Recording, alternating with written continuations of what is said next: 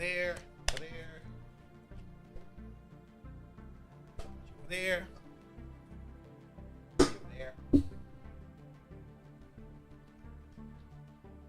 Ah, there we go.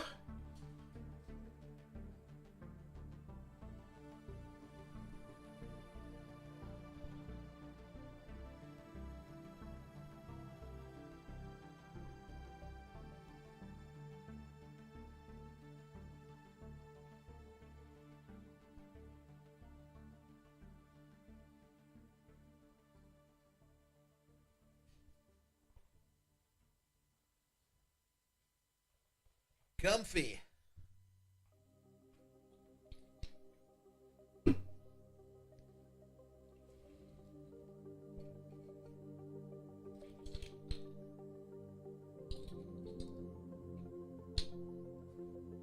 All right. Let's see. Bum. You over there. Need to press this button. That's good enough. This thing over there can go over there, I guess. Here we go. And just that a bit. Open up this magnificent can of caffeine.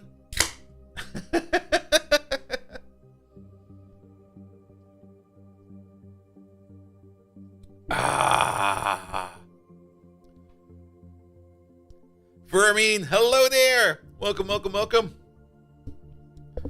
Alright, that's good to go. That is good to go. I can close down over there. Bum.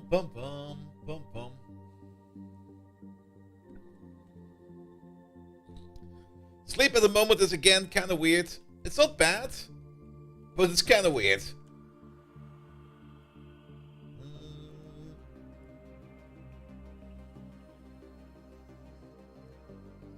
Could definitely be better, but could also be worse. So I'm kind of fine with it.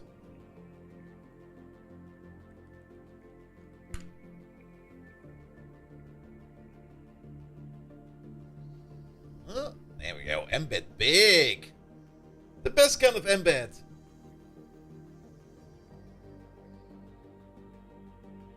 Then there was a GregTech update, a minor one. I've not updated yet. I will probably wait until we either run into issues or until the next big update comes out.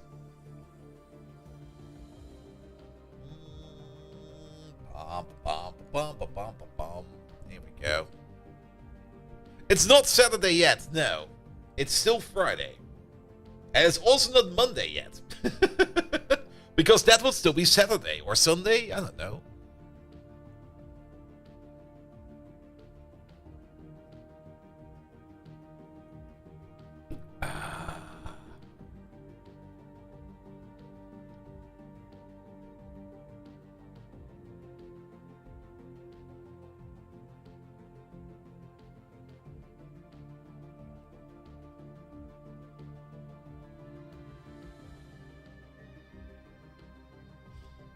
Scrolling through a couple things over here. Alright. Ads are still running, so I can just sit around and wait.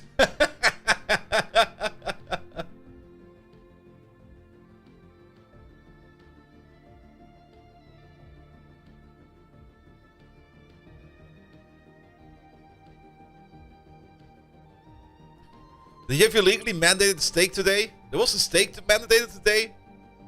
Well, I guess there was a bit of steak on top of my lunch today. Alex Hudson, hello there. Orihara, how you doing? Simrock, welcome. The only thing I do know is I turned the heater on again today. Freaking April. It's way too cold outside. Like, it was fine most of the time with just, like, ambient temperature and my PC heating the apartment. But at some point in time, it was a bit like... it's time for long pants again. I just don't want to wear long pants. Alright. 20 seconds to go over there. What's going on the YouTube side? Hello there, YouTube side. I hope you guys are fine over there as well. Let's get going. I think everything is fine, right? Good evening, Twitch, and welcome back to CrackTech New Horizons, the game I have not played all week. Usually, I play this, between work and streaming, I usually check in on the base for, a little bit. And usually on Wednesday, I play for, a couple hours, just to, set up things for Friday streams. But I didn't do that this time around. I did play quite a bit on Saturday, and I did already set up a couple things. We'll take a look at those in a second, but yeah. It's probably going to be a bit of a rough day today. The Hummers ones are really comfy. I'll have to check those out maybe at some point in time. One thing I did do today is I did set up a whole bunch of new mining outposts. I kind of moved the mines around on Triton. We got 4 mines on Triton and we got 4 mines on Io. And they're currently just chugging along and trying to get whatever we have. What was that over there? Did you see that? There was... It said something, right? I didn't even notice what it was. Well, it's probably not too important. Maybe it said something like... Oh, I think I know what it said. It probably said output full. Because monazite over there can, in certain circumstances, make a lot of output. As monazite, I think 1 crushed ore monazite turns into 10 or 16 crushed monazite ore. So maybe it was that. Good. But yeah, the main objective was to get monazite actually, because we kind of have a bit of an issue.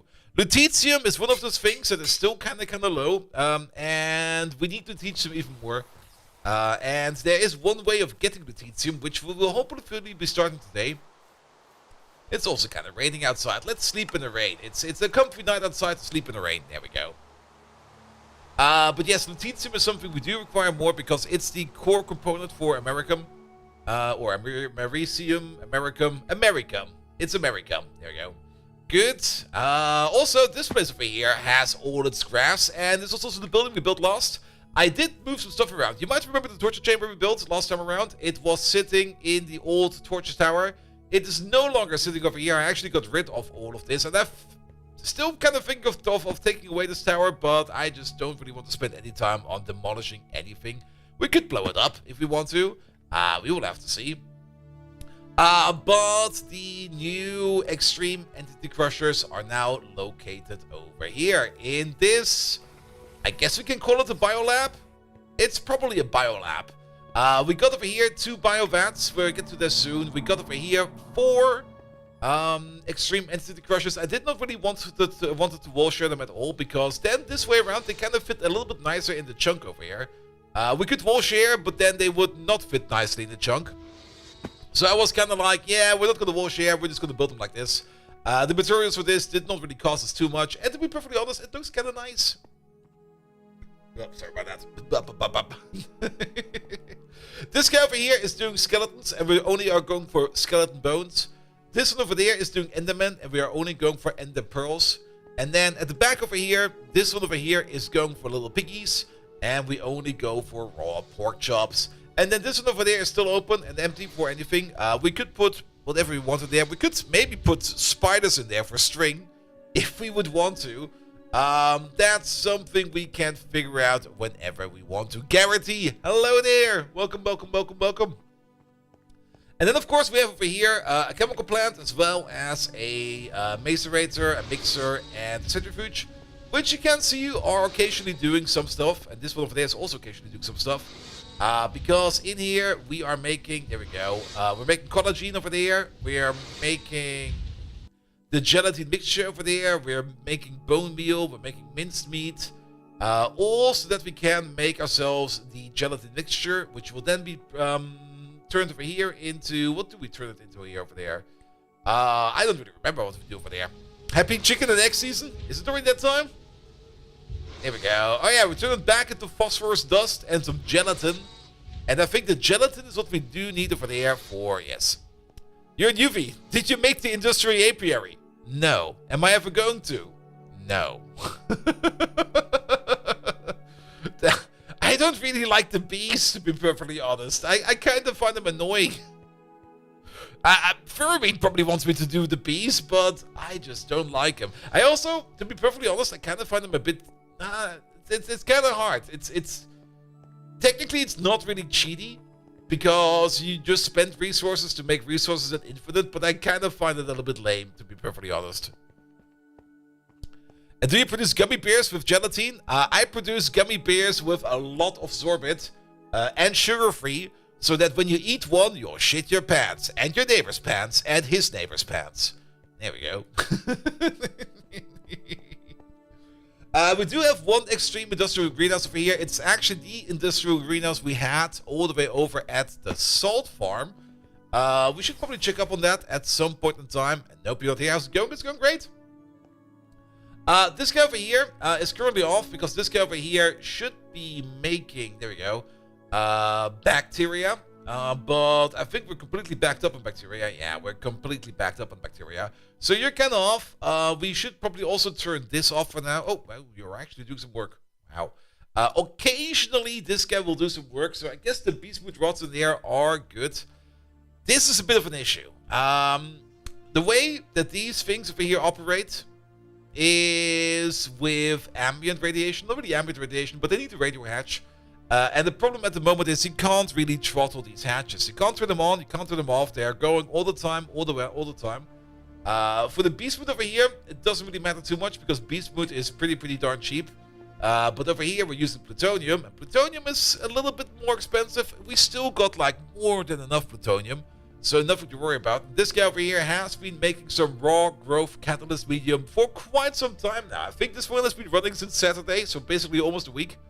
And we do got a rather big tank over here. We got about 18 million, just under, well, 17.6 million raw growth catalyst medium that has been made over there. Good. You're eating your food? Nice. But yes, these over here are of course automated, that we will keep the output hatch over here always half full, so that this over here is running at the fastest speed possible, and it is running more or less at the fastest speed. You don't need to be super duper accurate with the half output over there. As long as you're like in the ballpark, it should be fine. Because over here, let's have a look at this, how this is going now. It's sitting more or less at 1,000. If you're currently building your first assembly line, the amount of ZPM tier circuits you need is shocking in the first instance. Yep. And the amount of circuits you need in general is kind of impressive, how many circuits you need all the time. Good, but how is this automated? It's kind of simple actually. How did we do it again? I kind of forgot. What did we do over here? I guess, oh yeah, we got the fluid detector over here. The fluid detector is operating the bacterial vat. If the fluid detector is going over half, then we turn the machine off. If we turn the machine off, then the bottom signal over here gets turned off. If the bottom signal over there gets turned off, this shutter over here opens. If the shutter over there opens, we pump some raw growth catalyst from the top layer to the bottom layer. We have a pump over here that is set to not the fastest speed, like a decent speed. And then, of course, the moment that we go under half, the hatch over there closes, the machine turns itself on again, and we continue the cycle. I would have loved to do the similar thing over here that we did over here for physical items over there. I was kind of looking at, I mean, since this is a super tank, I was kind of looking a little bit at the super chest as well. There over here, right? There we go. That's the super tank, and we over here got the super chest. I don't really mind if the super chest is like a million items in them, but I was kind of surprised to see that you cannot set or regulate the amount of items a conveyor pulls in. That was a bit of a setback. If not, I could have just set it up in a way that we kind of just put in like one item. Like when the machine activates, we want to put one item in there or something like that. Or if there's no item in there and the machine is active, we want to put one item in there. But that wasn't quite straight possible. It is probably possible somehow, but first and foremost, Squishy Chew, thank you so much for the raid, mate. How are you doing? Welcome. Have you also been doing some rag tech? Please tell me. Good.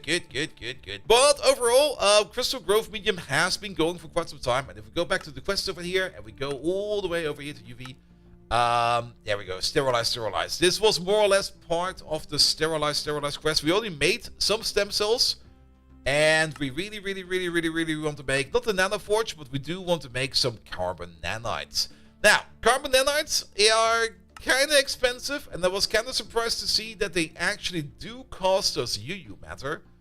The thing about the nanites is you don't really need to craft a metric fuckton of these. These are more or less a catalyst, with the exception that you can lose these, I think.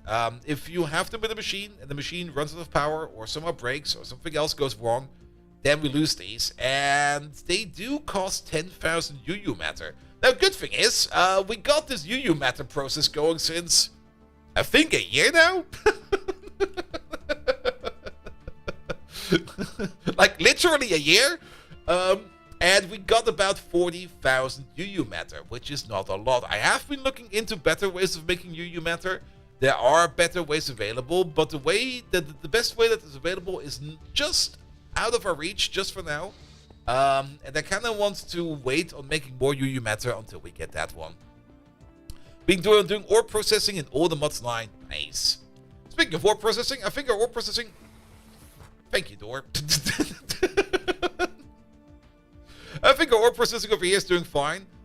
These should be active a bit more. Yeah, 2 of them are active over here. We're making over here some milled spessartine. And over there, we're doing some milled grossular. And on the other side, this one is running. This one is the important one, the milled monazite. As well as the milled spherolite. The other ones are not really working right now because we're probably not mining that kind of ore right now. So that is fine. But the milled... These should actually be working in tandem. Unless you got... Did you just start up? Or are you not always running?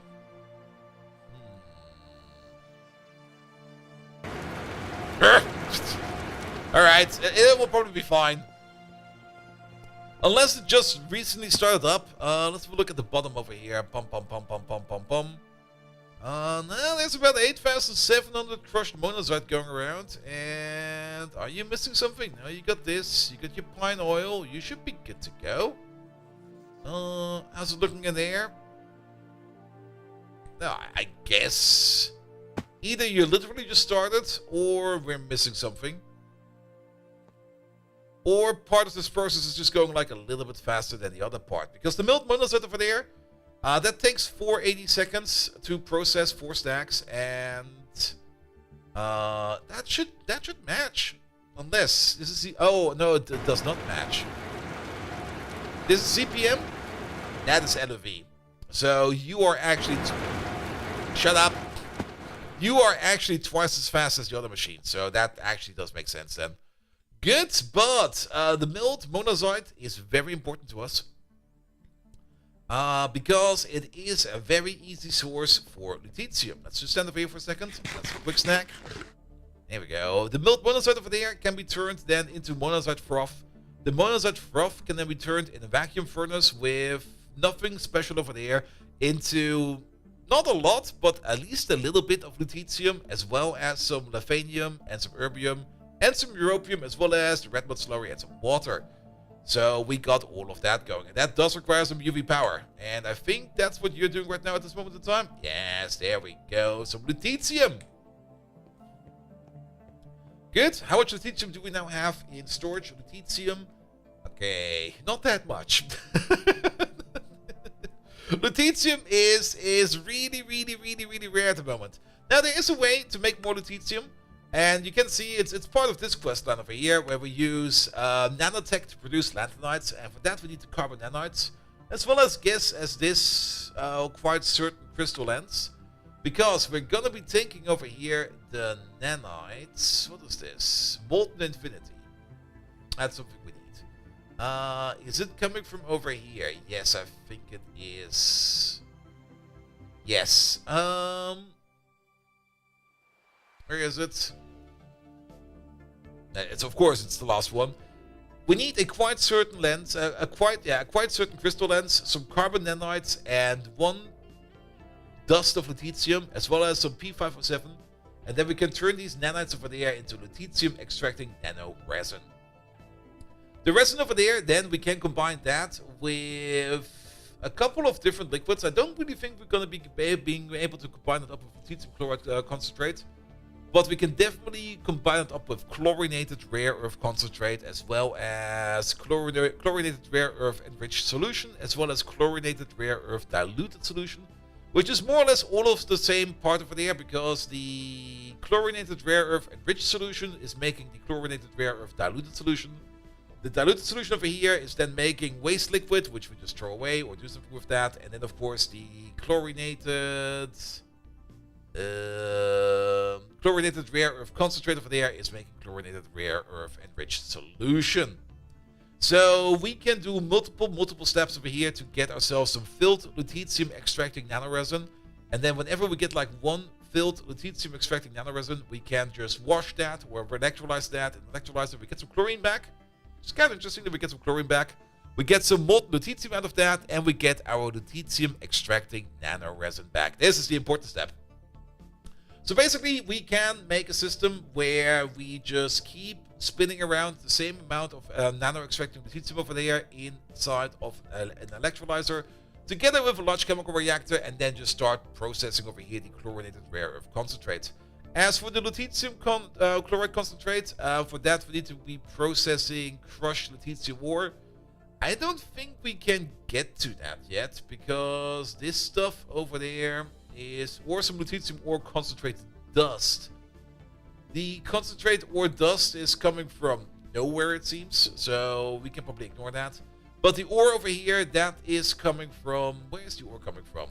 Apparently from a meteoritial or from some space mining. Space mining could be a thing, because that's 5%, 5%, 5%. There is maybe a good thing to do over there in space mining as well. Space mining is something we're going to be getting at the end of this power tier, which could also be very, very interesting.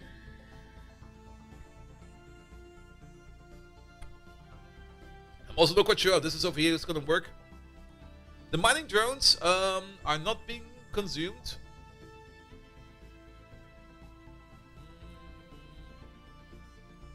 And I guess the mining drones just make it go faster, which I guess is fine. Space mining is probably going to be a very interesting part, which I don't have any clue about yet, but we'll figure that out once we get to it. Alright. What else? We've taken a look at the new building over there. That is now all how it should be. We have taken a look at the outpost. I think we can just start off where we want to go. So let's maybe go to the main assembly hall over here. Did we do anything new over here? The only thing I did over here, and I hope there's a better way of doing that, because if not, then Tech is fucking annoying, and I already hate it. At some point in time, I switched out the energy hatches over here. I kind of wanted to upgrade this to the next power tier, but then I kind of noticed that I don't have enough power for that. So I switched it back, but once I took out the energy hatches over here and replaced them back in, the data bank connection over here would not work anymore, and it would only start to work if I completely washed the cable white and then repainted the cable again. If that is going to be a thing I have to do every time I have to change a machine in any kind of form, then Tech is fucking annoying and I hate it. There must be a better way to do this, or it's a bug, maybe it's a bug, I don't know. I looked at the patch notes for like the 2.7.4 version, but I was very fucking annoyed by it, because it's not really too bad to paint these wires again, but it's something I don't really want to do, to be perfectly honest. Nevertheless, this thing over here is working again. We were also working on the tier 7 rocket parts, which we technically have available. Problem is, we do need a more powerful assembler, which was also the reason why I kind of tried to switch out the energy hatches over here. But we can probably do that either by making a new assembly machine. I was kind of thinking of maybe just making a new assembly machine just for the rocket parts. We could take a look at that real quick, because that will be rocket. No, that will be tier 7 plates or something like that. We got the tier 4 plates over there. Bum, bum, bum, bum, bum, bum, bum. Caffeine burps. Pom, pom, pom, pom, pom, pom, pom. There we go. Tier 6 plate, tier 7 plate. There we go. And we need to make the heavy duty ingot over there. And yeah, it's UHV power over here. Quite a bit of power. And putting down 4 of those In total, that would be like 4 amps of UHV. That would be 16 amps of UV power, which would be 64 amps of ZPM, and that's basically the exact amount of power we have for this entire building. So that was more or less the reason why I did not want to put in 4 of these, but we can put in a smaller one, and maybe give it its own little data hatch and just run that one somewhere.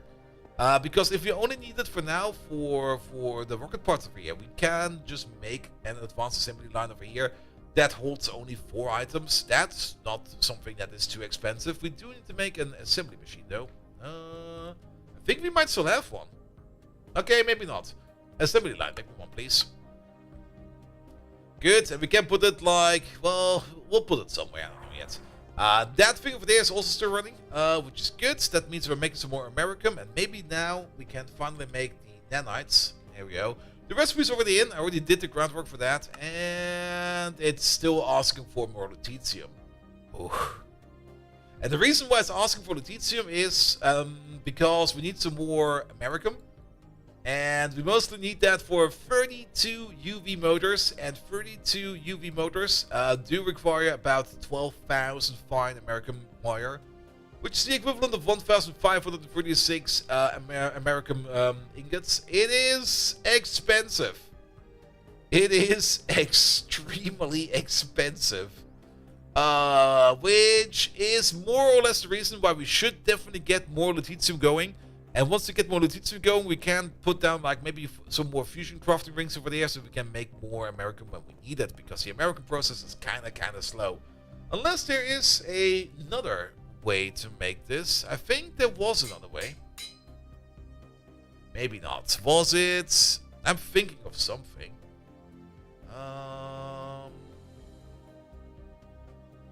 That is the plasma cell. What about the molten stuff? There is another way. Oh, wait, that is... Oh, wait. Yes. There's one way by going by the plasma in the Mark III reactor. This is a different way. By getting some molten plutonium-241 and some hydrogen gas, we can make American plasma, which, of course, has a lot of energy to it. There's 2 ways we could use that energy. We do need to cool this stuff down. It would be a waste, in my opinion, to just douse it in a cooler and to use that. It would be, in my opinion, better to just throw it into some kind of power generation facility. Because it does make a decent amount of fusion power, if I recall correctly.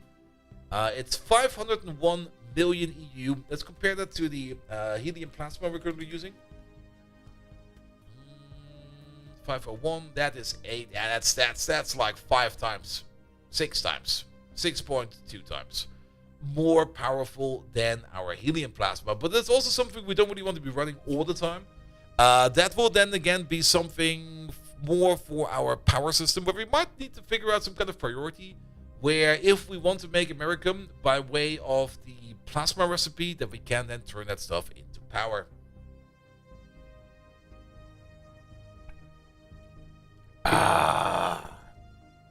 Caffeine.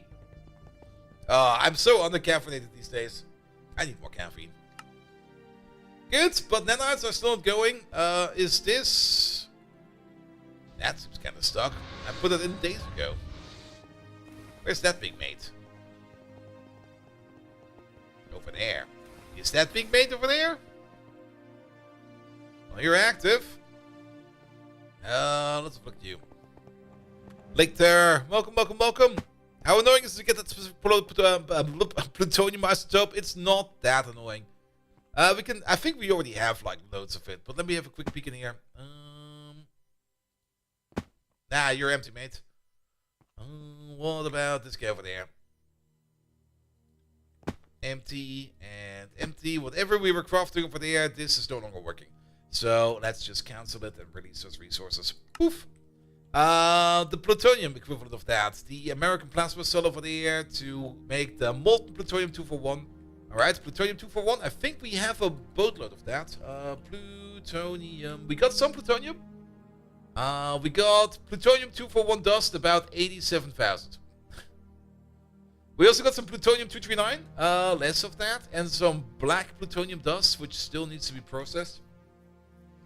The plutonium-239 is actually what we use for our radon production, I think, and it's also what we use... that's why this is so low. Oh, that's not good. Plutonium-239, where do we get that from? We get that from plutonium-239 ore, only from plutonium-239 ore? Only from plutonium-239 ore, which we get from IO. Alright.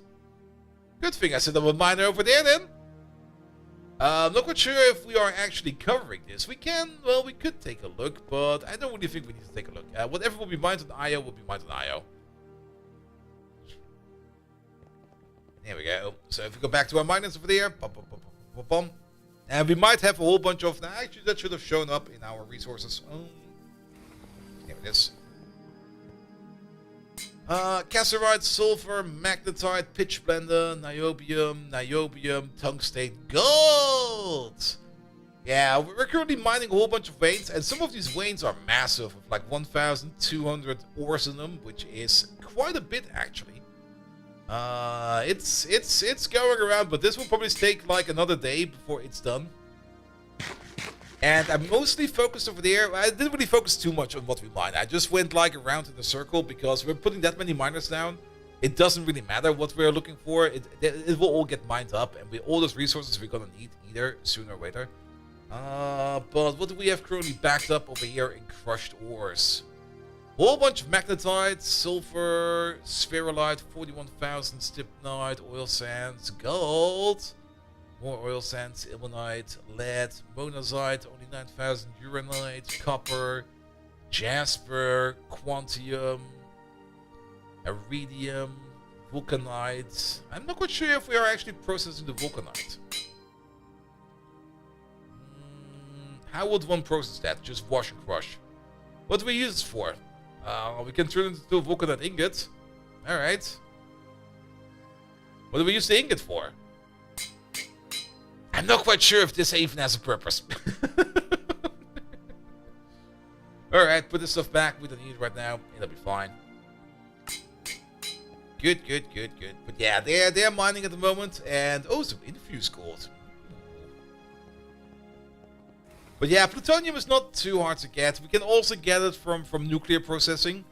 But we're not really doing that right now, so that'll be fine as well. Then, let's have a quick peek a little bit further to the back facilities over here. There's one facility I completely forgot about, and we should check up on it, because it has the tendency to break every now and then, and it's still going. Which is the salt machine over there. And the salt machine over here seems to be going well, so we don't need to worry about that too much. And then on the right over here, we got our rare earth processor. Hey, Hap, how you doing? And this guy over here seems to be not doing anything. Alright.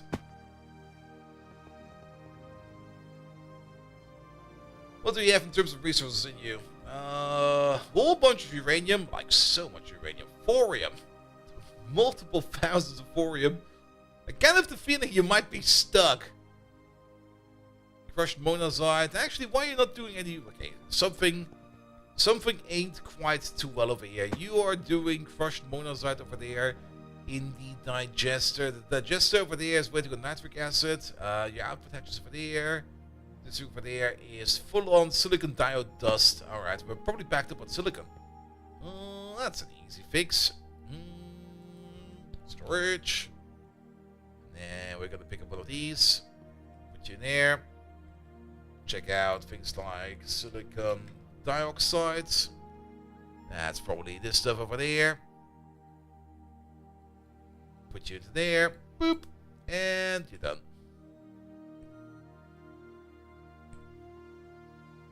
There we go. That should probably already do a lot more.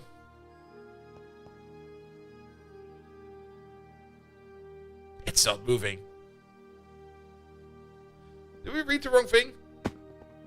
Was there something else stuck in front of it? No. Can definitely move now. This one's empty. What about this one? You're full of muddy monazite rare earth solution. That is fine as well. The muddy monazite rare solution is going into here, where you are getting combined with water, right? But you are probably having not enough output space. Not because of the output bus, but because of this thing over there where it's diluted monazite rare earth mud. Oh, it just goes around and around and around and around. Monazite. Let's have a look at this thing real quick. Monazite. This is usually the stuff I do like off camera, but since I didn't really play this much this week, we're gonna do it live. Alright, that is this recipe over there. That's gonna turn that into that stuff over there. This stuff over here. The next step over there would be going into the Zifter, but the Zifter is probably backed up with something else.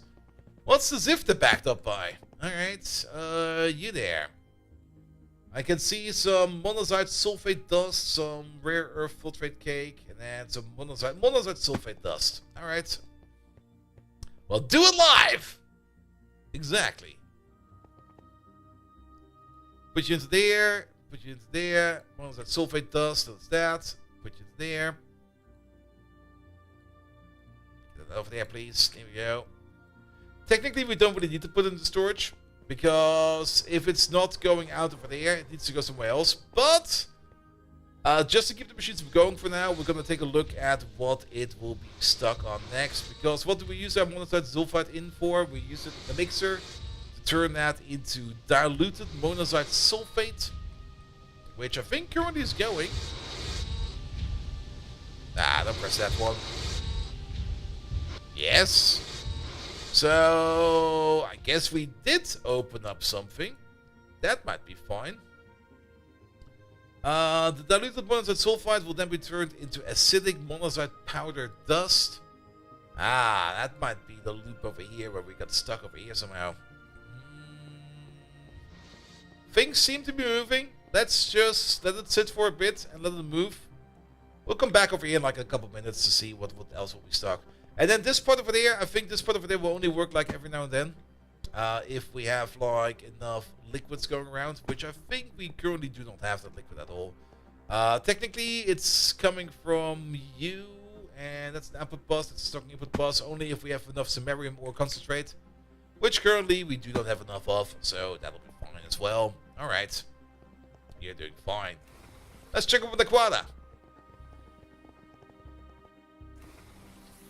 I see you working over there. That's a really good sign.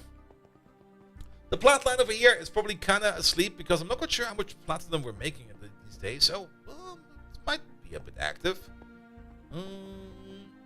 That part is asleep, but you're doing something. What about you over there?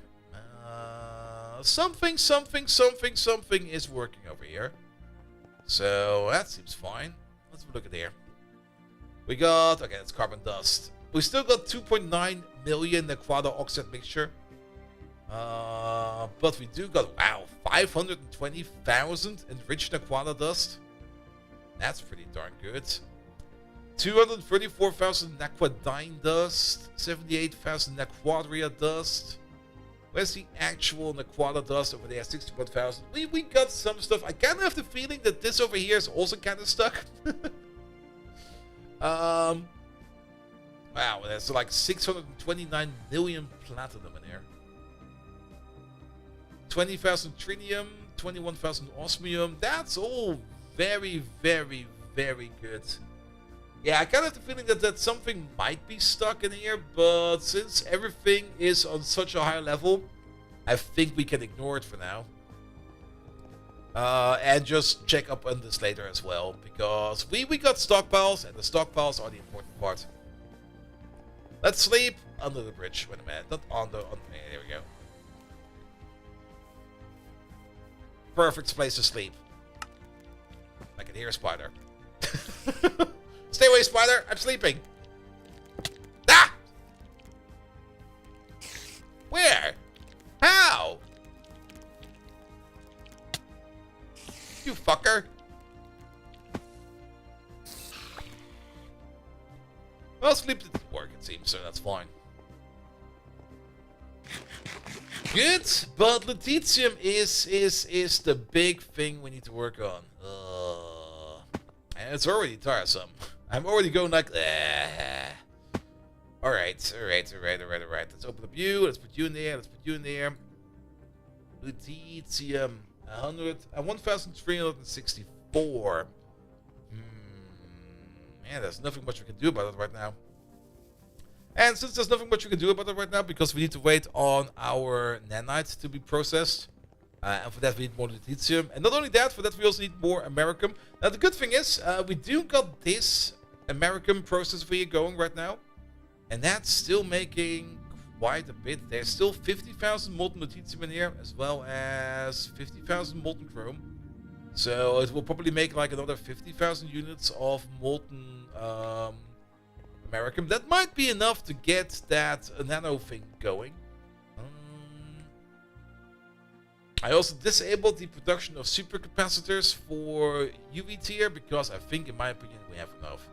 So I guess we could start working on the rocket, or alternatively, if we're not going to be working over here on carbon nanites, we could work on the wetware. To make wetware circuits, you'll need to make wetware life support circuit boards, and making this board is quite a different process than making all the other circuit boards you've made. Because making it actually requires materials. Wait, what? To actually use it in circuits, you'll need to etch it. I guess by now you know how to etch circuit boards, so I won't need to tell you it has to use NDI. Alright, what do we need for this one over there? In a circuit assembler of all places. That's kind of surprising. We need a circuit to make the wetware support. We need the petri dish for that. Just a petri dish, not even a clean one. Some multi-layer fiber reinforced boards, some sensors, some pumps, and stuff like that. And then the growth catalyst medium. That's where this comes in for. Alright. We still got, I think, two... Wait, do we actually need a... That will be a circuit assembler recipe. We can use this one for that. This one over there is not set to any kind of special recipe. This one over here is running in circuit assembler mode, which means we can put in arbitrary recipes that are meant to go for the circuit assembler. That's also why we got all of these in there, which means we can also put in this thing in there. Sure, and you'll take a crystal processor for that, we'll be fine. Make 16 of these. 16? 64. Come on, live a little. I think it was this one. Yep. I guess that thing lives over there. Alright, what is this called? This is called a wetware. Here it is. Make one of these and see if we can make it. We're missing niobium titanium foil. Niobium, that was a thing we were kind of low on in the past, but now we got not really infinite, but quite a bit. A little bit surprised to see that we do not know how to make niobium titanium foil, but that's an easy way to do it. Just do this, do that, and it'll be fine. We're not even going to look in there. We're going to look in here. Foil. There it is. Alright. Wetware. Wet. Not what? Wet. Make it so.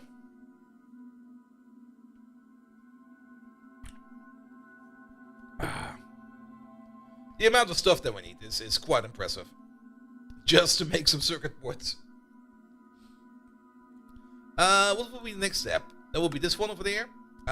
More niobium titanium foil, and then off with you in the large chemical reactor. Easy peasy. There is a second recipe with sodium persoflate. That will be fine. The PCB factory, that comes later. We can also use that. That will make it a little bit more efficient. But for now, we're just going to go for this one over here. It is going to be time consuming though. Which means we could just do it here. Make them in batches of 8. 8 will be fine. We got one special chemical plant for that. It's this one over there. Because this one over there is taking care of all of these. There we go. Put that in there. There's some wetware stuff. Put it back. And then, can we make some of this? Sure can. Mostly niobium titanium dust, turning that into hot ingots. Niobium titanium, is that something we can make a little bit easier in the... No, we have to make that out of the ingot. Alright, that'll be fine. Oh, and it's done. I'll take these. Quest complete. Easy peasy. We don't even get anything for this. It's so sad that we don't get stuff. Come on, give me some free stuff. Another component for the wetware circuits is the Neuro CPUs. To make them, you need to use the assembly line, the Neuro CPUs. Why does that remind me of Pi again? And this is then where the stem cells come back in. We also need to make some reinforced glass tubes. It's going to be even more, that's not niobium, but that is styrene or silicon rubber. We have the free choice for there. It is going to be even more UU matter. Oh boy. Okay, UU matter might be more of an issue. Because we really do not make UU matter any which way fast.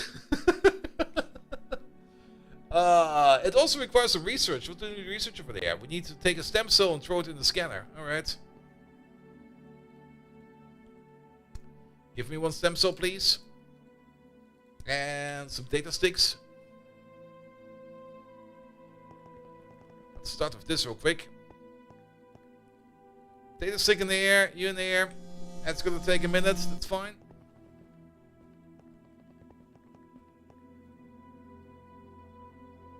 And then this recipe, please.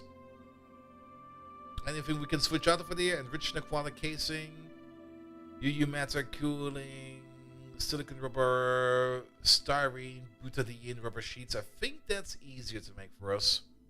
We're gonna choose this one over there. We do know how to make styrene, butadiene. Oh, that's something different over there. Oh no, we don't even know this one over there yet. Not you, the other one. This guy. Coming out of this stuff over there, which is raw styrene, butadiene, rubber dust. And I wonder how silly the GregTech version of the Coverx process would be if extended to all materials.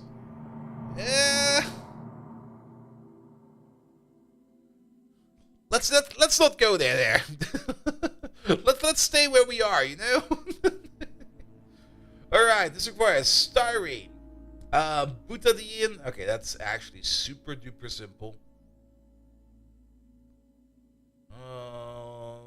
There's a couple of recipes though. Wait a minute. The one with pure oxygen seems to be just better. Yeah, it makes 50% more. And then there's one with titanium tetrachloride, some air. Okay, and then this with air, and then this is the one with oxygen as well. So if we add some titanium tetrachloride to the mix, as well as some butadiene, some styrene, then we can make ourselves some raw styrene, the thingamabob. Will it be worse, GregTech version or Pi version? I mean, the Pi version at least you can easier automate. Because Factorio is a little bit more focused on automation than GregTech is. Because in GregTech, how to put it, you can control the machines, but you also have to go through so many hoops to control the machine that it is like really annoying to set up like any kind of control for any kind of machine. As such, it's a little bit silly. Okay, I don't really want to go down this path actually. How about that other recipe? Wait a minute, the wetware. Put it back here over there as well. How about we do take this one over there with the silicon rubber? Because silicon rubber is definitely something we have. Because silicone rubber, there we go. That does exist, but we don't know how to roll it out yet. So learn the rolling recipe. There it is. Pom pom pom. Hey, remember that foil thing? It's probably still in there. It is still in there. Here, make some foil, please. Thank you very much.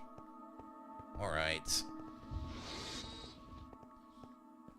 Yeah, the way you can like automate things in Factorio by just wiring stuff together is so great. Like that's one of the reasons why I'm having so much fun with Factorio and just setting up complicated processes in there. If you want to set up anything complicated in GregTech, yeah, no. Just no.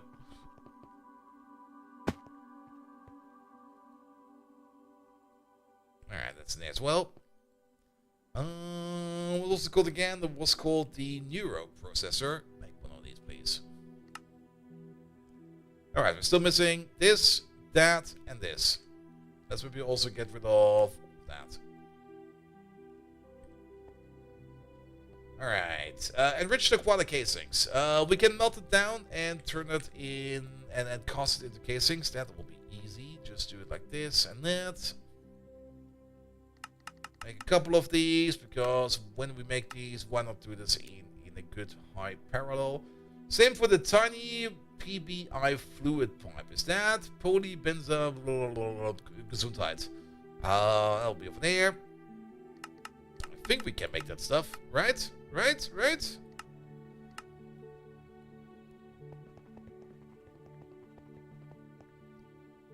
Alright. Pipe. That's a high red pipe. Pipe.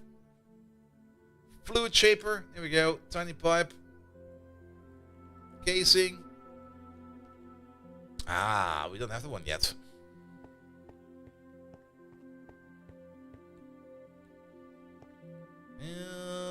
Then we need ourselves a, what's it called again? A solidifier hatch. And on top of that, we're gonna need ourselves a mold. Yes, there we go.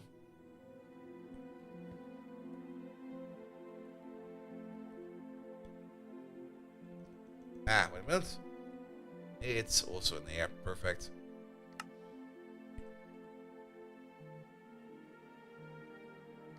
It's stuck, isn't it? It might be stuck. I think it might not be stuck. It was not stuck.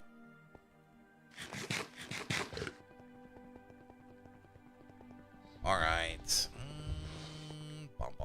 Bum. Turn you off for a second. Damn. I guess you can place it over there. This solidifier is being used quite well. Boop. Boop. Cables, these and those. One dual interface. I don't really think we're gonna be needing any. Well, we can already put them in. It would be lazy not to put them in right now. Alright, let's start off with you, because we don't really want to connect up to you. Put you into there, get ourselves a dual interface, put you into there, put these into there, and that thing into there, and we're done.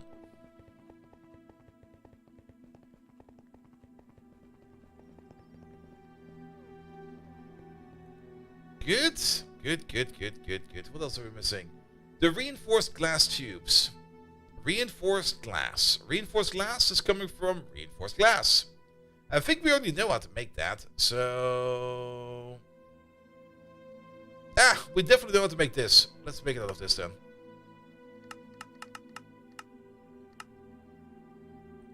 There we go. That should be fine. Put you into molten.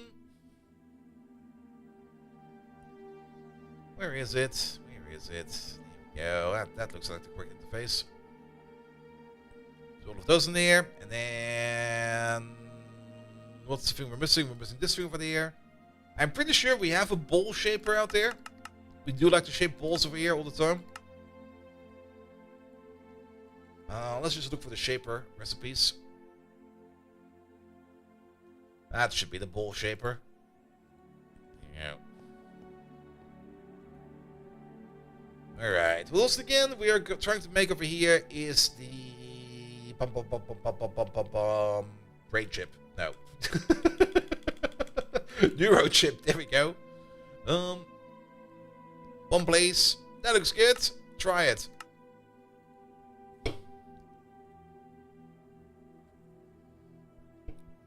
But yeah, if this is going to cost us UU matter, that might be troublesome. As for the UU matter is coming from the matter fabricator.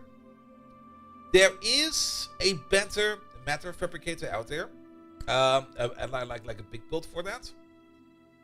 But the best way to make matter, of course, is by adding scrap to it. And for the scrap recipes, we will probably need something else as well. Sadly, there's no big recycler. I was kind of disappointed by that. If we look for the recycler, we got over here the advanced recyclers for there, and they don't even show up as any kind of recipe, because technically they don't really have any kind of recipe. We got the Industrial Craft 2 recycler over there, and then we got like the basic tier ones over there. which go all the way up to like ZPM, UV, UEV, etc., etc., etc.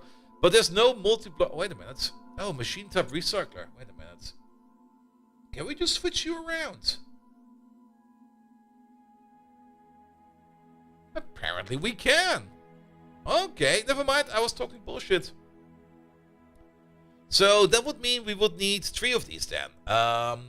Because one of these over here will be making scrap. One of these will be turning scrap into UU amplifier. And then one of these over here will be turning UU amplifier into UU matter. So we would need 3 of these. Alright, so there is a big boy machine for that. Okay, okay. The chips or the circuits we need for this, we can definitely already make. But we do need to make some advanced nitinol plates. And advanced nitinol is coming from... Is that coming from... I think that is actually coming from nitinol plasma over there, which we need the Mark III reactor for. And Mark III fusion reactor over there, that is... Ooh. That's gonna be expensive.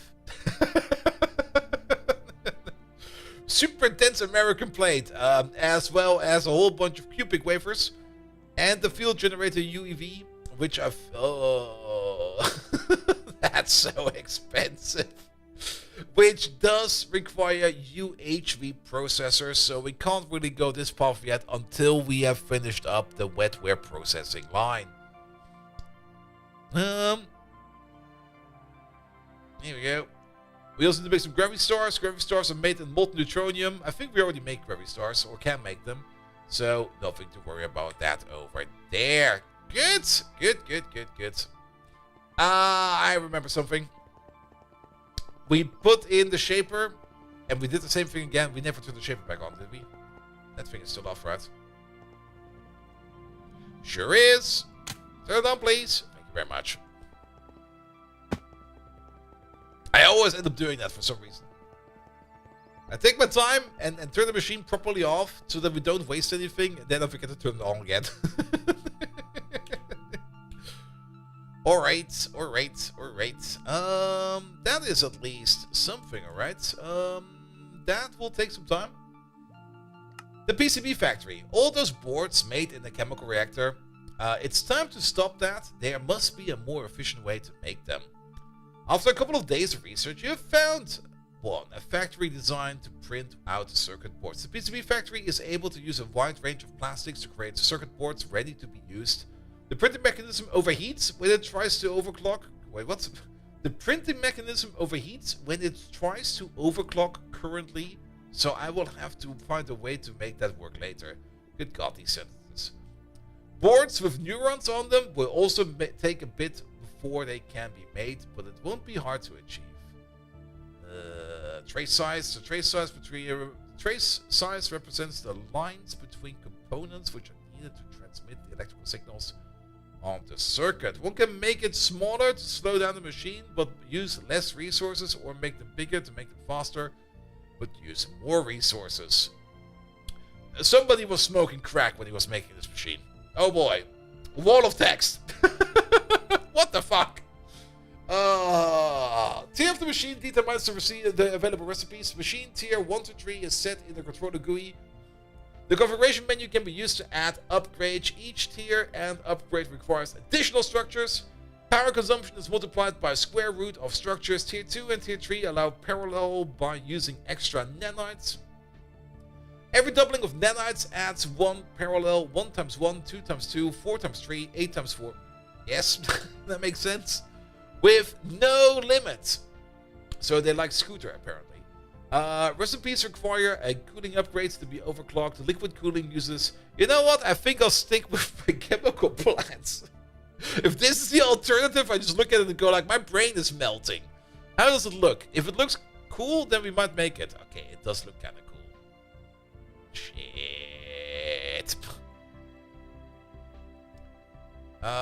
It... Boss needs more than 16 words of wall of text. Goes to the LDR response. Yes! I'm basically a manager now. So if you write me something that's like more than 18 words, I just go like, no, too long. Will not read it. Fuck off.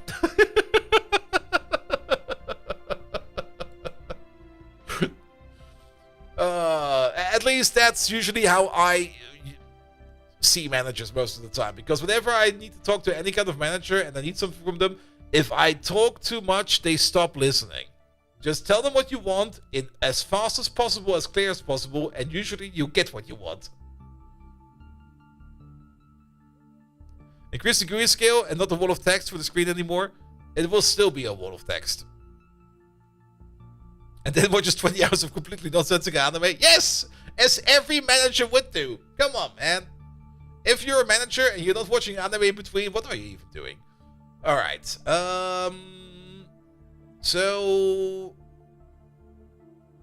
Alright, there's recipes. All kinds of recipes. They do seem to be better. Working properly? Nah, who works?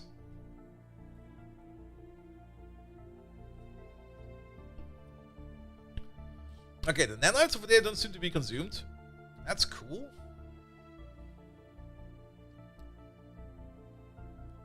That's why he does it. He needs to get free time for anime. And 2 more months? For what, Simrock? I'm probably missing a context over there again. PCB. I will probably skip it for now. It's just like, Using the GUI, the player can go to the configuration menu. There they can change the trace size or add new parts onto the multi-block. One can also change where they are placed around the multi-block. Make sure to set the configuration you want before using the structure lib blueprint for auto build. That's the other part. Wait a minute. What about...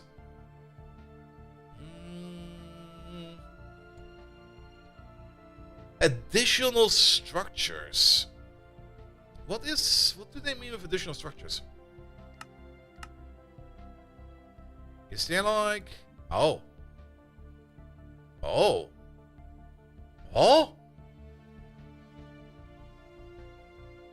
So that's a tier 2.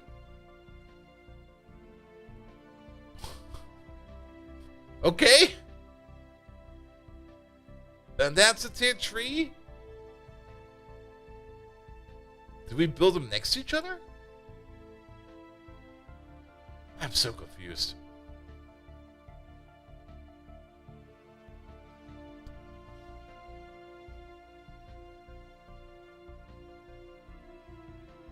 I mean, this seems to be like an add-on. And is this just then the same building in just different?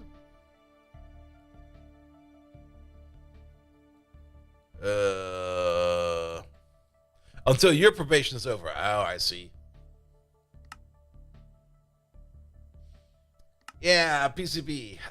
This might we might just need to make some prototypes over here.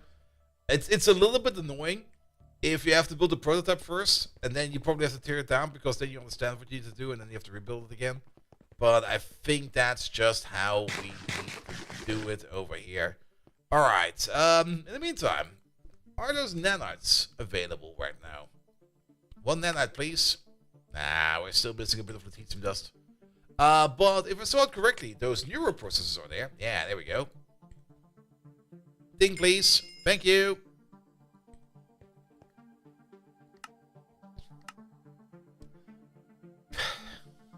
These quests, man. Exhilarating. The first wetware love circuit. Alright, there we go. What do we need to do? Throw it all into the circuit assembly line. Sure.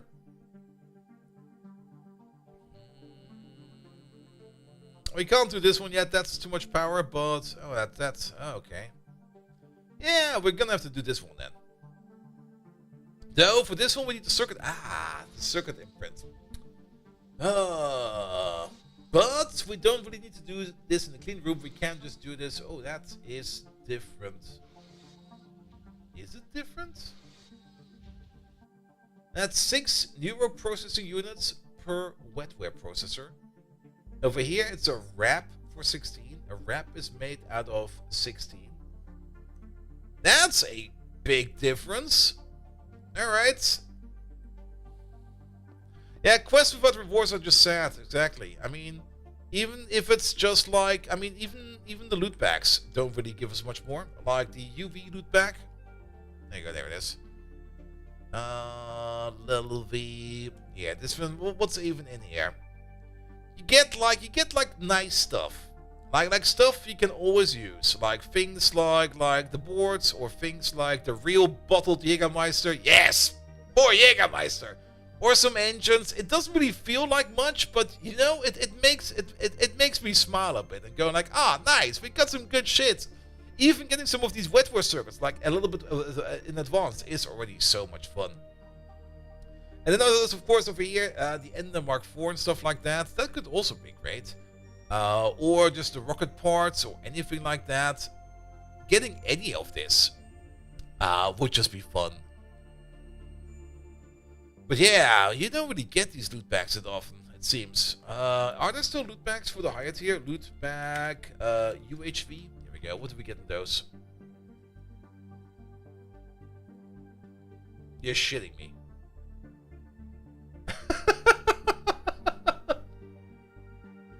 Ah! Motherfuckers! What did we get out of the magic one?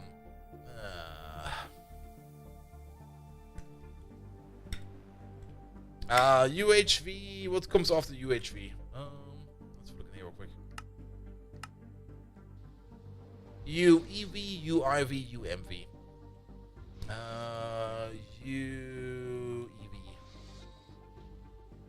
UIV, UMV.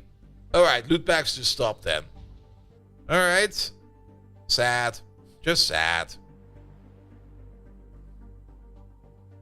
There is UHV.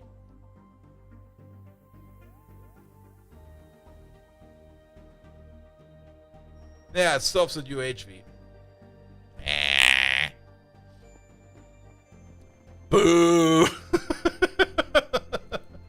Even though at this point in the game we're probably making like millions of stuff either way, it would be so much more fun.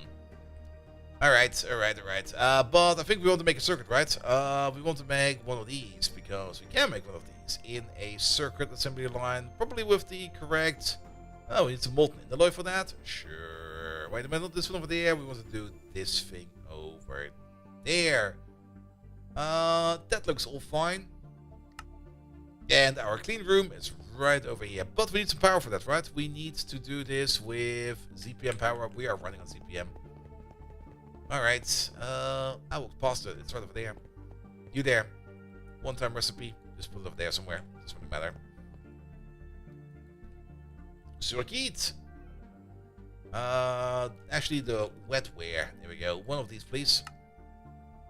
Go! Good. There comes our first wetware processor. That's 1,000 UU matter. Alright. Yeah, for the UU matter, we do need to make the Mark III reactor. So we should focus on getting the Mark III reactor. Because then we can make a good amount of UU matter, and then we're gonna be happy. UU matter is more or less just a power sink. Turning just making like random materials. We can also recycle compressed cobblestone or something like that.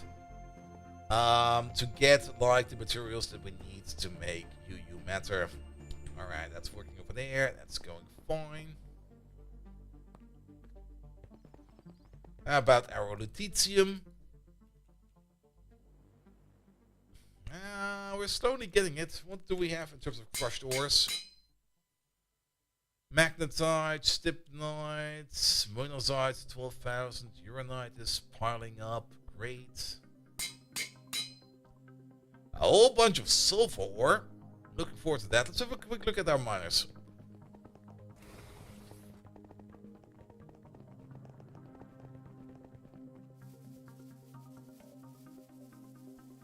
Going around and around. Alright, these are all still working. We're sitting at magnetite, sulfur, niobium, iridium, nickel, monazite, pitchblende, and quartz. Good.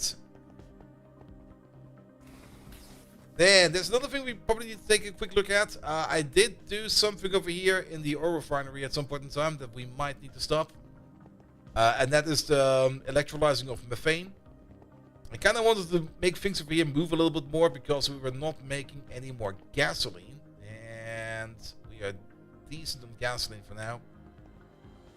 We might just keep that going for like a little bit because gasoline is something we do need. But just recycling the methane over there into the electrolyzer over there is a bit of an open relay.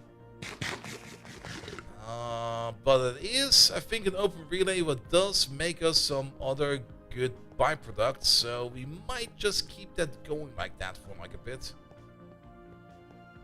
But we should not keep that open for like too long. It's like opening up like the water hose at your own house in the garden. You can let it open, you can let it run for a while, but it should not be running too long. Alright, ethylene, stuff like that. That's all fine over there. One of these is probably working every now and then. Yep, this one. There we go. And that one. What are you doing? Methane gas. Yeah, they're all making methane gas because it all gets cracked at the methane at the end. Alright, that'll be fine for now. Then, while we're here, let's fly over here real quick. How are we doing for glowstone? I thought there was like a little bit of an issue with glowstone at some point in time. That seems to have resolved itself. Good. Yeah, this field over there, we're not using it. We got another solution for that. So, that's fine, I guess. The food field is still fine. Don't need to worry about that. How's power doing in here? Oh, you're about to turn on. Nice. Looking forward to that. But this has been going quite some time. How are the turbines? 84%. That is still pretty darn good. Good. They're made of uranium. That's not too hard to make. At least not as hard as America. Ah! Whole army out there. Well, we found something new over there. Pintaline and nickel. Sure, process that. What's on the other side over there? That still does too. Let's check up on that monazite production line. We did kind of say we kind of wanted to let it spin up for a bit before we go back and check up on it. So let's check up on it. Alright, you have stopped again. You have stopped again. Everything has mostly stopped again. Are you still working?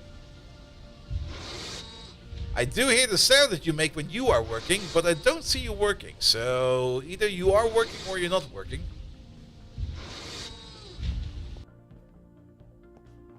What are you spinning? Samaric residue. Ooh, okay. So I guess something must be stuck again, right? Let's check on you then.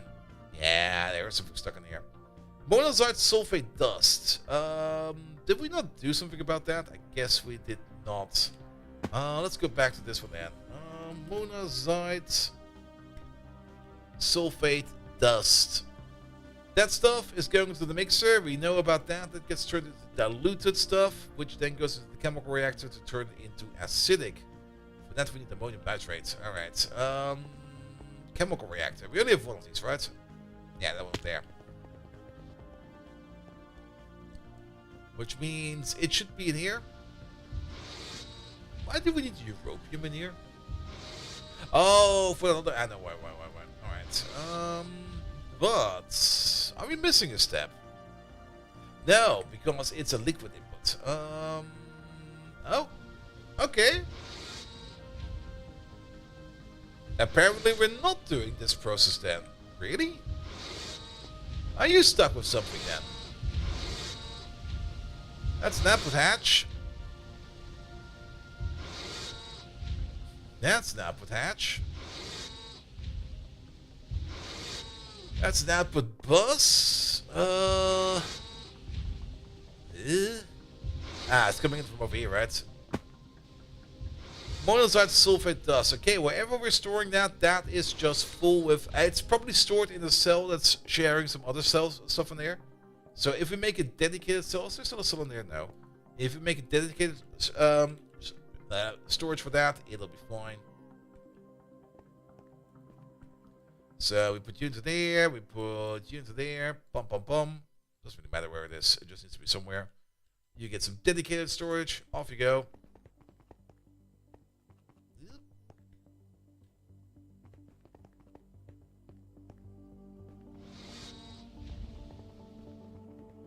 Or not.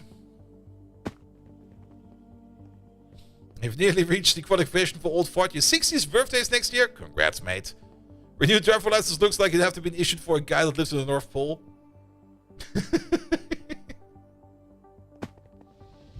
Well, 60 years to go again. Or something like that. How old to get people again? Alright. Yeah, something ain't quite right over there. Monazite sulfate dust. What did you put in there? Monazite sulfate dust. So why is it still stuck in there?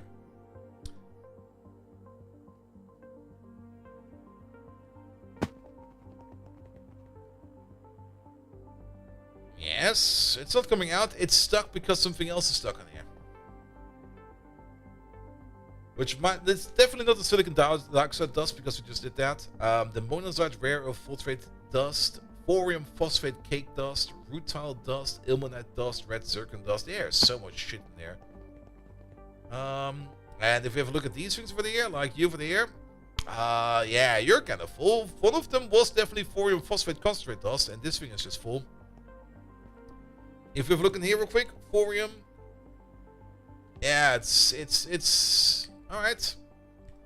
Get some more storage cells. Storage. Bum, bum, bum, bum, bum, bum, bum, bum, bum. Not liquid ones, physical ones. Put you there. What we were looking for? We were looking for thorium phosphate dust. One of the two. Ah, shit. Which one was it? Not the blackout one. Thorium phosphate cake dust. And in there, it's also gonna be none of them. But thorium phosphate cake dust gets its own little cell. Alright, thorium phosphate cake. There you go. Get some cake. Everybody likes cake. If you don't like cake, well, then you don't like cake. Good, but that will probably not fix this yet because there's other stuff stuck in there. The monazite rare earth filtrate dust seems to be stuck as well as the rutile. It's kind of hard to exactly say what is stuck over here because usually the one thing that's at the top is usually the one that's stuck, but monazite sulfate dust definitely has an output. So it must be one of the other ones. Ilmenite, rutile, and red zircon. That might be the red zircon actually. What else is stuck over here? We can just check these real quick. What do you hold? It's the red zircon. Immediately see a cell over there that has red zirconium in it. And it's just like, nope, I'm full. Alright. You get your own dedicated one. In you go. Have fun. Does it move? Not really. And it's at the bottom, so that's not moving yet.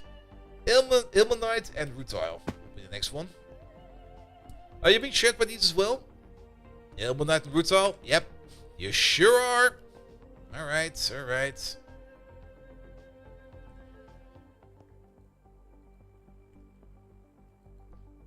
Ilmenite. How's it called again? Rutile. That's the easy one. There we go. Put you there. Boom, boom, boom, boom. And if we go through here, we will see ilmenite. There we go. And then ilmenite dust. There it is.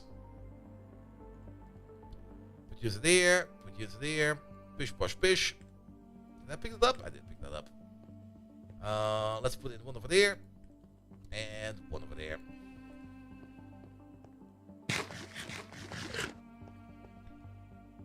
Moving? It is moving. There we go. That's all doing something. That's all doing something. But I'm pretty sure we're still backing up on some other parts. So I guess we do have to go through this real quick. So let's have a look at what looks like a byproduct. Uranium filtrate dust is definitely a byproduct. This is a byproduct. Or not really a byproduct, more like an intermediate product. That's probably the better way to put it. And then let's see what they get processed in and where we need to push them into.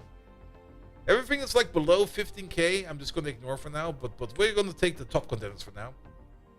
So this stuff over there, that stuff over there goes into a chemical bath with some hydrofluoric acid.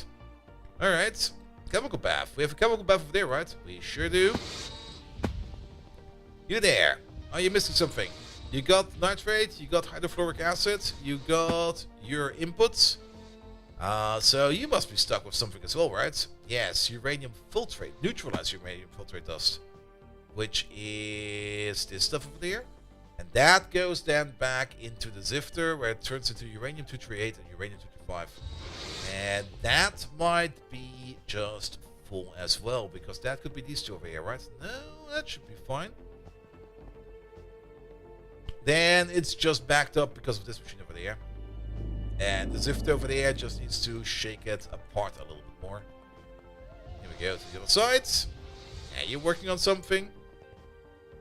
Alright, it might just be the backlog. We can check the stocking box over there. Here we go.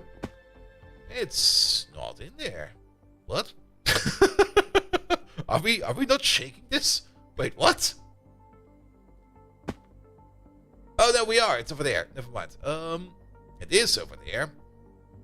But don't we have millions of that? Wait a minute.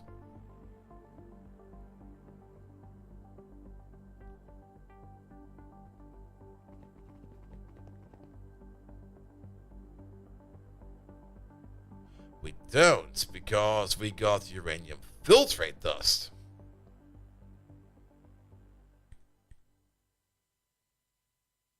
Oh, wait a minute. There we go. It is. It's full.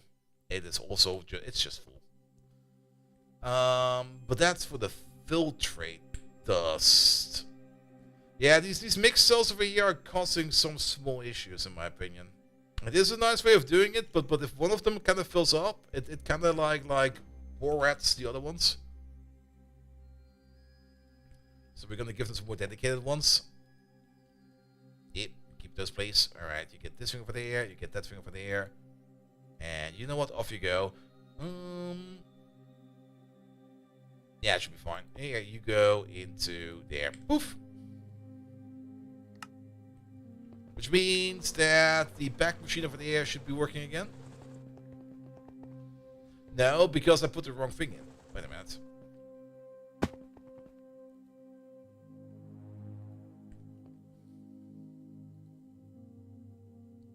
We need to put this thing in there.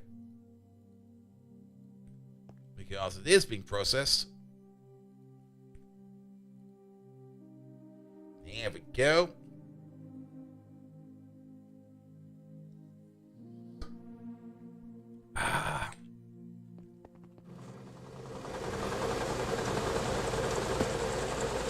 There it is. Good. All right, that's moving now. Then, what about this thing over there? That needs to go into the blast furnace. It needs to be cooked with some chlorine gas. All right. Why is that not happening? I think it might be happening, but what do we make out of this? We get some heterogeneous, halogenic, monocyte rare earth. Yeah, that's the stuff. That process is working now. Probably got stuck for other reasons. Maybe we just unblocked it just now, so we're gonna ignore it. If it's being processed, it'll be fine. Sky of Reese, hello there! And then this stuff over there needs to be processed in some in the chemical bath as well. The chemical bath was blocked as well. So for now, I'm just gonna assume that this over there is working as well.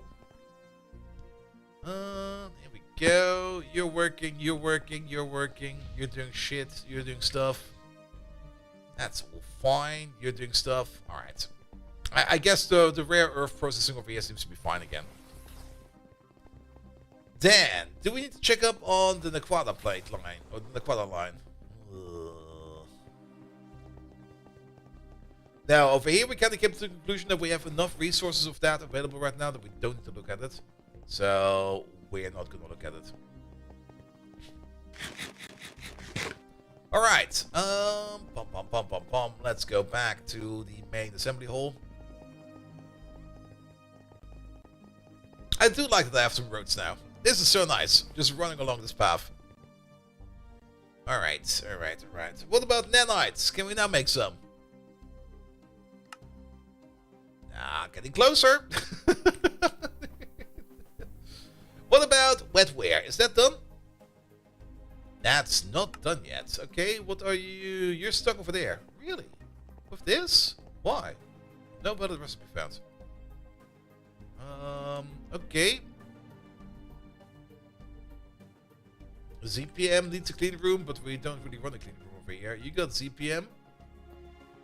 You got the correct amount of glass. No valid recipe. Do you need a specific circuit? No. Then let's have a look at your hatches. What do you have stored in there?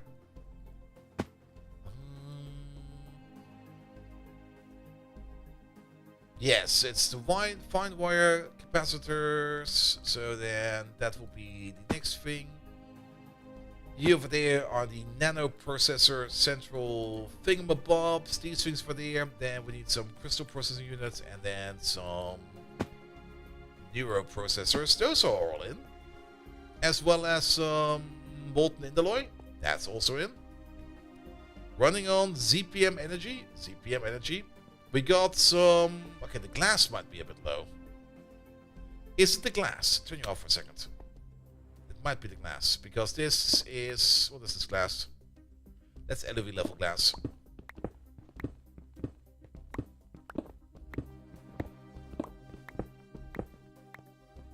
Let's upgrade the glass then. Yeah. Alright, we have to open you up a little bit more.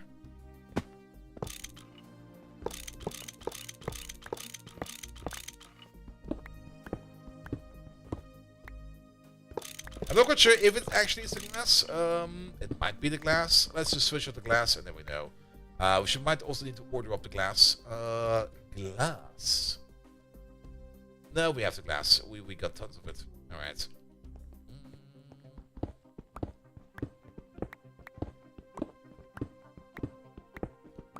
And since we wall share, we do have to switch out like one glass for the other side of the hole, but it'll be fine. Alright, ZPM glass.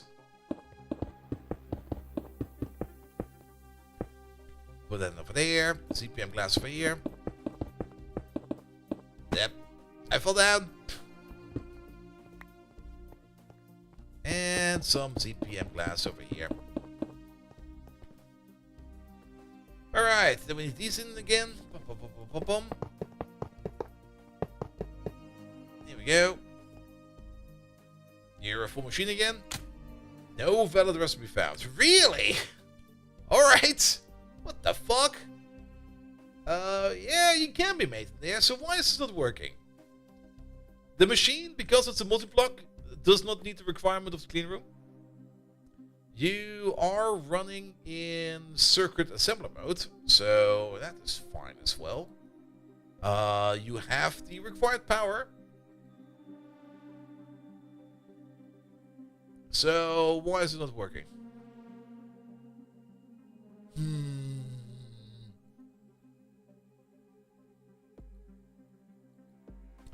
I got no clue.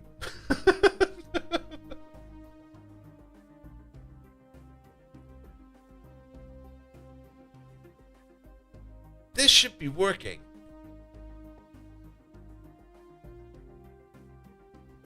No valid recipe found.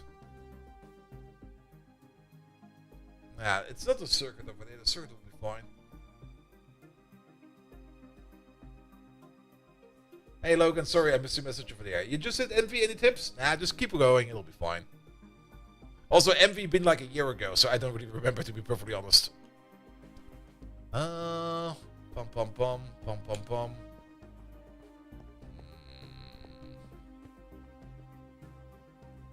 Kinda stumped, to be perfectly honest.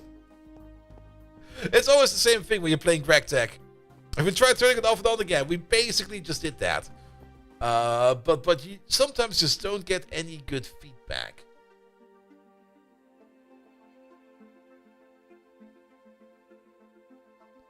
Some combinations are invalid. Has circuit assembly machine recipes, but some combinations are invalid. Maybe we do need to put this in the clean room. If we do need to do this in the clean room, well, fuck. All right. Circuit assembly, circuit as LOV, IV, ZPM. We do have a ZPM machine. Kind of surprised.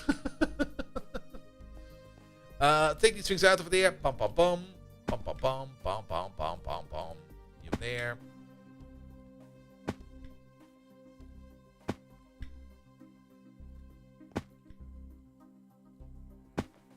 It can be, and I think I remember something scribbled along somewhere in some kind of ancient text that it said that you need to make the first circuit in actually a clean room with a circuit assembler, and not in the big assembly machine. I might be wrong about that, but it kind of feels like this. It's still kind of lame that you don't really get the proper message out of that. Either way, you're good to go. But that does kind of mean we need some ZPM power. Some portable ZPM power. Some ZPM battery? Do we have a ZPM battery? Does it exist? That does exist. An energy module. I think we have one of those somewhere. Let's check this chamber over here, because I already did some weird shenanigans in here at some point in time. In the clean room. We still have our original old clean room over there. There it is. Hello there. Yeah, but you are running on IV power. This is running on nothing. This one is running on LOV tier power. Alright. Rallias. Hello there. Welcome. But that does kind of mean we need one of these. One, please. Motherfucker. Really?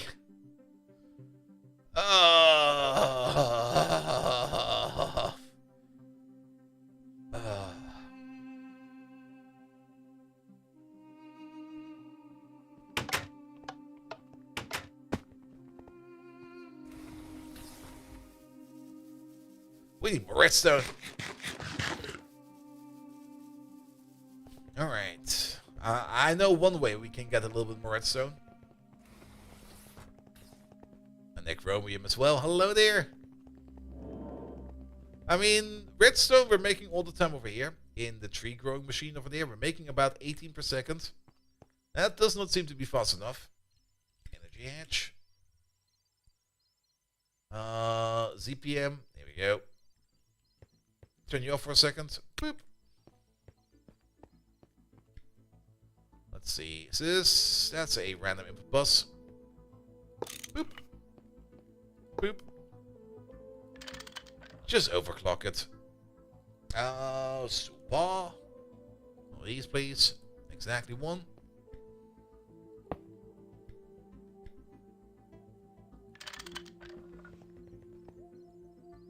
Go faster. I'm making 23 per second. Wait a minute. That's not really as clean upgrade, is it? From 18 to 23? Between the COVID shot you got yesterday and the hormones you got prescribed yesterday, I'm feeling wunderbar. That sounds like a weird place to be. I remember my first COVID shot, and people already told me like it's gonna be horrible, and I'm like, all right, I'm gonna be prepared. Went in there, got my first shot, and I came out and was like, I'm fine. This is great. Next day I felt like slightly feverish, but it was fine. And then I came back for the second shot, and I was like, yeah, the second shot is probably not going to feel anything. I'm like, all right, it'll be fine. Got my second shot, it knocked me the fuck out. And then at some point in time, I was ready for the third shot, the final shot. And this time around, I came prepared. So I kind of basically stocked up my fridge with all kinds of goodies. I completely decked myself in things like cookies and everything that's going to be making me like at least feel better, even though I might be completely wasted out of the third shot. Got my third shot, came out of it, felt completely fine, and then went home and kind of realized I've got like this big fridge full of random good stuff right now, and I can have an absolutely amazing happy weekend and had the best weekend ever. It's so bad you took both ibuprofen and Ansetembo, even of the other one. Wow, that sounds pretty rough, mate. And also on a Friday, of all things. I mean, if it would be like on a work day, you would be like, can't work today, sorry. And then ibuprofen knockout, that would be fine. But on a weekend, Advil and Tylenol. I'm not that deep in medication knowledge. I do know ibuprofen because I do take those every now and then. I rarely actually take anything. Like if I feel bad, I usually go like, all right, I'll feel bad today. I'll just feel bad. It'll be over. I'll just go sleep. You should not take ibuprofen for COVID-related issues. Good to know. Then again, I think, yeah, when I had COVID, I also took ibuprofen. Why is that, Nagapito? Tell us. And you get reactions to the boosters. First 8 to 12 hours you're fine. Next 36 hours after you feel absolute hell. Yeah, that sounds like it. Big Brits call it paracetamol. Yes. It was discovered at the time that ibuprofen actually had some adverse reaction instead of helping. Could be. Who knows? As always, if you have any kind of medical questions, go ask your fucking doctor. Don't ask chat. Don't ask me. Don't ask Dr. Mario. Dr. Mario will only give you pills. And the fun kind of pills, that is. Good. Alright, redstone. Actually, what we're making for the 23 per second. I think we're just gonna make a second one of these. Can we just wall share? I think we can, right? Yeah, we can just wall share. And just lob a second one to this. And then hopefully make more redstone. Because redstone at the moment... Redstone... That is not redstone. Oh, actually, that is redstone. Never mind. Didn't look like redstone. So is Dr. Mario, the other name is Dr. Feelgood? Is it going up? No, that's going away. Alright, then... What is this called? This is called a wood casing? Not that's why you write wood. Woo, there's too much wood going around. What are your names? Sterile farm casing. Sterile farm casings. Can we make like 32 of these? If we know how to make oak wood planks. What the fuck is this? Can we make them somehow differently? Yes, we can actually make them out of birch and spruce. Wait a minute, we should update the recipe then.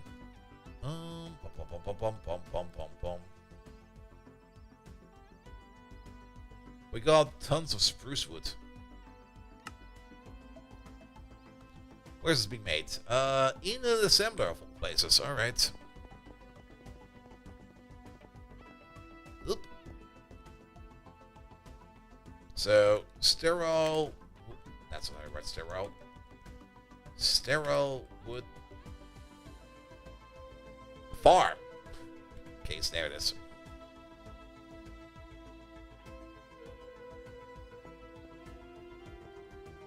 Try again. 32 of these. Off you go.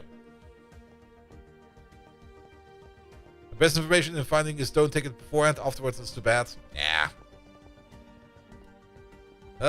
Just be careful as always. That's the only thing I can say. Be careful.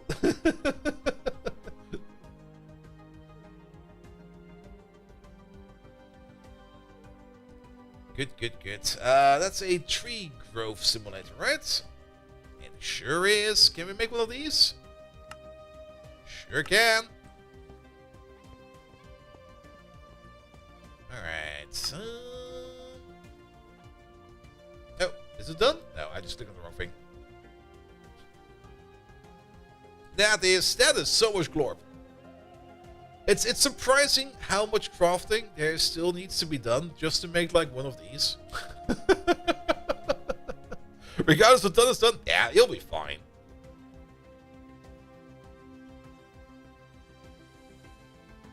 Here we go.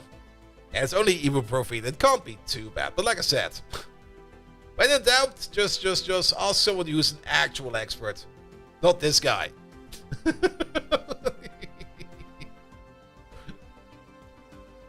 Good. Arcanite? We need Arcanite for this? Ugh, Arcanite. Well, Arcanite doesn't really take too long, but it does take a bit to craft, which is kind of annoying. Crystal processors, IVs, yada. That'll be fine. We can cancel this because that doesn't work right now. Because we need more redstone so we can make that freaking battery thingamajig. Unless we have one of those in the pocket over there. No. And these are Ivy tier batteries. Which we put into... No, that was the other kind of battery. We can try to combine up 4 LOV batteries. To turn that into 1 ZPM battery. In the battery box. I don't really want to go that far. We can't... wait.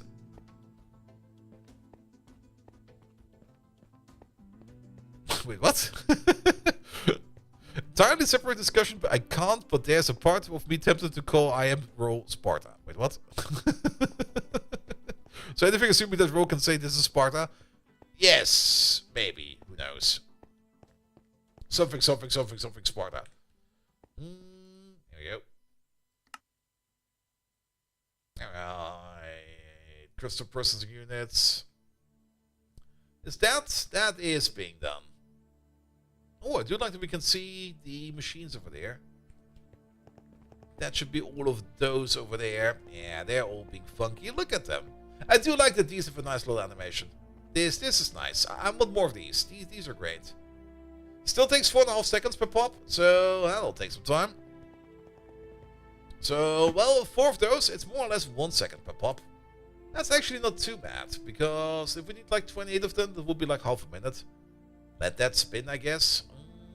But these steps over here will probably take some time. And make these down there, make that over there. Alright, alright. Come on, get to it. I'm just gonna watch you. In the meantime, we can build the rest of this machine over there. We need some more energy hatches. There we go. 2 ZPMs. By the way, today I kind of tried out the early access for the Stellaris 4.0. You can already get to that if you want to, because they have an open beta for Stellaris 4.0. And the new user interface, ooh. I guess it's gonna be good, but as always with new user interfaces, the moment I looked at it I was like, I hate it. I have to give it a bit more of a better try. But the Civ I wanted to play, which was one of my custom ones, was also kind of broken at the start because it had like a negative 50 food production per month. And I was just like, wait a minute. Things are kind of rough right now. I do hope that we get early access, or that I get early access to it soon, because I really want to check out Biogenesis, because it looks freaking amazing.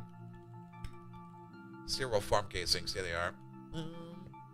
Bum, bum, bum, bum, bum, bum, bum, bum, bum, bum, bum, bum, bum. Did we put the bottom part in? Maybe. Nope, we didn't.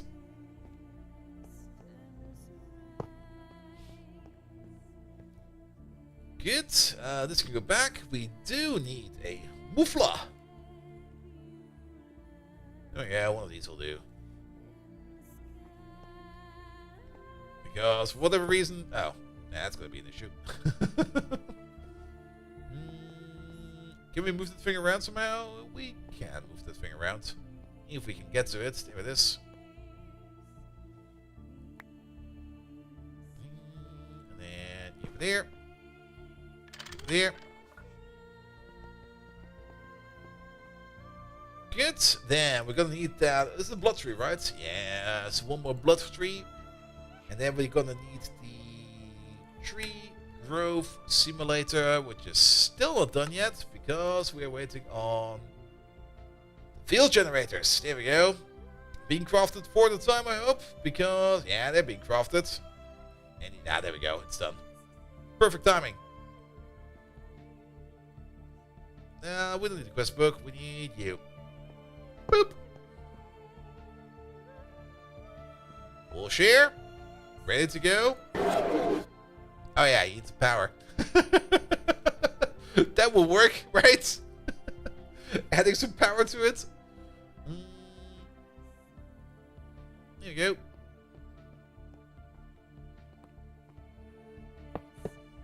Bum bum. I guess we can wire you together like this, and we can wire you over there. Oh. Okay, maybe not. What's on this strand of power? It will probably be fine, right? But we need to get... Okay, we can get out of there.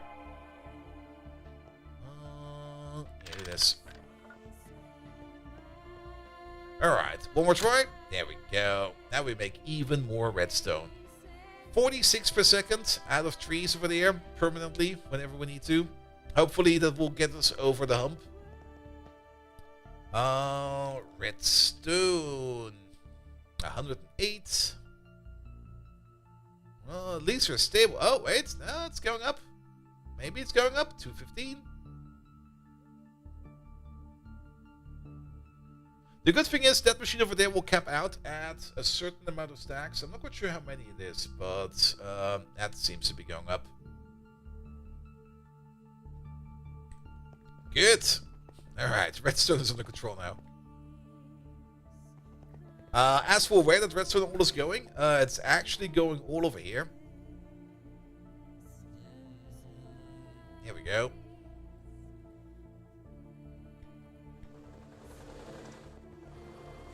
Oh, back. There we go. We got this machine over here spinning redstone. Quite often. How much redstone are you actually consuming? That's a good question. Redstone in a spinning machine. Alright, for every silicon we're making, we're consuming 10 redstone. So you're consuming 360 every 9.4 seconds, or 3.8 per second, 38 per second is being consumed over here. We're definitely making more than that now. And the main reason for that we are spinning redstone over there is, it's kind of loud over here, sorry about that, is so that we can fill up the chemical bath over here with some mercury, which we then can use to process all of these ores, especially the 30,000 gold over there. Nice. But now that redstone is hopefully positive, it is definitely positive. What was it that we needed, like 4,000 for the battery we were looking at? So let's let that spin for a bit, and then hopefully we can make that battery very, very soon. Alright, the power plant over here is working. Nice. Let's have a quick look at you. Also, it's nighttime and it's raining, so let's have a quick sleep. Boop. Good time for a sleep. Here we go. Alright, you're up and running. Yeah, nothing much to take a look at. The only thing we can take a look at over here is how much EU is coming in. That's about 16.5 million. And we're spending about 4.5 million. Or 4 million over there. So we're still doing decent for power. So this place over here is good to go. Perfect. Alright. How about those nanites? Can we make them yet? Nani? We're still missing lutetium. And it's not really like we're missing lutetium, we're more or less missing Americum. Which is also still being made, but it's a slow process. And we can't really speed up the process because we don't really make much more lutetium, so that's kind of annoying. But once we do get those nanites, we can make the lutetium extracting resin, or whatever it's called, doesn't really matter what it's called. And then we can increase our lutetium production by quite a bit. I'm looking forward to that. But before we can do that, we have to wait. What we can do before we set it all up, we can set up the machine that will be doing the lutetium processing for us. So that once we have the nanites, we can immediately move over to that. What we also probably need is going to be the appropriate... Where's my quest book over there? The appropriate lens for that, because we're gonna need the nanotech over there. We need the quite certain lens over there, which is made out of more UU matter and an exquisite probable crystal, which is crystal, right? That is, yeah, which is made out of a flawless unknown crystal, which is coming out of a mysterious crystal. Ah, I see how we make that. All right. Let's set that up real quick. Let's go over here real quick for that. So, we want to make one of these. For that, we need to laser a couple of these. That'll be fine. To laser a couple of these, we will need to laser a couple of these. I'm pretty sure we know how to make these crystals. Because these crystals over there are coming out of the plates? Really? Alright, maybe we don't know how to make these. Here we go. Apparently, if you upgraded the backpack, the one you're sleeping back, to a zombie pigment variant, you are immune to fire and lava. And you can hold lava buckets without the gloves. Well, we cannot really do that because our quantum suit basically can't do that as well. That might be a very good tip for the beginning, but we're kind of past that point. But Dr. Drago, hello there. How are you doing? Alright, did we ever name these interfaces? Yes, we actually did give them names. Emerald Lens? Amber Lens? Alright. Interface name, that will be Ender. One of the... Oh, wait, look at that. We do already have... Okay, then we know where this needs to go. You over there, and you over there. And this one over there, we already know. Nope, off it goes. Back it comes.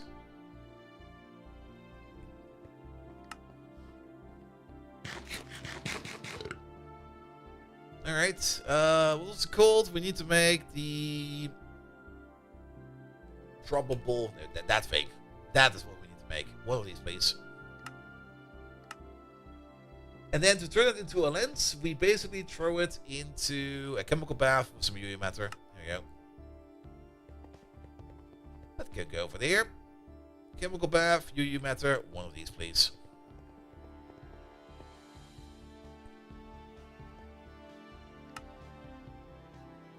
Ah, yeah, that's gonna take some time. Alright.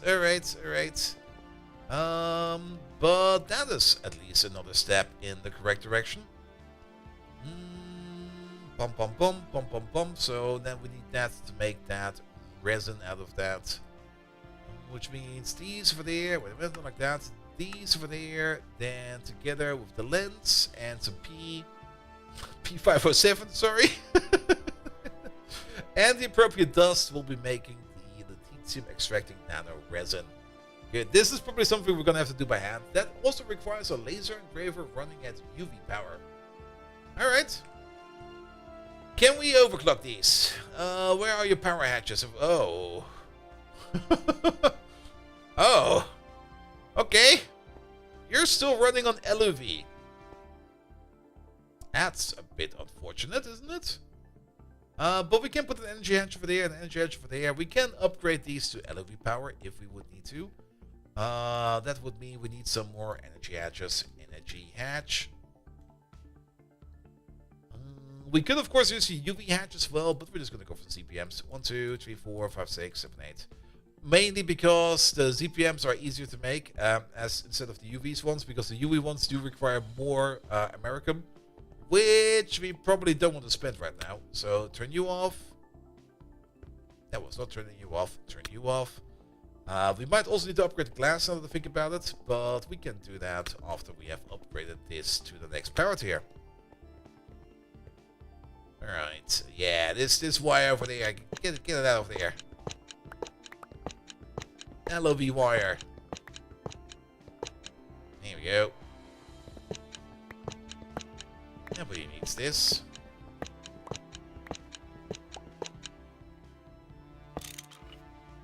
There we go.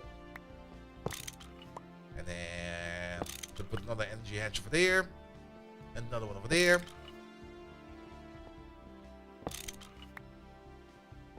I think I know why we did this. Oh, I might be... Oh. Well, let's see what happens. It should be fine in my opinion. The machine might explode. If it does, so be it. But these machines over here... actually, no, it should be fine. I'm pretty sure it will be fine. Because there's two parts to this machine. One is the energy hatch down here. And the other part is the laser hatch at the top.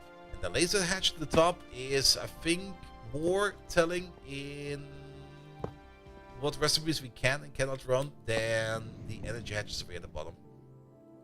Because the energy hatches over here at the bottom are just like to bring energy into the machine. But the laser machine, of course, needs the laser hatch. There we go. To be of an appropriate level. And that's probably also the reason why I put in these LOV wires still. because we only got like an LUV tier laser emitter at the top.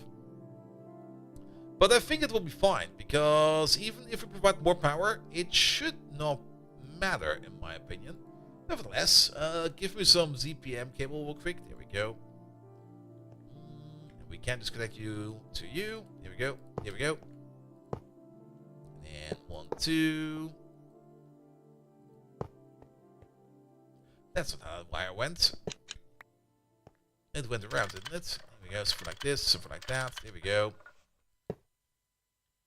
I guess we can do it like this as well. I guess we don't need you over there.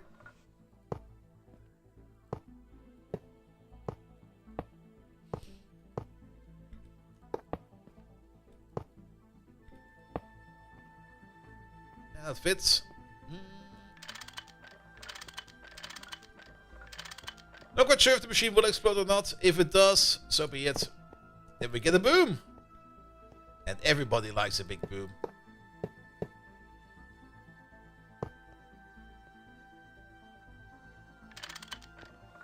Here we go. Here we go.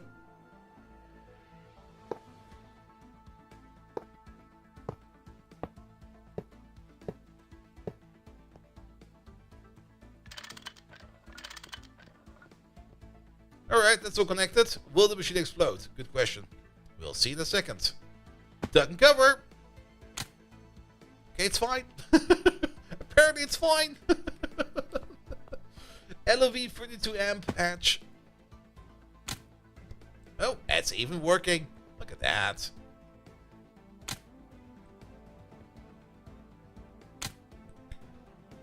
Alright, but that does probably mean... Okay, we got the 32 amp low power laser source hatch. That tells us how many parallels we can do. But since we need a higher tier one, I guess we do need like the UV tier laser, UV laser, whatever it's called. LUV, wow, 1024 laser source hatch. Wait, that is... There's a low power one, and then there is a laser source hatch.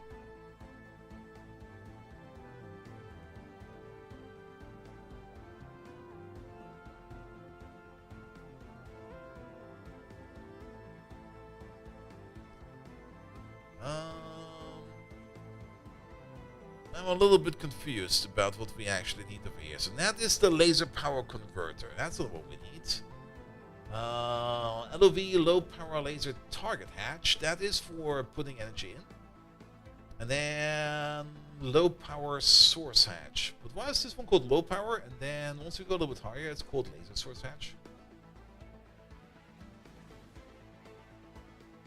But I guess this is what we need. But we need one for UV. And I guess the lowest one we can find over there is sitting at 256 amps. Really? Are we maybe having a misconception over here? Laser. So, laser source hatch determines the maximum recipe tier and parallels. Recipe tier and overclock limited to laser source plus 1. With UV laser source, one multi-amp energy hatch is allowed instead of regular hatches. Alright. So we do need one of these then. The lowest we can make, like this guy over here. We're gonna have to spend like a little bit on this, but I'll think it'll be fine. Yeah, the screwdriver, we can use the screwdriver to change the amperage and stuff like that. I do know about that. Alright, but the amperage will be set to like 1. Because we will not have more than 1. This is made in a random assembler on level 1. Also, why is there glass in my hands here? There you go. Ah, much better. You wear... What were you? 0, 2, 1. It's you. You and you. Which power do we need? UV power. You are running on UV power. Alright, good. We need one of you.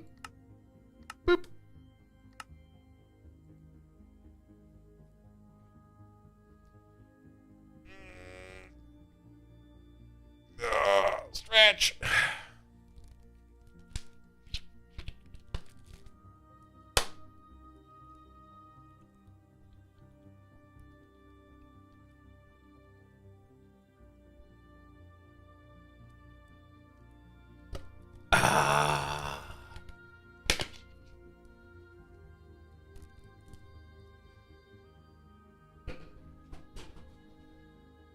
Okay, that fell over. Actually, we need 4 of these. What am I doing over here? 3 more. Merge. We got 4 laser machines. Alright, let it craft for a bit. Pom pom pom pom pom pom pom. Nanny?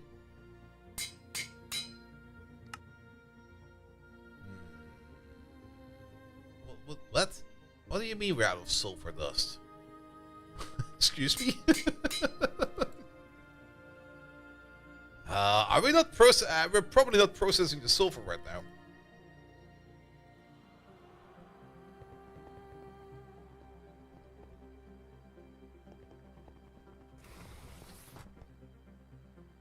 Which is kind of surprising, but it probably also makes sense that we're not processing it yet, because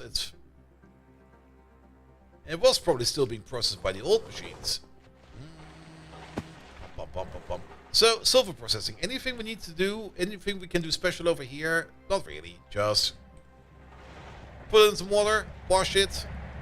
There you go. Start washing it. It goes so freaking fast, the washing over here. Alright, washing done. And then we got the purified ore. Crush it. Yeah, put one in there.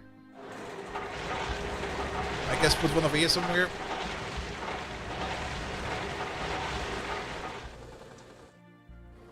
And after it's crushed and washed, we can filter it, which will be automatically done over there.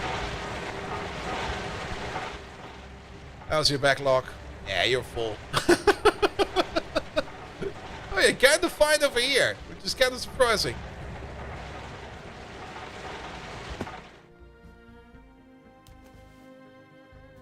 Also, don't take a dip in the chemical bath. Right. Oh, yes. I was kind of confused, Mr. Washington. What do you mean you're done? Yes. The washing is done. Mr. Washington is done. Yeah, call your boss. He's gonna tell, like, yeah, you're out for today. It'll be fine. It's a nice Friday evening, probably, over there already. I mean, what is it? You were, I guess, East Coast, if I remember correctly? So it should be over there, like, how late is it right now? About 4 p.m., I guess? If it's 4 p.m., yeah, it's definitely time to clock off on the Friday. Come on. And if you're on the West Coast, and you probably just started working, it's probably time to clock off right now.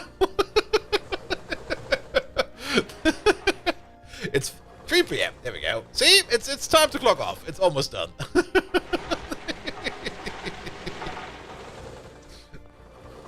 Alright, but that should give us the silver we're waiting for. Good. The other thing we're waiting on. I remember. Redstone. Pom pom pom. Redstone. Would you look at that? We almost got the amount that we need. It was something 4,000. West Coast is 12 p.m. I agree, though. Yeah, it's like it's Friday. The TGI Friday's probably just opened up, so go over there and have a drink. All right. We need a UV battery. One of these. We can make one. Start making one, please. Most of it is the Energium over there, which is gonna eat the most. We got the recipe over here because these Lepotronic batteries over there are being used over there in the Lepotronic capacitor. And Friday has been good here. It's been super quiet. It's probably because, I mean, it's Easter in Europe. And a lot of people are probably going to be on vacation. So, I mean, I do know that you do telephone support, but I think you mostly do Americas. But even those people are probably just going to realize, like, yeah, everybody in Germany is now not working today, so why should we work?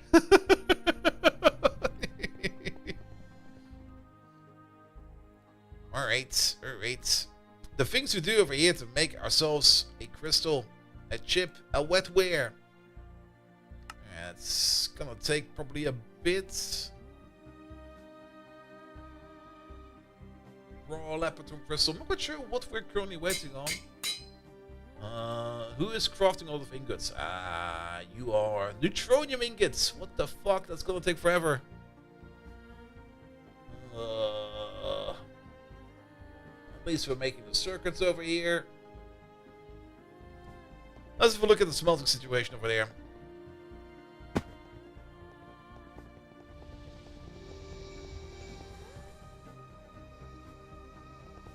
There they are. All puffing smoke. Nice. Neutronium ingots. That's hot SSHG. So that's at least something fine over there. Yeah, every neutronium ingot takes 2 minutes.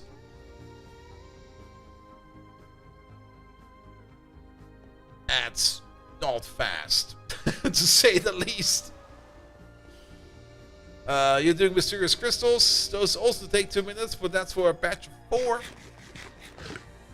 Let's hope that this guy over here will maybe swap around to something that is not neutronium ingot, that we can hopefully get through all these crafts over here ASAP. Okay, you're working on the engraved Leopardtron chips. Actually, you're looking good. I need to do the Leopardtronic crystals over there, and then this thing over there will become stuck together. You're still working on the mysterious crystals. Wow. And then you over there, you're working on some neutronium ingots. Alright, this is the important one.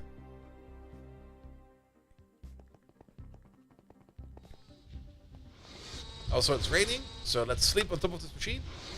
Let's sleep on top of this machine. Right next to the exhaust fumes, where it's nice and warm. Nice.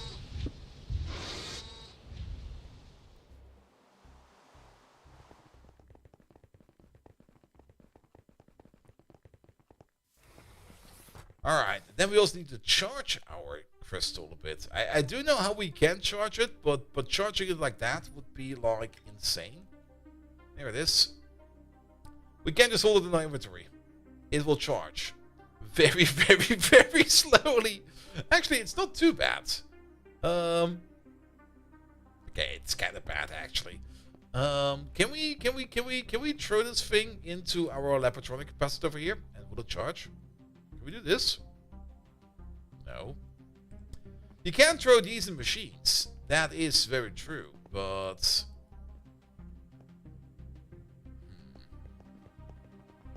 Like, usually you can throw them like in machines like this over here to charge them up, but... Oh boy. Wireless charger Ivy, okay. We could maybe just... Can we make a better wireless charger? We're just gonna get benefit out of that. Oh, there are some better ones available. Ivy's over there. Oh wait, it's not Ivy. It's the Mark IV. Not Ivy, Mark IV. The Mark IV over there, what does it actually do? That's an EV based machine, alright. Ivy, LOV, ZPM. The Mark VII. Yeah, that sounds reasonable. Let's try this. One of these. Oh, transmission components? We don't know about those yet. Also, the advanced Nintendo plate. Okay. The Mark VI. Way easier. There we go. It's also running on LOV, so that'll be fine. But what is this? Oh, that's just a combination of these. I see. In a laser engraver, in any laser engraver, right? That's not even bound to anything at all. Alright. But we should probably already have one of those in there somewhere. So if we look for laser over here. Maybe not. What is this thing actually called? That is a Never mind, it doesn't exist. Dual interface, green sapphire. Sure. You know what? You get this one. It'll be fine. Alright, you don't have holidays in the US yet. The Americas, I mean, how many national holidays, actual days off are there in America? Is it like 3? 4? It's not that many, which is kind of surprising. Over here in Germany, I don't even know how many we have. I do know that in the months of April, May, and June, basically every other weekend is a long weekend. Which is also kind of insane if you kind of think about that. Where do we assemble this? That's being done in a anonymous assembler, which I think is this guy over there. Bum, bum, bum. Bum, bum, bum. Drop you into there. And then make me the Mark 6, please. One of these, please. 11 federal holidays a year over here. 11? Really? That many? I guess Columbus Day. Then Day of Independence. Then Day of After Independence, because aliens came over and everything got blown up.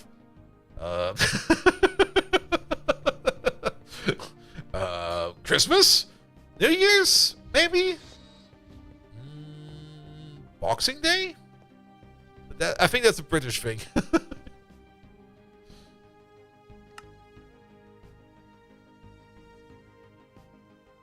Government places get more than most workplaces? Yeah.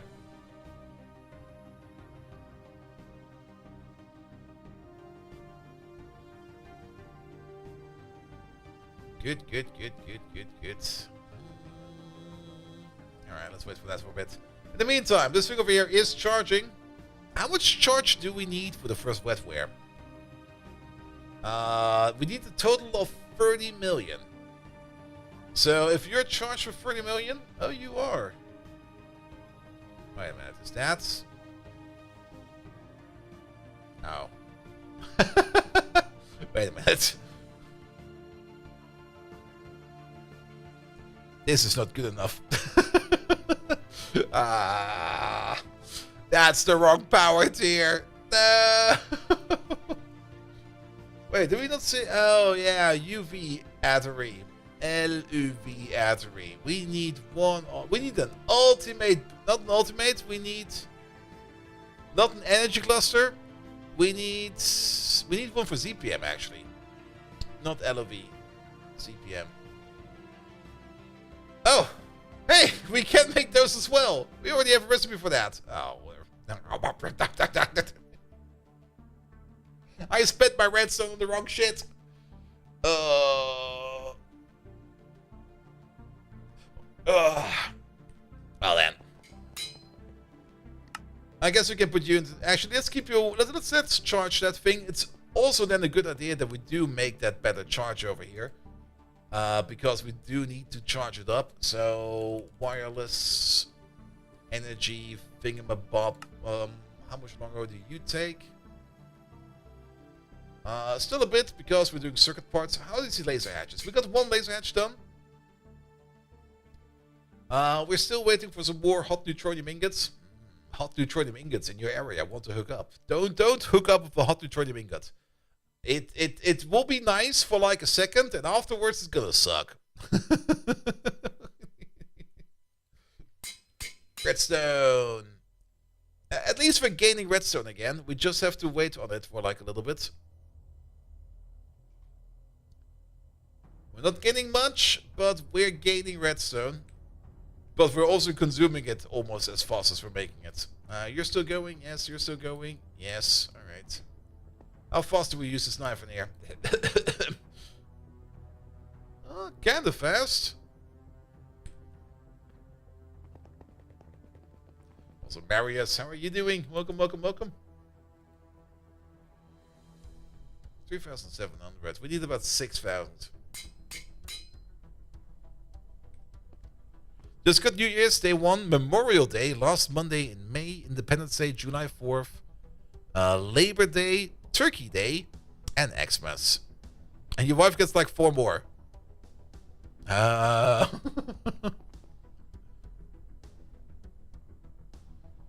I mean, what do we have here in Germany? Well, the 1st of January is off. So New Year's. January 1st, yes. And then the first one, I think, is, well, basically, I think tomorrow or today, which is Easter Friday and Easter Monday. Then at some point in time, it's Happy Cadaver Day. Then we got the 1st of May. Then we got the 11th. No, the 1st of the 3rd of. No, the 1st of November, the 3rd of October. There's something in June. I don't even know about that one.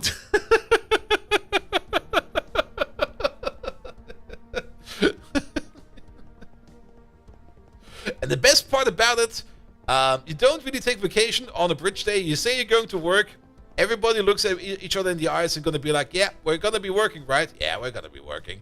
And nothing gets done.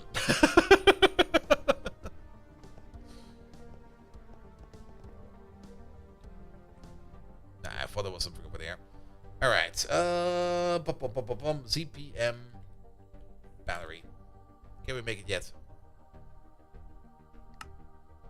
Nah, still missing 1,200. All right. What about nanites? Did we make some progress over there? The number is going down, but it's still going to take forever to make. So I'm not looking forward to that. What about those laser hatches? Those are still going. What about you? You need to wait a little bit more on these crystal processing units, which are being made. They are being made over there. All right.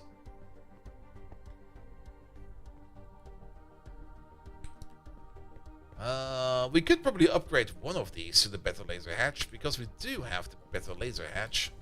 At least one of them. And then we can at least try it out. UV laser hatch. There we go. Are you done yet? You are done. Alright. We probably also need to...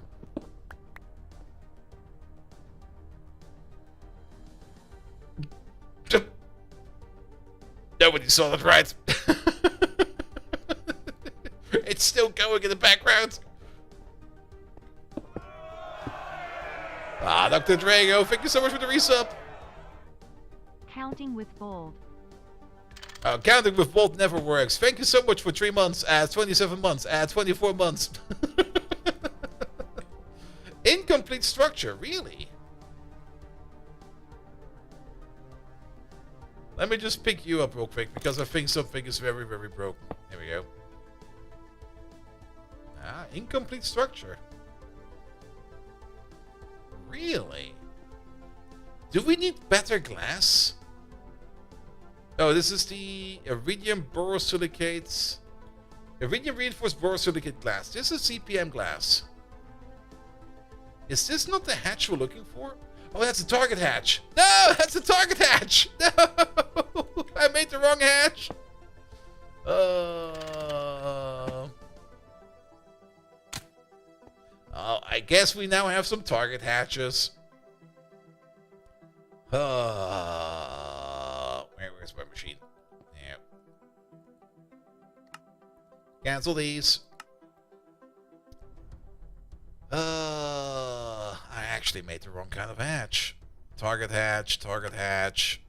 Alright, let's have a look at ZPM laser hatch. There we go. Not ZPM, UV. UV laser hatch. UV source hatch. This one we need.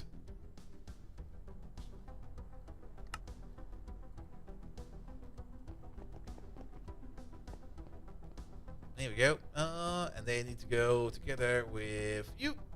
Well, at least we got both of these hatches in there now. We can use those hatches for power transfer. It's not like we have lost anything over there. Target hatch, source hatch. Do kind of like how it says over here, voltage in, and over there it just says amperage. All right, make one of these, and then make one of these, merge, and then make one of these, merge, and then make one of these, merge. There you go. This way around, I kind of have the feeling that it will do the recipes a little bit more optimized in terms of getting one out sooner than just crafting all 4 at once. I might be wrong about that one.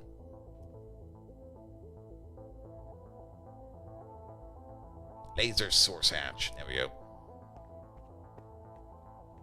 Alright, let's give that another try. In the meantime, ZPM batteries. Do we now have enough redstone available?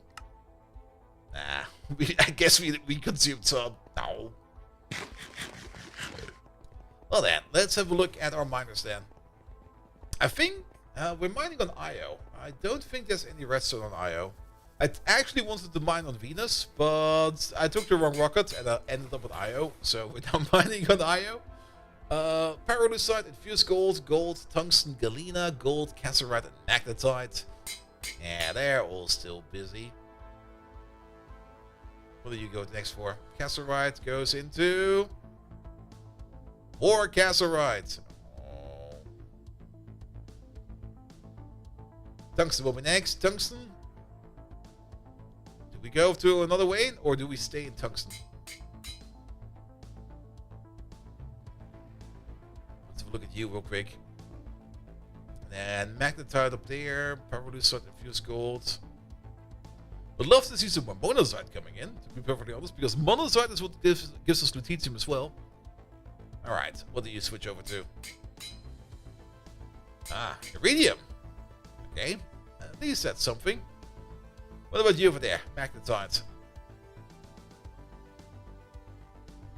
Will it be something different, or will it be the same?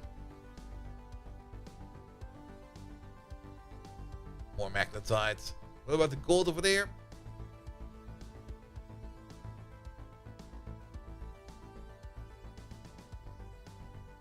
Monazite, there we go.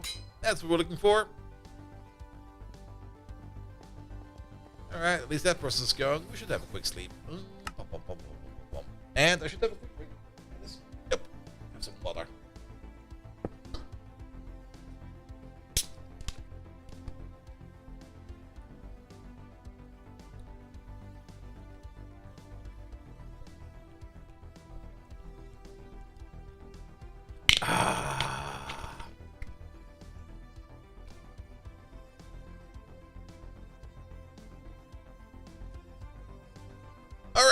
Alright.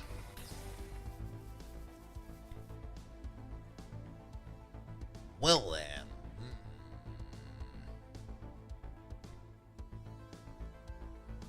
Redstone. Just kind of want to check up on something real quick. Especially over here with the redstone maker. We're not capping out, are we? Superbus. Oh. We're close to capping out. That might be the other issue.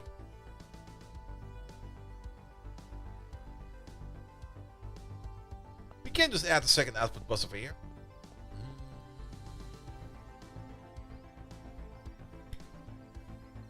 Output super. There we go. Super bus output. There we go. Turn you off for a second. Turn you off for a second. Yeah, that's... Oh. That was a bit too much. What did we pick up? Shit. You were giving us knives. There we go. So we had a random input bus for there. There we go. This over there.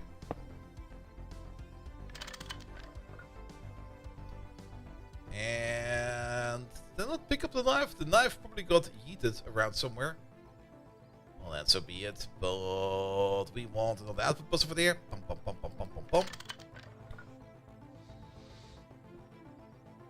Seriously, where did the knife go? Oh, there it is.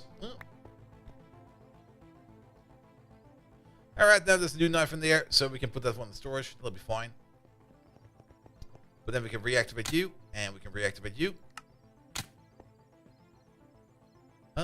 Knife goes into storage because we don't really care, and then we're gonna need another storage bus over there. Pum pum pum pum pum pum pum pum pum pum pum pum. There we go. Extract only. Did we set anything special over there? Ah, we sure did.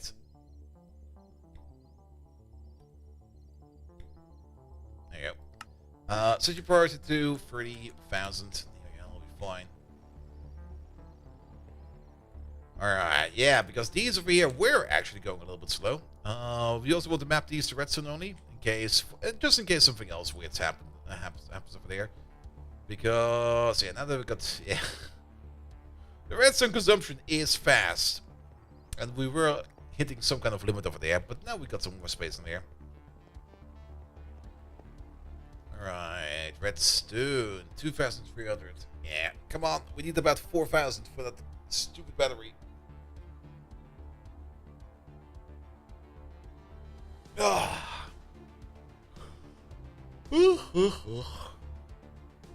I'm still kind of waking up kind of early, so I'm still getting kind of tired already, but I'm kind of fine with it right now. Alright.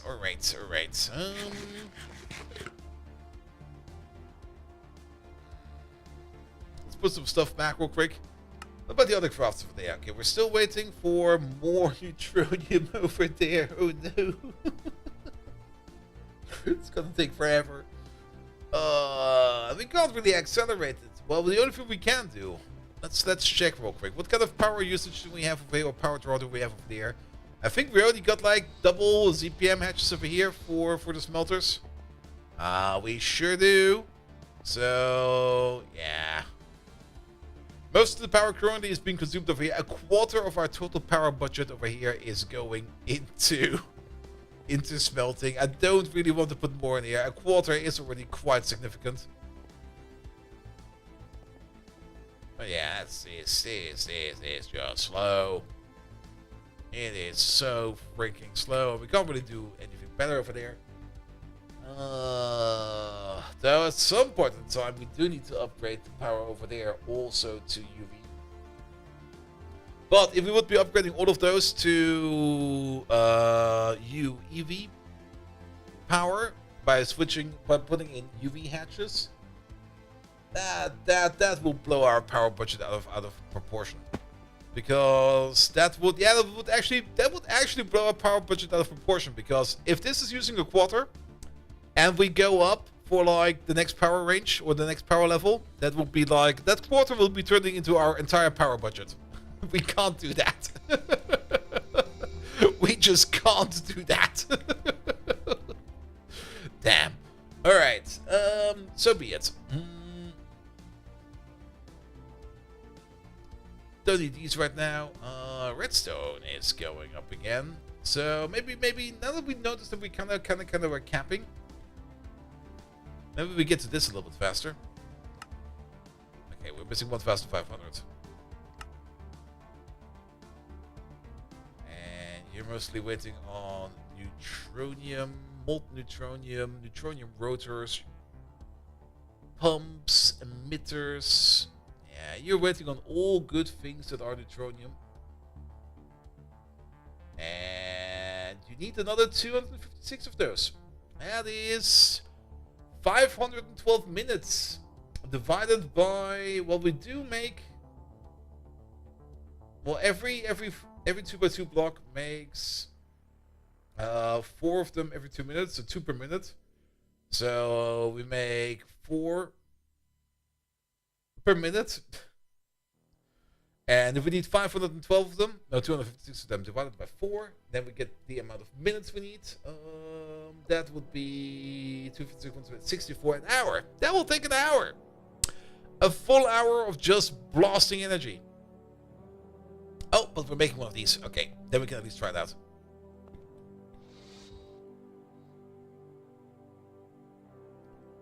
Maybe that will already speed things up. Alright, we made them. Laser, ZPM, source. You there. Turn you off. Pick you up. Put you in. Turn you around. Incomplete.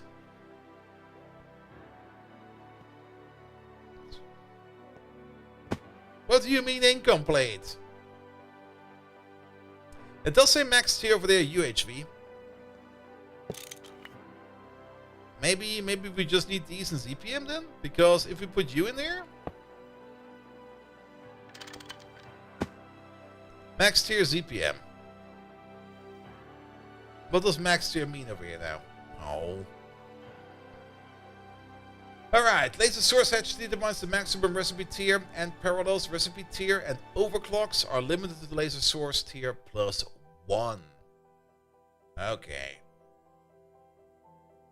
So that does then mean we can do ZPM recipes in here, but we want, then we need the ZPM hatch.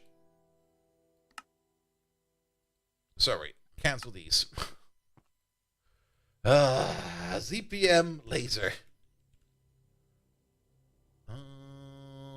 Which we apparently already made at some point in the past. Can we make 4 of these?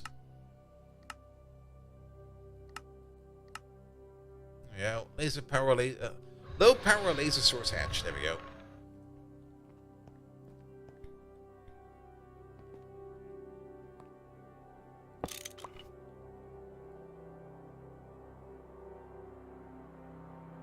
Yeah, these are LOV. Here. Alright, so you on again? Oh, man. We're glorbing today. All the glorbing. We might also have now an issue that our smelting operation over there will be blocked by...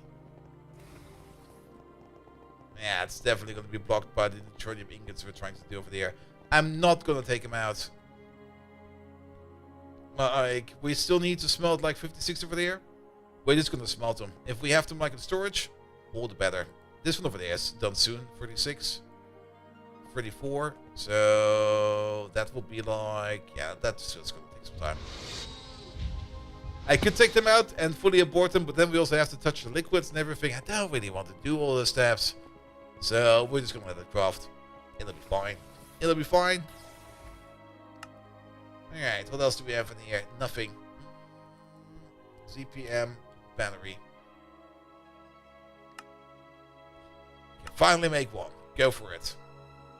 Which also probably means that you're going to be blocked by some ingots. Yes, you are. Hot palladium. Though palladium's made somewhere else. That will probably be a little bit better to do.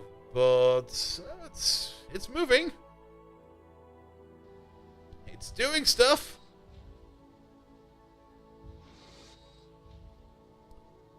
But the quad we definitely need to do where we're currently making our neutronium ingots. And all the circuit parts. I do kind of love how things over here just move together. It's also completely fascinating how much we need to craft to make one of these. Did you get wanted Minecraft to work on the Linux? Out of curiosity, what kind of launcher do we use? I use the multi-Minecraft launcher. And the only thing that you might need to take a little bit care about on your Linux system is to set up the correct OpenJDK. Because that can be a bit tricky. The correct Java version can be a bit tricky because it's just Java. It's Java is the most annoying thing ever. But to be perfectly honest, it's not really that much of a hassle. It's pretty straightforward. The multi-Minecraft launcher does everything for you.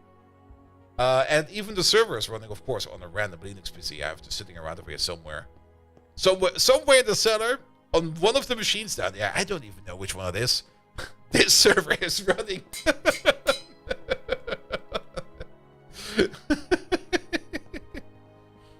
Multi-MC stopped working for you? Really? What kind of issue do you get?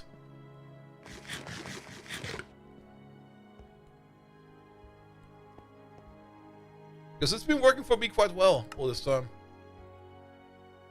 Oh, you know what's done? Wireless. This thing is done. The ZPM wireless charger. Alright, I don't think we need you anymore, so here. Skedaddle. And then the Mark 6 LOV. Let's see. That is step down 1 amp. That is 1 ZPM to LOV. You're gonna be over there. You don't remember anymore? Deleted everything out of frustration after trying to get it working for about 2 weeks? I know those days.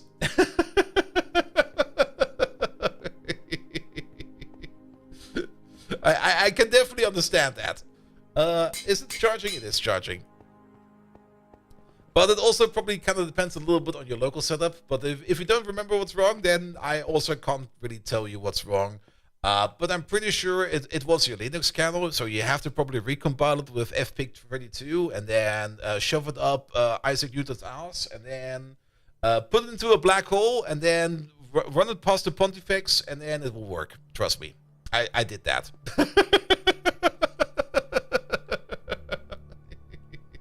And then you also have to install your NVIDIA drivers. Even if you're running an AMD card, you need the NVIDIA drivers. Alright, that seems to be working now. Which means this thing over here is also charged faster. This one we actually don't need, but I will still charge it up. And we just put it into our pocket. Then we have that as well. You have to work today on the Windows. We're using multi-MC and Java 21. Yep. I was still running on Java 8, which is kind of interesting. I still need to check out the more advanced or the other Java versions I can use for GregTech. It should be way better. We would probably get a lot more performance out of it, but since I'm not really experiencing any kind of performance issues, I'm just like, it'll be fine. And I don't really know much about the Prism launcher, but I guess it's fine as well. But multi-MC has been working for me quite well. I cannot complain. Alright.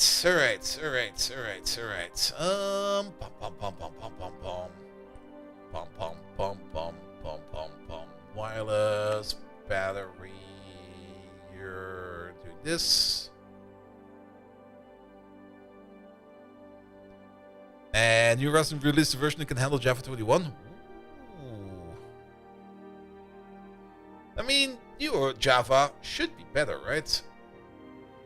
I'm really not up to date with anything Java. And Prism is a multi-MC fork, but not sure if multi-MC is actively maintained or not. Oh, that's a good question. We can check real quick.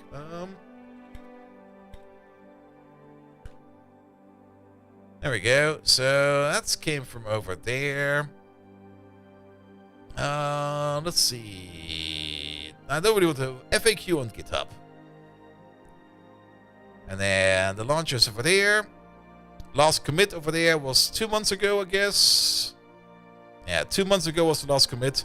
But then again, it's only a launcher. I don't really think you need to put in too much work anymore once you got it up and running. 302 issues. Nice. There's probably a million things broken over there. No version, application crash, incorrect inflate, display total mod count and mod view. Skin menu doesn't update properly. My account is not viculing.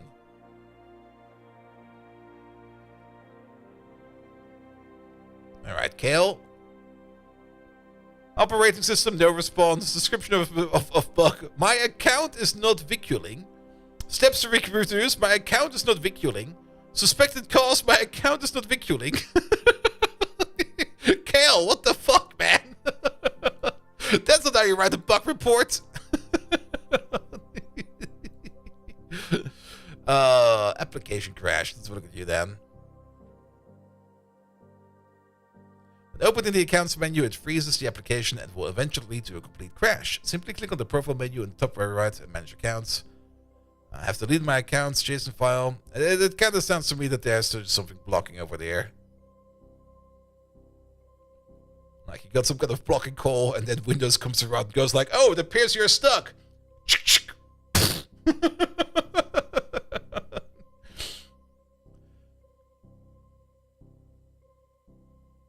You find that it's Windows 2 weeks ago after being asked to log into Microsoft and OneDrive once too often. Yeah, but you still need to do that under Linux if you work in any kind of Microsoft environment. But it's not too bad. I mean, for most Windows or Windows-like applications on Linux, at least on the Arch Linux, I'm not quite sure how other distributions do it. But you usually have like some kind of Chromium wrapper around the web application or the web application of Teams or Office or any of that, and that just works. That just works. And ditch Windows after Microsoft forced an update of your Windows 7. Oh no, not Windows 7. It didn't ask for anything to update to Windows 10 or something. It's half finished, totally borked your Windows 7, so you got fed up. Yeah. And most Steam games work as well. Yep. I mean, Proton does a real good job at making most Windows games run. The only Windows games that do not run under Proton are usually those kinds of games that are either programmed very badly, or they are usually games that are programmed very, very badly. That probably have like some kind of hard path installed in there, like some kind of Windows hard path, where they probably look somewhere in like your Windows directory and try to look for something. And those then just hard break. But Proton does an excellent job at making things run. And things run fine. Things run really fine. The only issue that we sometimes have a bit is in DirectX 12. But most games, you can just fall back to DirectX 11. And it will still be great. Only thing you need to use for work is Outlook in browser, thankfully. Yes, I got mine in Thunderbird, but I mean, email is also one of those things I barely use anymore. Like, whenever I look in my email box, I just go like, it's not important. Scrap everything.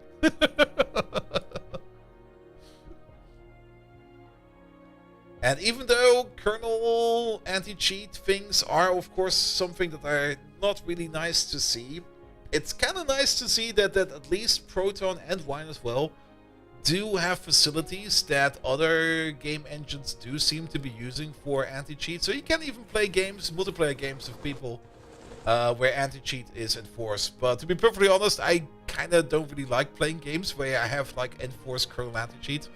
Because when I play a multiplayer game, I usually play with my friends. And if my friends are fucking cheaters, then I'll just tell them off. And just be like, hey, you fuckface, don't do that.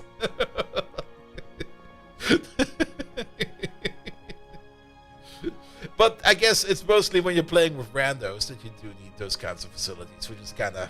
Yeah, I see why they need to exist. Alright, laser hatches. We're still waiting on all the ingots because we're still making all the neutronium stuff. Same over there. This is probably mostly waiting on ingots as well. And Proton has facilities for Battle Eye. Most of the companies are just, not to you, but we're willing to pay an engineer 2 days to set it up. Yeah.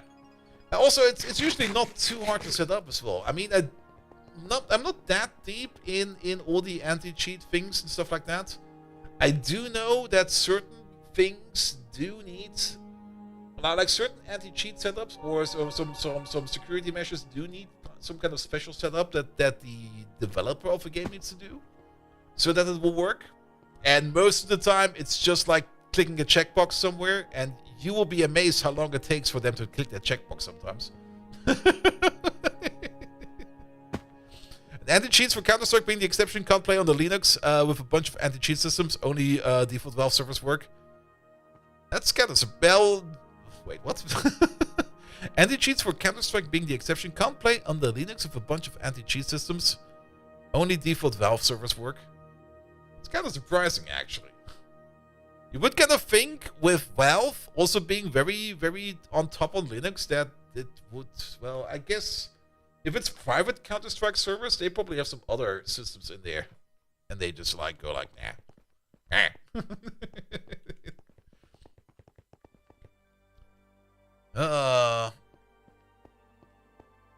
And often the anti-cheat often just really don't work because anti-cheat only client pretty stupid for multiplayer games. Yeah, also it's kind of silly if you kind of think about it. I mean, what the kernel anti-cheat usually does is it just looks for programs out there that seem suspicious.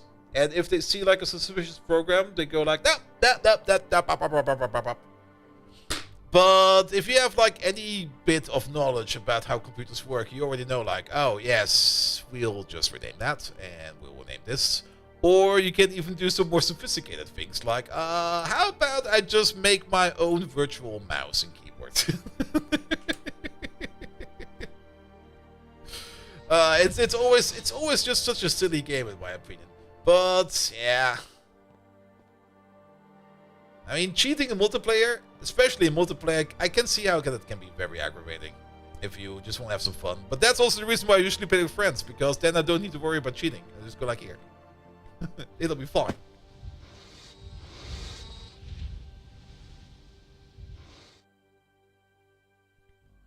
And for a while, you were able to play Valorant by just using a virtual machine. Alright. What are we waiting on? We're getting super distracted. I went over there to check up on the neutronium. Because you over there, 22, that is another 22 minutes over there. 24 minutes over there. 42 minutes over there. And 40 minutes over there. We need to do something in the meantime.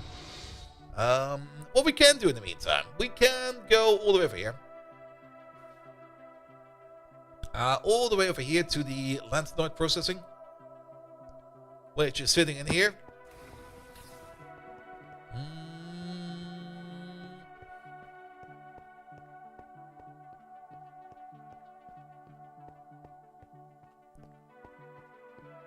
Well, the people were mad at Rockstar because they didn't check the box for link support for GTA 5 when they added a stronger anti-cheat recently. Yep. It's just a checkbox, and that checkbox takes forever to get checked. Alright.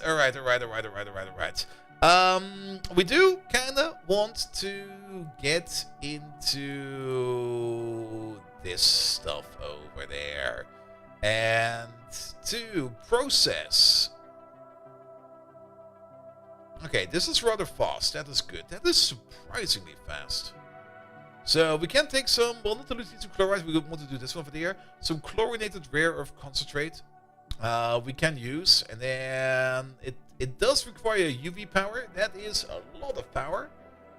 But that'll be fine. And then we get the filled stuff out of that. That requires ZPM power. Okay. And then we get, of course, our stuff out of there. And we get the resin back. Alright, do we want to make these machines on top? I guess we can make them on top. We're gonna make them over there. Alright, what do we need? We're gonna need some chemical machines. Not the mega ones for this one, because we want to share stuff. But we're still gonna make a couple of chemical machines.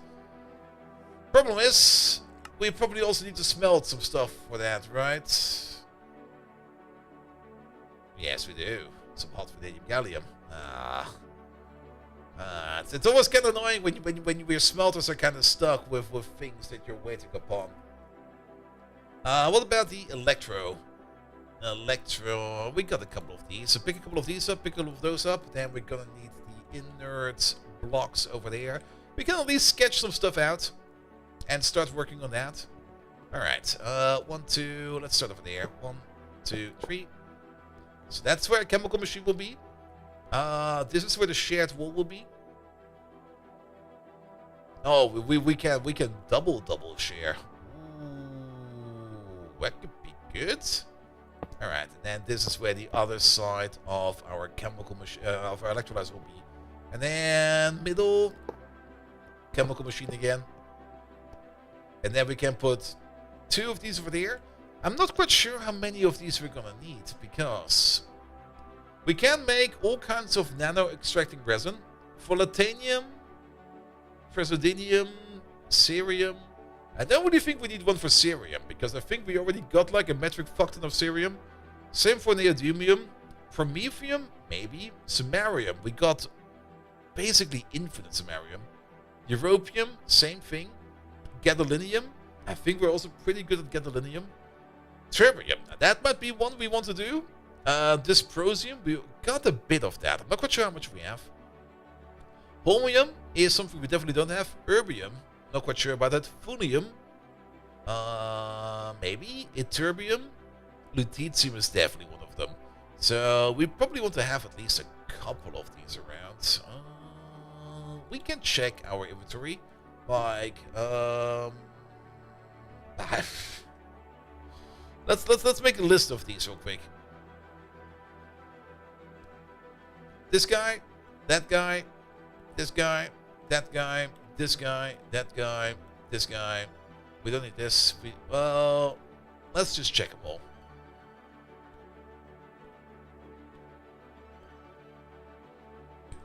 Good. All right. So starting over there with the ytterbium.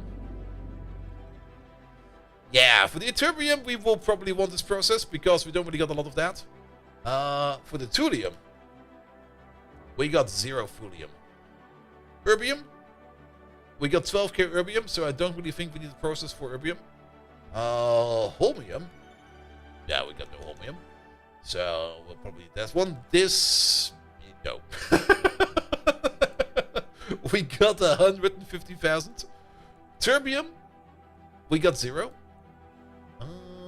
Gadolinium, we got 46k. I think we don't need to worry about that. Europium, we don't need to worry about, but we can check. Europium, we got 32,000 dust, and we can easily make that in our particle accelerator. Samarium, we got 158,000. Don't need to worry about that. Promethium. Okay, promethium we probably want to do as well. That's kind of low. Neodymium, 140k. Nothing to worry about. Cerium. Okay, less than expected. Only 23,000, but maybe. Preseodemium does not exist for us, so we will probably need for that one as well. And then Lantanium. We do have some Lantanium. Alright. So I think we could make like a couple of these. We can wall share again on the back side of it as well. That will be the other part.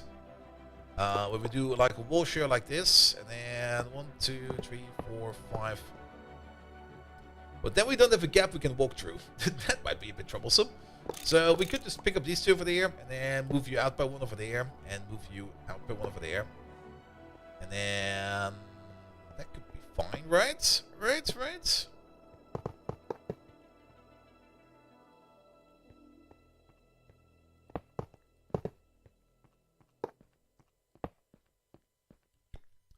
And then we have 1, 2, 3, 4, 5, 6, 7, 8 of these machines. Thulium was definitely one of those. Erbium, okay. Shit, we have to go through them again. Erbium, maybe. Ytterbium, definitely. Thulium, definitely. Holmium, definitely. Dysprosium, I think that was the one we had quite a bit of. Yeah, we're gonna kick you out. Boop. Terbium, yes. Gadolinium, no. Europium, no. Samarium, no. Promethium, maybe. Neodymium, no. Cerium, yes. Latanium, maybe. So how many is this now? 1, 2, 3, 4, 5, 6, 7, 8, 9. We got 8. One of these has to go. It might be the Erbium. Yeah, let's kick the Erbium out. Unless we really need more of that, we can kick it for now.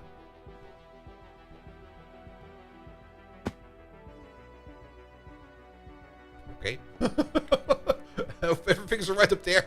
I guess something fell. Don't hear any screaming, so it should be fine. Alright. Then we can prepare the area.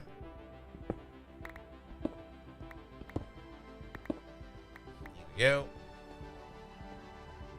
So the name Ytterbium comes from the location Ytterby in Sweden, meaning outer village, Ytter out, and by village. I see. Next thing you're gonna tell me that Americum is coming from America. And it was not just like one kind of very zany scientist just having like an absolute addiction to something.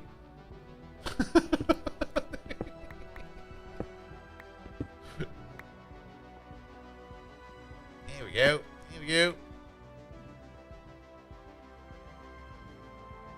Alright.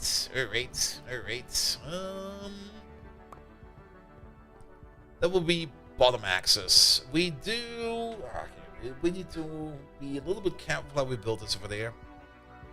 There's gonna be some intermittent parts. We could just start by just making this a full build, and then carve out the parts that we don't need.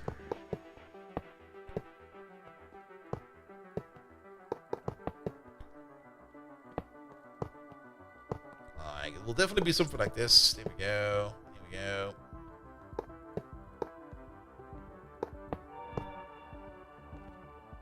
Good. And then the other side, that will be you.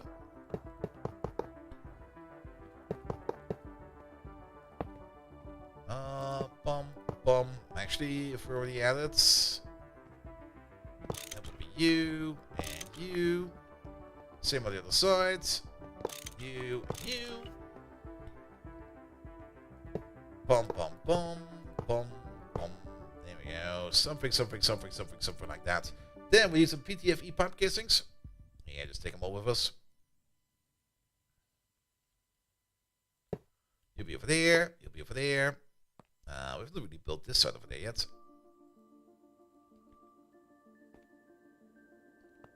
Would love stars to break the new horizon, but 1.7.10 is kind of deal breaker. Yeah, it is. I can see that.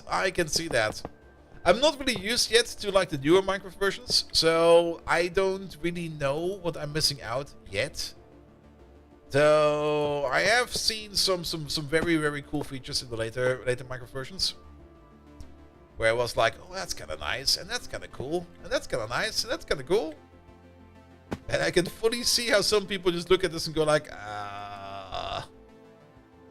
maybe not.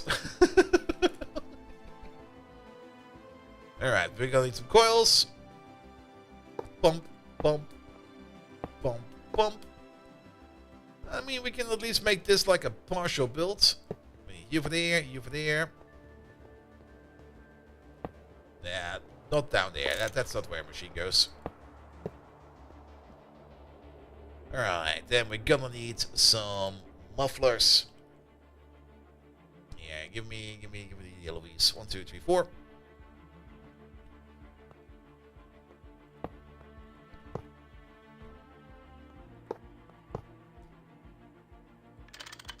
Yeah, there we go. Used to with the hyper used to the new mechanics, especially the complete newer suite of mods which breathe life into it. Yeah, Create especially. Create looks pretty fun. Also, all the other sub-mods Create also has going with it. Because it seems other people are also contributing to that with some other mechanics, which also look pretty great. But I do have to admit, this is just... The one part I really enjoy the most about Galactic New Horizons is just exactly this thing we're doing right now. Making weird machines. Still missing immersive engineering? Yes. Like making like a custom machine like this. That's gonna be part electrolyzer and part chemical plant. And then just putting it all together like this. This is nice. I like this. But let me guess. Everything is still being blocked? Yes, everything is still being blocked. Ah.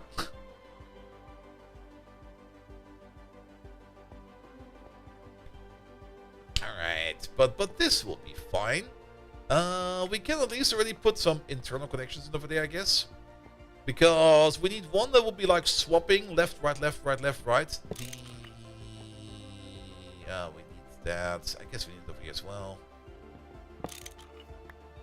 Here we go. Pum, pum, pum, pum, pum, pum, pum. We're gonna need a liquid input-output bus. We can use like the very basic ones for this.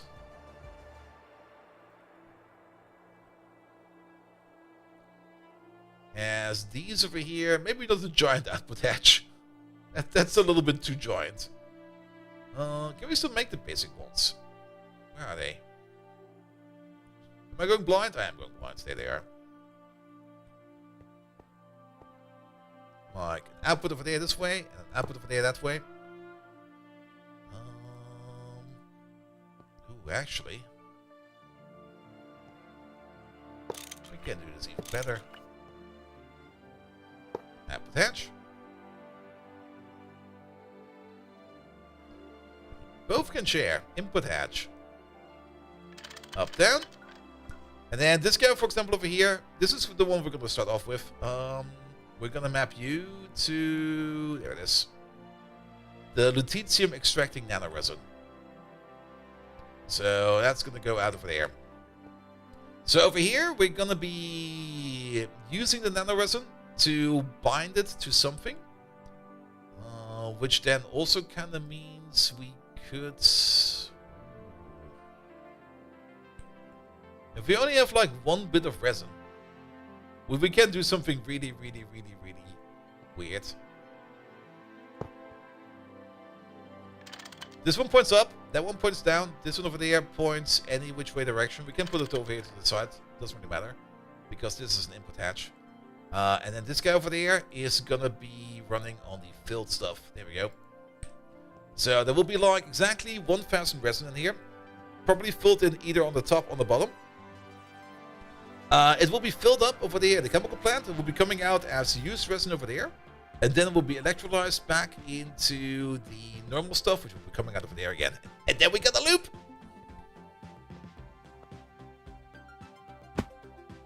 Here we go. And then at the bottom over here, we basically just need stuff over here to fill you up with. I guess we can fill you from the bottom. Sounds fine in my opinion.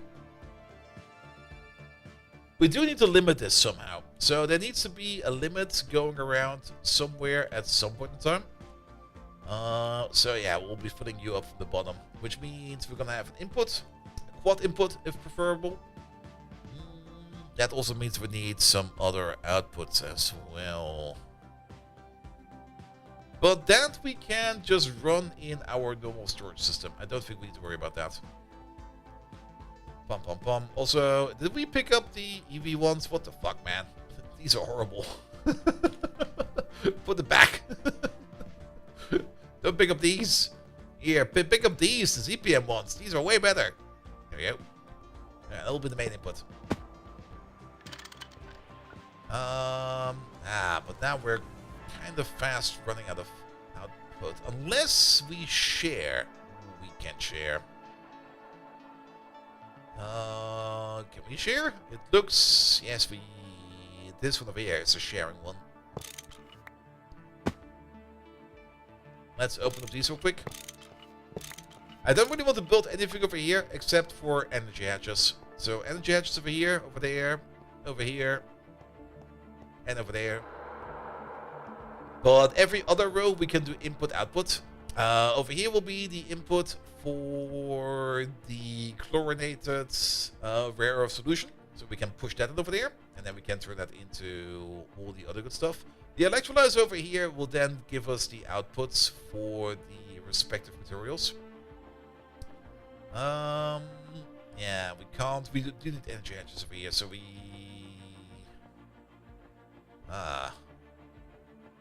We can put one output hatch over there. Let's just see where we get with this. Speaking of, not you. Output. We also got too much shit in there. There we go. I don't really want the biggest output hatch. I think an LOV output hatch will be fine. Oop. Didn't want to fly through there. Did it again. One over there and one over there. And then you over there, you'll be, after we electrolyze this will be the molten lutetium. That is where the molten lutetium will be coming out of. But the entire process over there, we use this stuff over there in the chemical plant together with, for example, this stuff over there.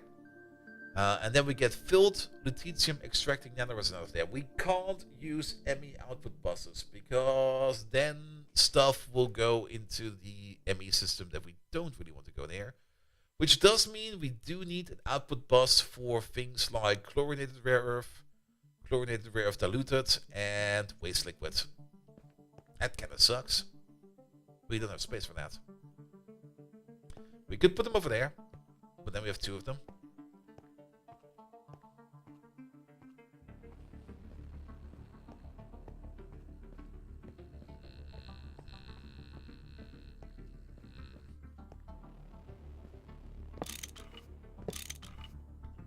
I think two actually will be fine. We can do two over there, and then one over here and one over there. Sub-network to store the output? Maybe. I'm not. We can still do sub-networks if we need to.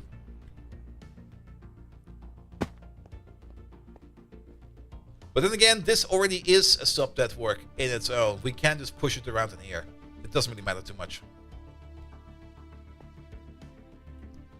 Alright, but that does mean we need like an output over there, an output over there, and then one over there, one over there.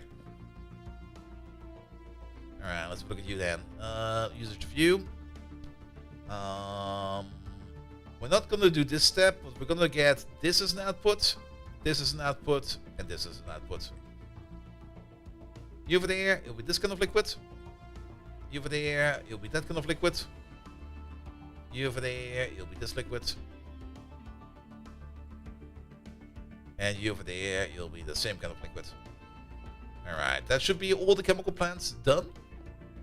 That can then all be mapped to your respective outputs.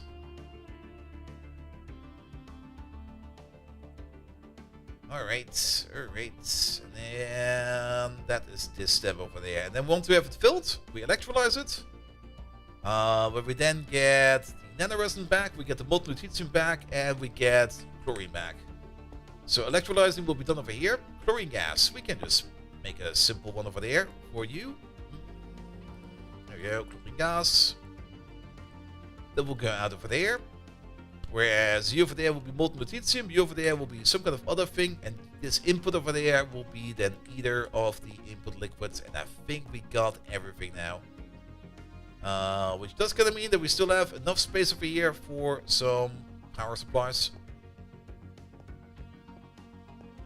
Good. And now we basically need to copy paste it over here. Alright, output hatch, output hatch, output hatch, output hatch. The quad will be over there. And then, are these also LOVs? These are also LOVs. And then this will be some kind of molten metal number 1, molten metal number 2. And then chlorine gas will be coming out of there. Let's have a quick another look at this one over there. So we fill it. Any of these, we get these as an output, and then the only thing we do is electrolyze it, where we get one of the whatever we have set our net to as a molten output. We get the resin back, and then we get some chlorine gas back. Yes, this will be fine. And then we need to do the same thing over there. We'll set you to that. We'll set you to that. You get wastewater, and you get also wastewater. There you go. You make one of every liquid gas tank there is and one bit without flooding the ME system. Yeah, but this way around, I mean, the only thing we're going to be flooding is going to be this ME system, like this subnetwork over there. And we're just going to be like putting like 4 drives in there for like each of these chlorinated gases, like each of these. The wastewater will then be exported over here, which I think it's already been done. Not yet, but there you go. Off you go. Wastewater can leave out that way. It doesn't really matter if we fill up these discs over here, because the one thing we need to make is this stuff. And the way we can make the chlorinated rare earth concentrate, there must be a way we can make that. Yes, there's a way we can make that. It all kind of more or less relies upon us doing the step before that, which is... that's the other thing. You can't technically mix and match these. I don't really want to mix and match these, but one of them will be taking the stride, because we got the lutetium chloride concentrate over there. But now we need something that is similar to this chloride concentrate. There we go. We need one that's similar to this, but it's a little bit easier to make. Like neodymium would probably be a good one, because we can already get that ore quite easy. I don't think we want to do it with any of these. I think it will be neodymium. Because neodymium ore is something we get from neodymium ore, which is something we get from... Never mind. Wait, there's another vein. Which is something we get from the monazite vein. Even though it's only sporadic, that's already more than enough.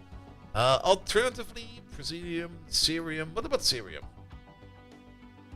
How often do we find cerium? Also, still not that often. Samarium, well, let's check that, but I'm pretty sure samarium is even rarer than that. That is, yeah, also tier 8 planets. Europium, gadolinium, lutetium, ytterbium, thulium, erbium, holmium, dysprosium, terbium. Yeah, I would just bind it to our neodymium ore over here. Because this stuff over here we can easily get out of a monazite vein, and monazite veins are everywhere. Like, you'll easily find monazite veins, and even though it's only sporadic, we will be getting more than enough out of it. Especially since we, at the moment, only want to make lutetium out of that. But then we can take, like, the neodymium concentrate cell, which is just crushed neodymium ore over there in some chlorine, a lot of chlorine. We get some, again, silicon dioxide dust out of that, and neodymium chloride concentrate. That does mean that we need at least one neodymium extracting nanoresin somewhere. That does like the first step.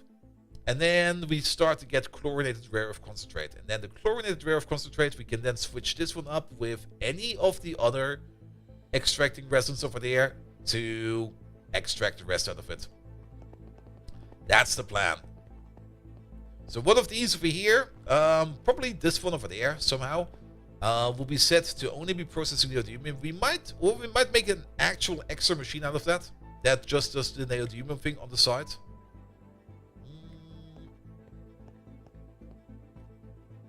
And then the rest of these will just be making whatever is required.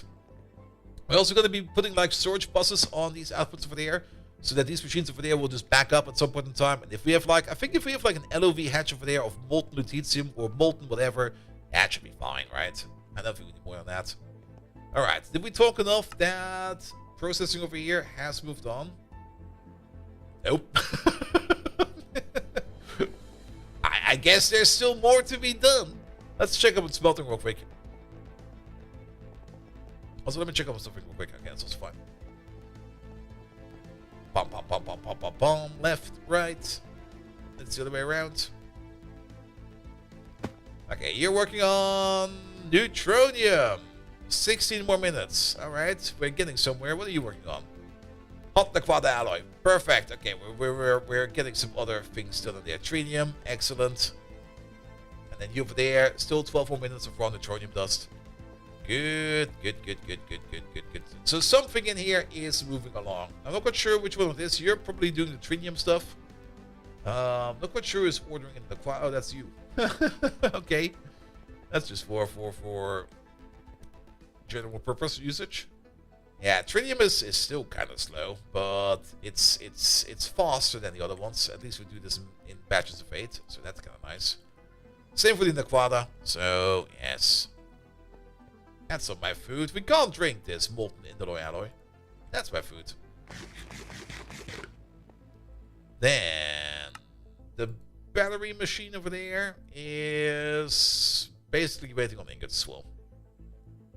The Quada ingots, vibrant alloy ingots, niobium titanium ingots, vanadium gallium ingots. Alright. Will hopefully be done soon. I love to see that you're making some progress over there. Alright, then I guess we'll spend some more time on our little machine over there. The neodymium stuff. One thing we should probably do right away, because we're currently mining monazite, and we are getting neodymium ore, but we're processing it in there. Let's just send it here for a second. Crushed neodymium. We are probably giving it a wash, a normal one, so it must be there somewhere. Perlites. It's a brownish ore. It could be one of these. Shadow iron, palladium.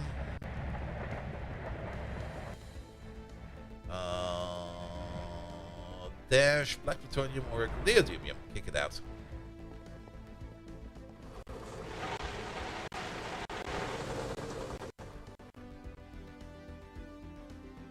Good. So then we'll be backing up on some neodymium ore for later.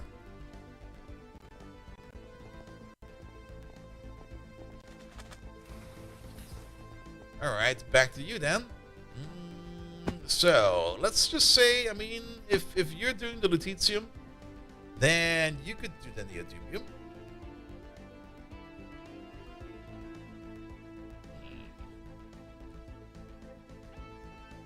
I mean, we could run both of them back to back. I'm a little bit concerned that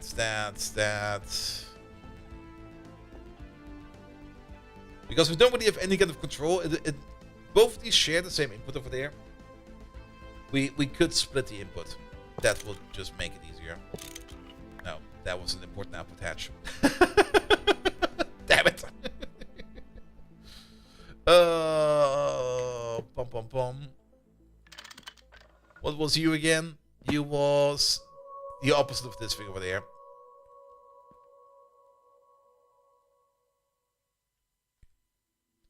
So, that thing over there.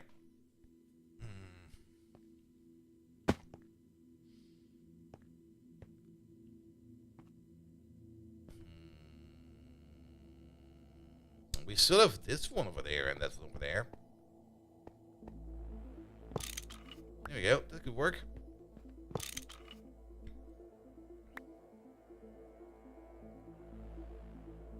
So instead of sharing one, we split one. Sure, it'll be fine. Alright, let's get some stitches in here. So we need the same setup over here. These are output hatches. Oh, excuse me, I fell down the other way. Output. Then we're gonna need one input. You point to the left, you point down, you point up. We're gonna do the same thing over there with the neodymium concentrate with the resin over there. And the filled resin over there. One of these over there will be the neodymium resin. The other one over there will be the filled resin. Here we go. Good. So that can do the flip-flop over there. I fell down again. We're gonna need some hatches over there for the drones. That will be over here. But then again, we can, well, I think we can technically share drone hatches, but I don't really want to do that. That feels kind of super silly and super broken. Especially since you can usually use those hatches to rename the machines. I did do it for certain machines, but I mean, drone hatches over here are not that expensive. We got so many of them.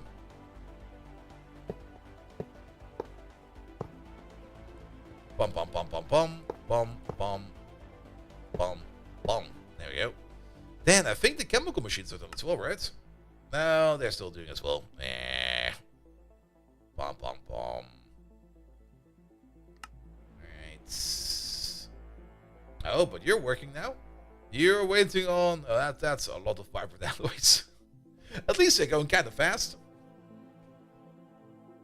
What about the chemical machines? What are you waiting on? You're waiting on hot vanadium gallium. Alright. And you are waiting on... That is a lot of cubic zirconia. Oh boy. That's also kind of seems stuck, doesn't it? I think I already tried this recipe out at some point in time, and I kind of noticed that we got stuck this far. What's wrong with cubic zirconia?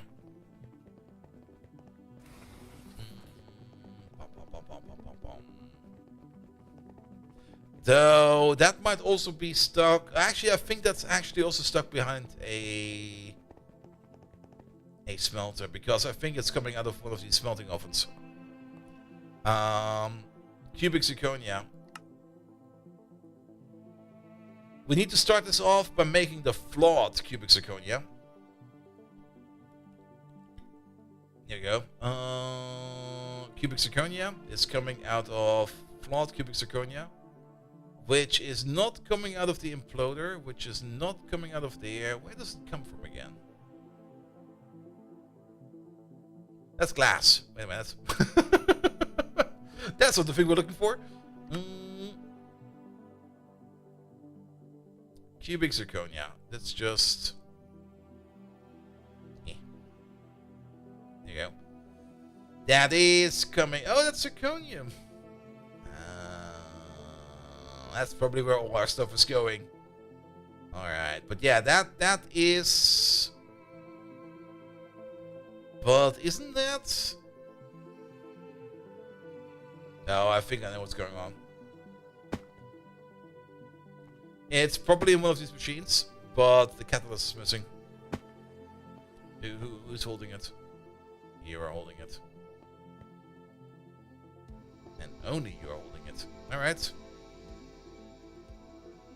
What's the catalyst? The catalyst over there is a bit of yttrium.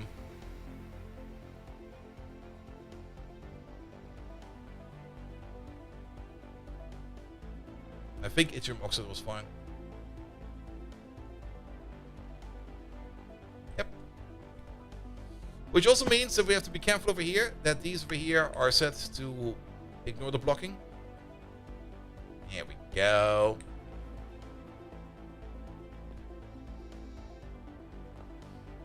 Oh, I love the smoke!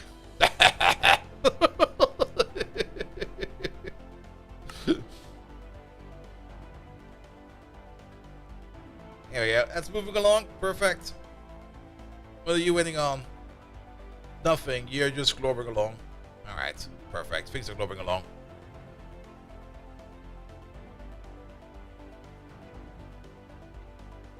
Good. And we can go back to you over there real quick.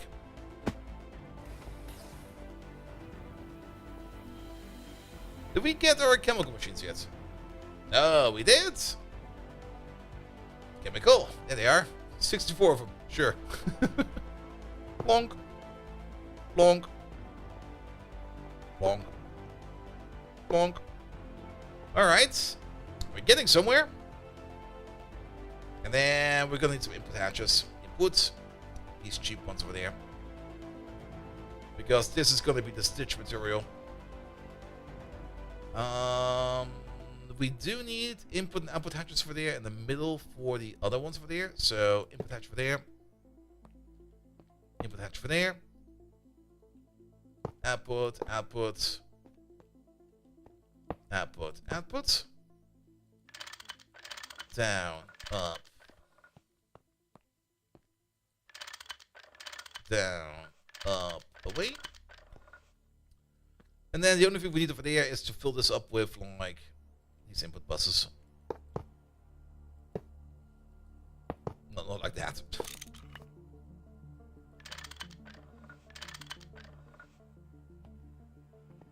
Ah, yeah, you're still missing parts? Question mark? Something ain't quite right. Is there something missing at the bottom? No?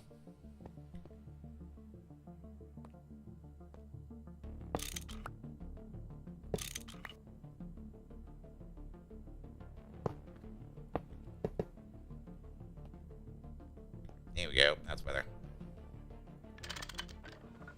Alright, you good to go? Yes.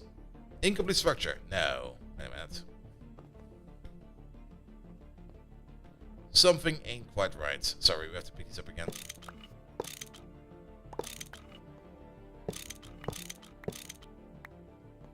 This should all be fine.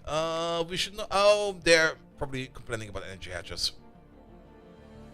Because this should definitely be fine. This should just be random buses over there.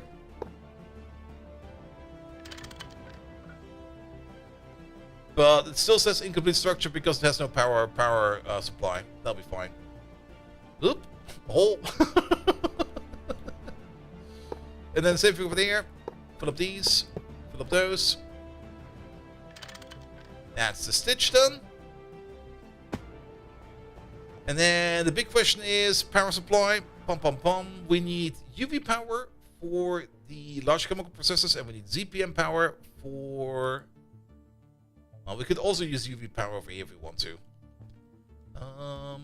So pick up you, pick up you, pick up you. There will be power over there, power over there, power over here, power over there.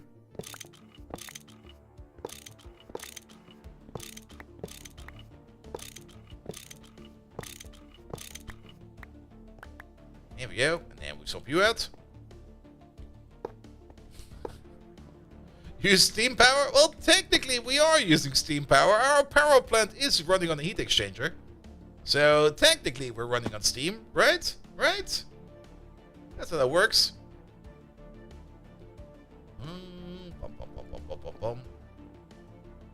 It doesn't really matter where the steam comes from, as long as it's steam, right?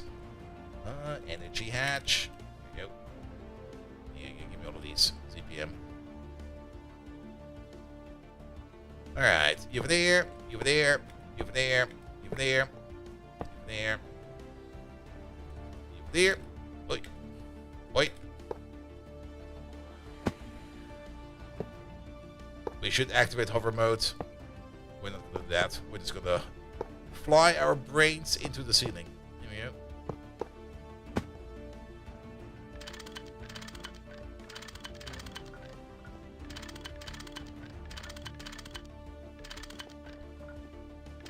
There we go, and then it should all be good. Running fine, running fine, running fine, running fine. All of them are happy. Look at that.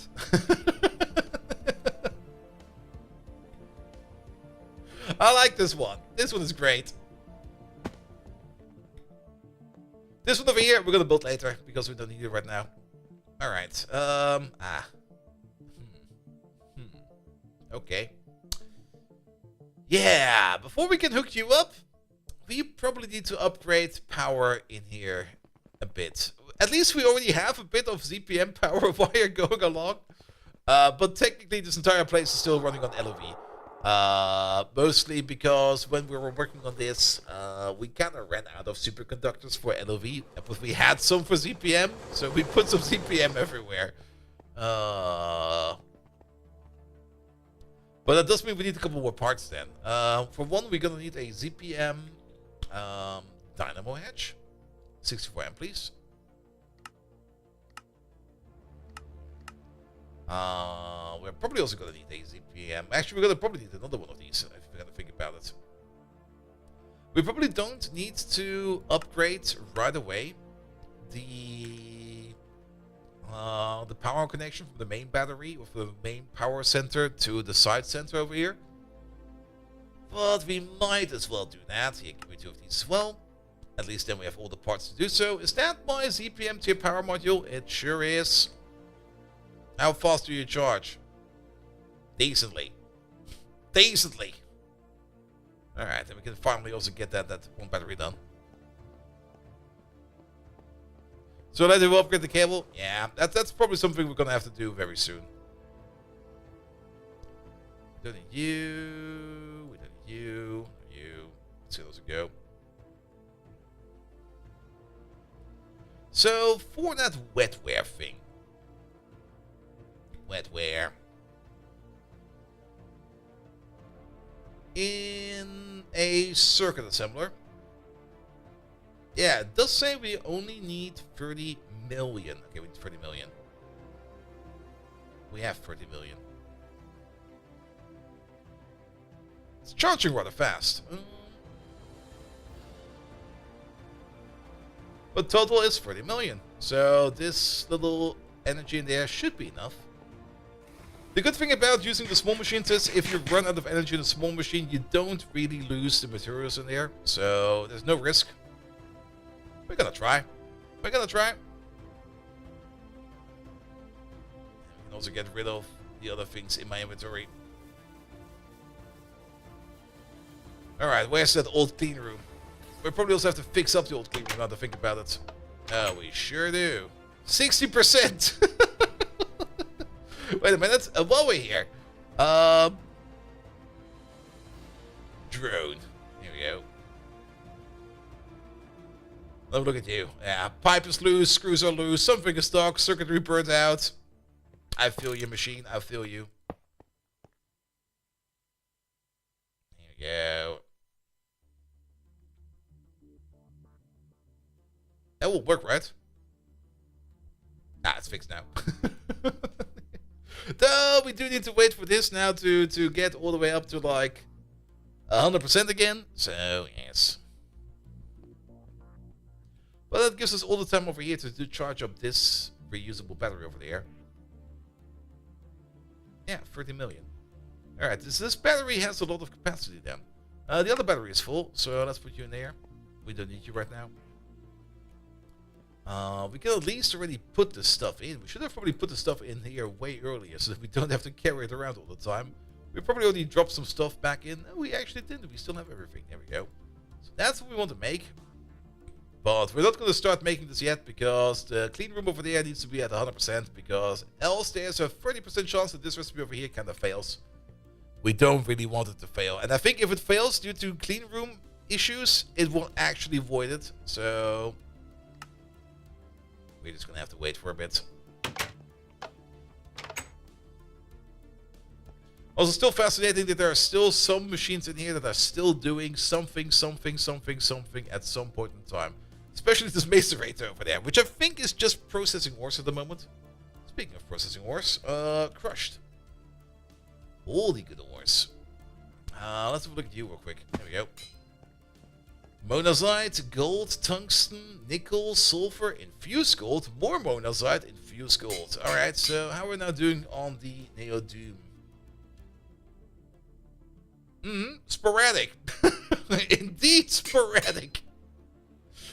But technically, every ore over there is gonna give us 3 pieces of lutetium, so that'll be fine.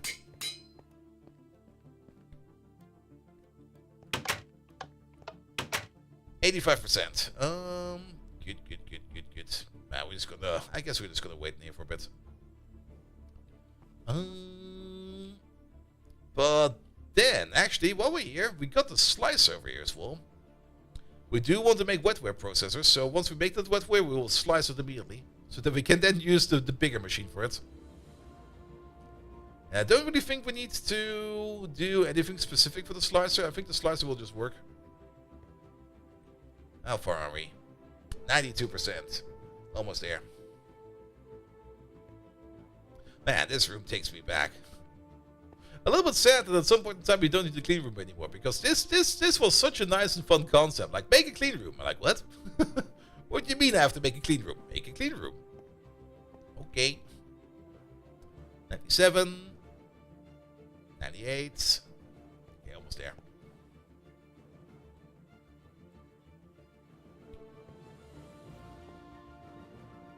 And 100. Alright, you get your power.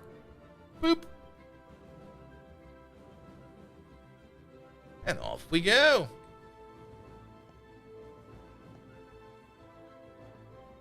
And that's also the nice part about these small machines. You don't necessarily need to put in like a whole bunch of power. You can just ram a battery in them and they'll just work. Though, of course, for permanent automation, you would probably want to have some kind of cable connecting it and always giving it power. Then again, we could technically connect it up to the EV wire over there and charge it with that. It would be slow as fuck, but it would charge this energy module in there. There we go. Let's take you out. Quest complete.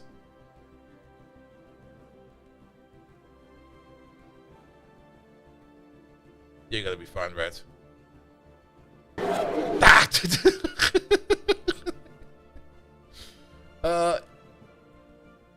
Put you in there. No. There, please.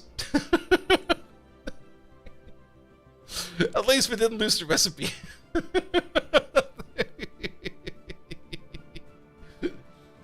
There we go. And that's our slice circuit.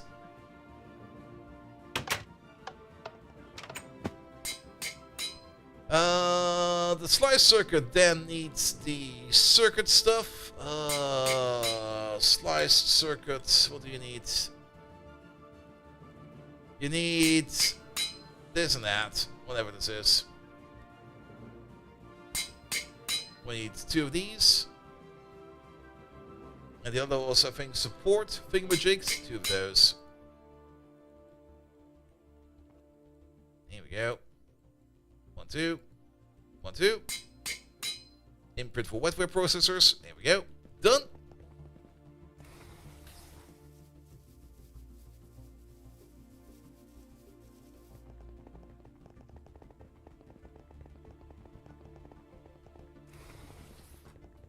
Alright. And Megatron says we need more power, and we need it now. We got loads of power. But we do need more. Alright, this is a high energy flow circuit. Okay, that we need to build these 2 over there. Circuit assembly machines. Circuit ass.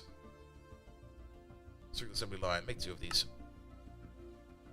What the hell? Who's still using quantum mainframes over here? Wait a minute. We can check right away. Quantum mainframe over there. Required for the advanced circuit assembly number 5. Pom pom pom pom pom pom pom. Over you. You. Here we go. And is that a banana? No, it's just that big. Alright. Circuit assembly machine. Number 5. That's the number 6 over there. That's the number 4 over there. That's the number 5. Actually, do it like this. There you go. Make 2. Do this. Point. Point. boy.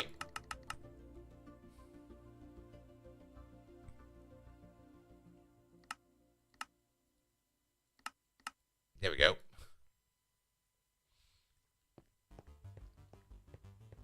Good, good, good, good, good, good. What banana? I'm actually not quite sure what you mean by banana. I don't see a banana over here.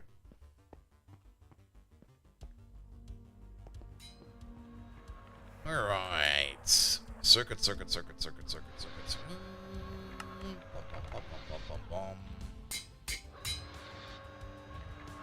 Yeah, that should not take too long.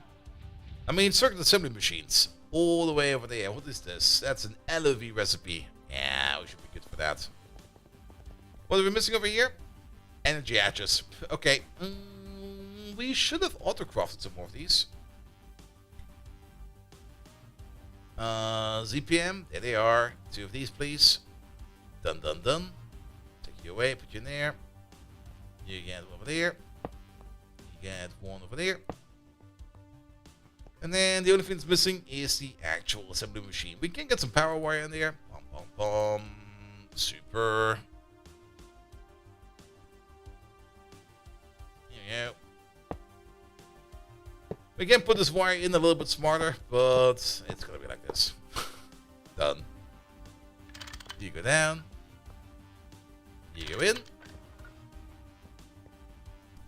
Alright, circuit assemblers. Not done yet. Hot SSS. Hot niobium. Metric fuck ton of palladium foil.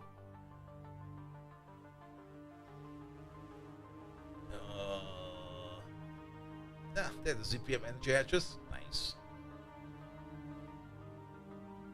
Yeah, we just have to wait on this. Alright, what we already can do while we wait on this is prep the recipe. Because the recipe for the circuit assembler is going to be different. Because it will be this recipe over here. And then we make 16 in the batch. We will need to make these in the batch. Because we don't make these in the batch yet, we need to make... I'm pretty sure we're making wrap of circle processes in the batch yet. Same for the other two. I could be wrong about that. I'm gonna see that in a second. There we go. The ramps are around. Wrap. There they are.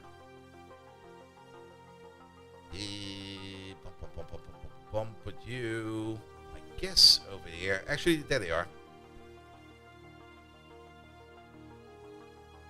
And then, what else do we need for this thing? Wrap of nano components. Random access, SOCs, ASOCs, central processors, NAND, NOR, qubits. Okay, they're not in there yet.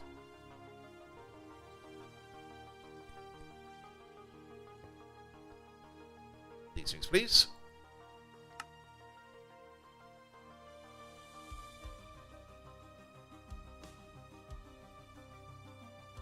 Alright, put those in there as well.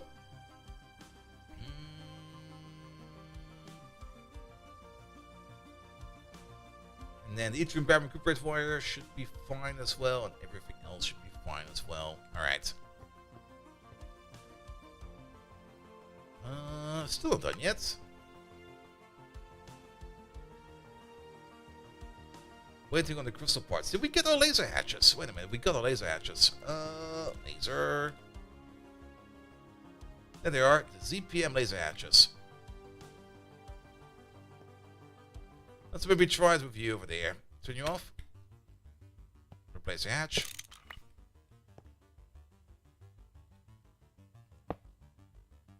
Turn you around. Running fine. Okay, we do need the screwdriver for that. There we go.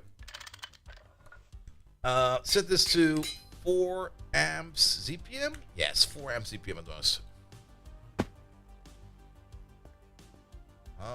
So max tier is UV now. Max parallels is 3 on 4 amps. All right, I'll take it, I guess.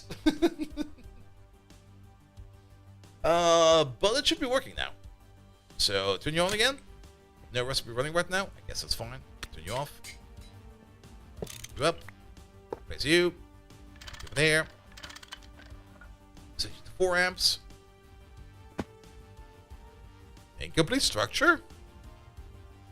Because you have the wrong glass now. Bum, bum, bum, bum, bum, bum, bum, bum, bum. Glass. Yeah, we don't need yanks right now.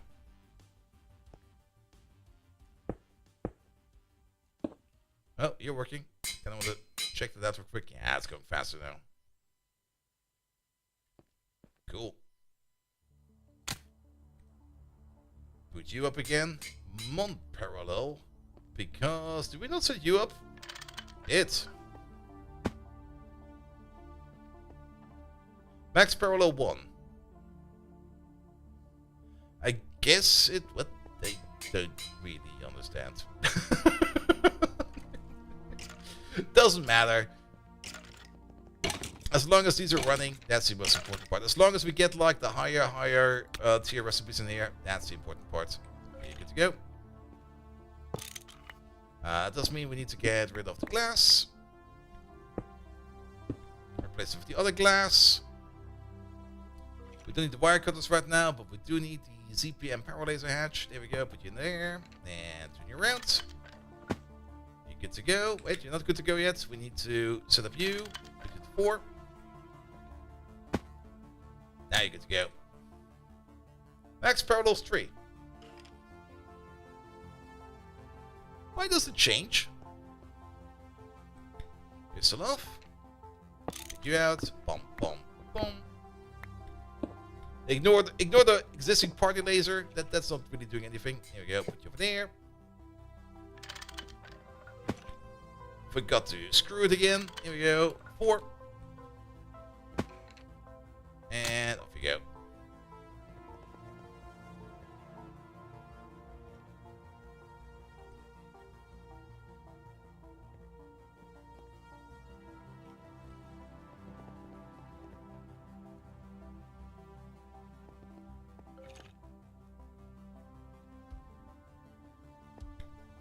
Does this thing over here? No. I guess if we're actually running it like a UV recipe, it might just go back down to 1 parallel. Well, it should be fine. It should be fine. Technically, it is running on UV power, and then we would result in 1 parallel. So, sure. Sure. Alright, crystal chips are still being made over there. That's also not the fastest process, but at least it's a process. What else do we have? You're doing that. Alright, the backlog is empty, for the exception over here of the assembly machines. They're waiting mostly on crystal processors. All the crystal processors. But we did do the quest. Wait a minute, let's have a look at the quest book. There it is. Good. There we go. Wetware processor assembly. The wetware processor assembly is a ZPM circuit. No shit, Sherlock. Anything special we need to do over there? We will probably have to make one by hand. Yeah, we do have to throw one of these into the clean room. Then we can slice it, and then we can make them in the assembly machines over here. Which does kind of remind me that the crystal processor assembly and stuff like that over here. Yeah, we need to stop doing the crystal processor assembly stuff then, because this over here will then be the wetware circuit, and then this thing over there will be the composite of that, and then the other composite, and then over here on this corner will be the final composite, so that we have all the range of all the circuits. So that's also a thing we need to do. That'll be fine. But for that, we do need these over here. So that also kind of means that we're gonna go through some circuit upgrades, which means we have to be touching some recipes again.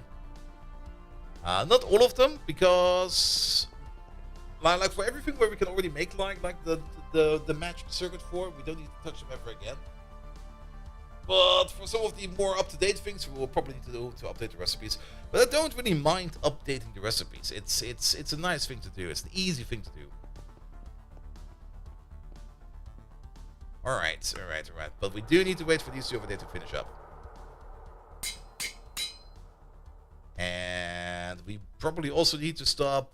Yeah, let's stop the auto crafting of these real quick. Where are they? One in here? No, are they in there?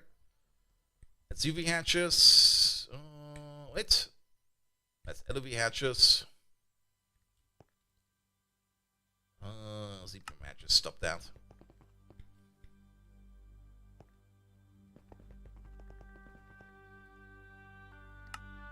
Good, because we could just cancel it, but I kind of want to just let it finish its craft, and then we're gonna adjust it. Alright. Oh, but I'm looking forward to that. New circuits, finally! It's also that one part where you have to wait the most on. I like getting to the new circuits. I do know one thing. I mean, the assembly over here for the wetware supercomputers, that's still done in a circuit assembler. That is still kind of fine to do and will not be too expensive. Actually, we can use this thing over there. But the wetware mainframes are a bit different. The wetware mainframes we need to make in the assembly line, which is kind of surprising. All of this over here we have, all these materials over there we also have, but we do need to make these things in the assembly line. That's fine, I guess. And we need the research station for that. That was the other part. I completely forgot about the research station. Oh boy. Yeah, the research station is more or less the upgrade of the scanner. To make the research station work, we will have to make a quantum computer next to it that will feed it computations, and that's going to be computations per second. The more, the better, I guess. I'm not quite sure how this actually works. But we will need to go down the path over here, which I think is already open to us. Yeah, the path of the quantum PC. For which we yet again get no reward. Alright, but what we need over there is the quantum computer, the uncertainty resolver, the optical transmission connection, probably computer racks and everything, yada yada yada. There was a whole bunch of things attached to that as well. Let's just keep this all out. I did kind of put this in for a specific reason, but keep them all out. Because the quantum computer, yeah, we can make this thing longer. And longer is, of course, better. I guess. Let's have a quick look at what it says over here in the quest book. And the reward is access to the equipment? That is true. That is true. Alright, the quantum computer, QC, is an incredible complicated machine used to generate computation for the research station and a few other multiplux. There are a few things you need to understand before using one. Construction. Much like the assembly line, the quantum computer is built as a series of slices. The first and last slice are the only valid locations for hatches. The slices in between are primarily for computation racks. The multiplex structure hologram projector shows the minimum length quantum computer, but holding multiple in a single stack will show built longer versions of the maximum length of 16. There's also a mandatory air block in front of the computer heat vents. Output. Computation is nothing more than an integer input for certain recipes, much like EU. There exists a minimum throughput requirement, a threshold to reach, or both. NEI will tell you everything. Computation is generated every second by the quantum computer and transmitted by an optical transmission connector. Received by an optical reception connector and consumed... Yes, and consumed by the machine or process that needs it. That sentence is also awful. There is no storing computation, and there can only be one transmission or reception hatch connected to the same optical fiber cable at any given time. If absolutely necessary, the network switch with QoS, quantum optical spelunking, can split and join connections, but know that it takes both power and maintenance to run. Additionally, quantum computer can be chained together, and using a set of optical transmission and optical reception connectors between the machines, they can not all share the same optical transmission connector. Alright, uncertainty. Switching, probably, yeah, switching. The quantum computer has a unique maintenance requirement that can only be corrected by balancing the Schrödinger matrix inside an uncertainty resolver. An additional hatch that must go on either the first or the last slice of the machine. Start with the basic uncertainty resolver, but know that there are 2 more tiers unlocked later on that lower the difficulty of the puzzle or not. What the fuck? Well, what have I even been reading over here?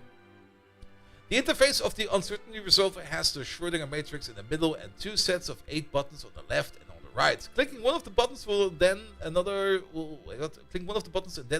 switch the states of those 2 corresponding cells in the matrix. This means switching their blinking speed in the basic uncertainty resolver, or we'll just have to check it out.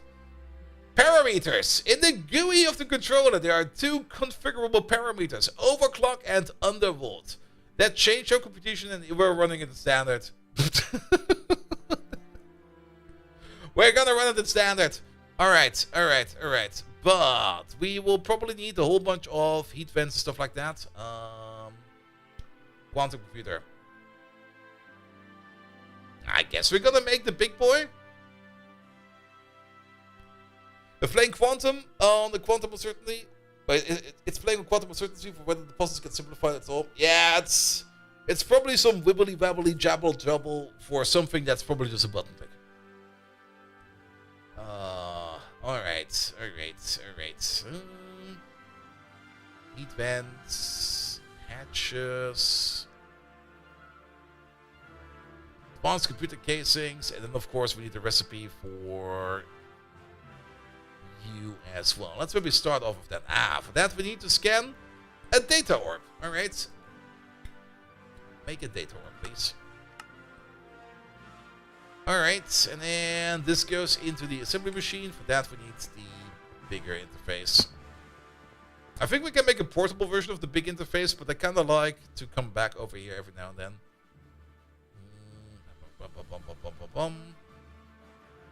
We could technically run this on these circuits. Can I think about that?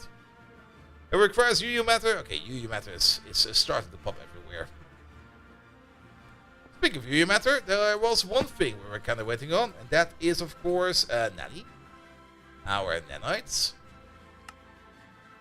Still missing 108. Okay, we're almost there. We're almost there. What about the circuit assemblers? Those are done now. Perfect. Circuit. Pum. Wait a minute. Why do we got 3 of these now? Did I make one too many? Did that punch in 3? Well, having an extra one will be fine.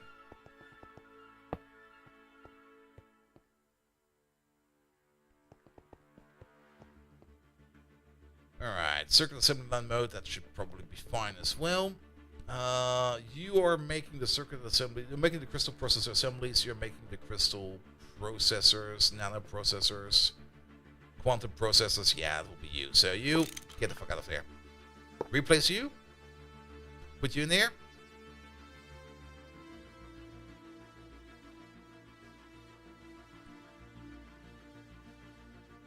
Oh, that's still imprinted with that. Okay. Can we scrub that?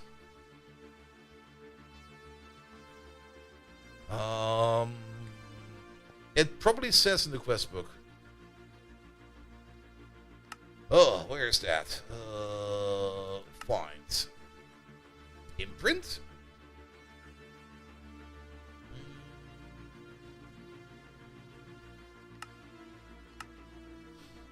Now you can finally, to use the imprints, place them in the controller slot. Will be imprinted once you turn it on. You can see what's imprinted. By the portal screen, you can also swap out controllers if you're lazy to make more cals. If you already have an input of another version of the recipe, you don't need to make another. It works on both recipes. But Can I take it out?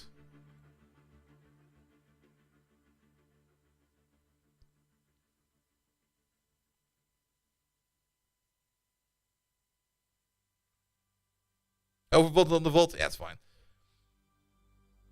And I don't think you can remove the imprint ever. Yeah, it feels like that. Good thing we made the first one of these, so you there. That was the wrong one. That! That was the one with the circuit one on there. Running in this mode, in circuit assembly mode, lock recipe.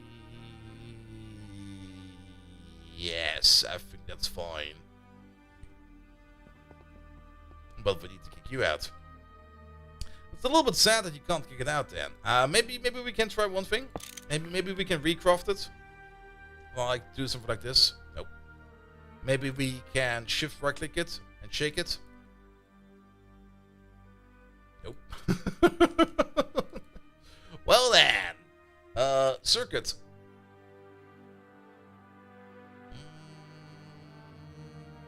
Circuit assembly line. Pop. Mass problems. Imprint. Imprinted. Well then, so be it. We have not... Do we have the... Yeah, we have the wrap recipe. Which means that'll be... You? Nope. You. No longer making these like this. We're making these like this. Let's give it a try. Wetware. Bake one batch. Seems to be working fine.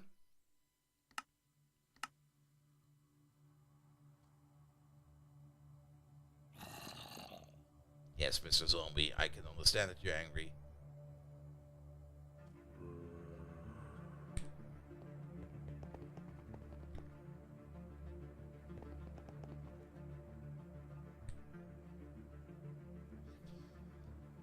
Well, it's a little bit annoying that you can't swap them out then. Or just overwrite them.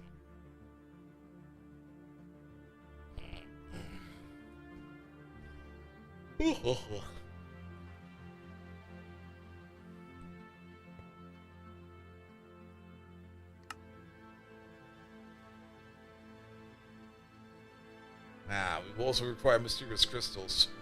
Yeah, wetware is definitely... There's some strings attached to that. Which I'm not too happy about yet.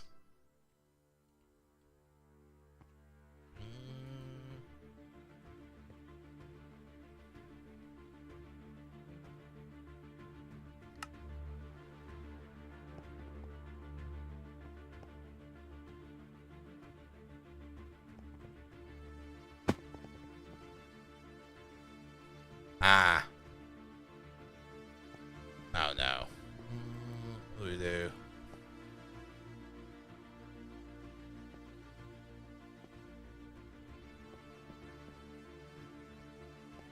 Well, at least we didn't use the resources yet, so that's all fine.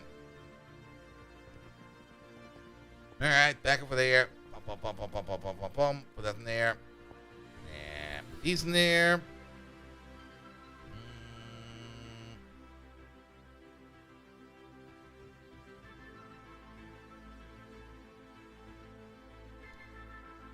There. And there. Did we already put in the neuro processors in there? No. Where did the neuro processors go? Did I not pick them up? I did not pick them up, I guess.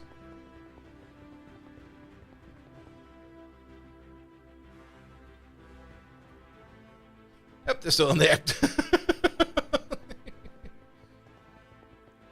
Alright, put that in there, put that in there. Let's try it one more time. Wetware. One, please. There we go. Yttrium, barium, copper wire is missing. No worries. We can work with that. Pum pum pum pum pum pum pum pum pum.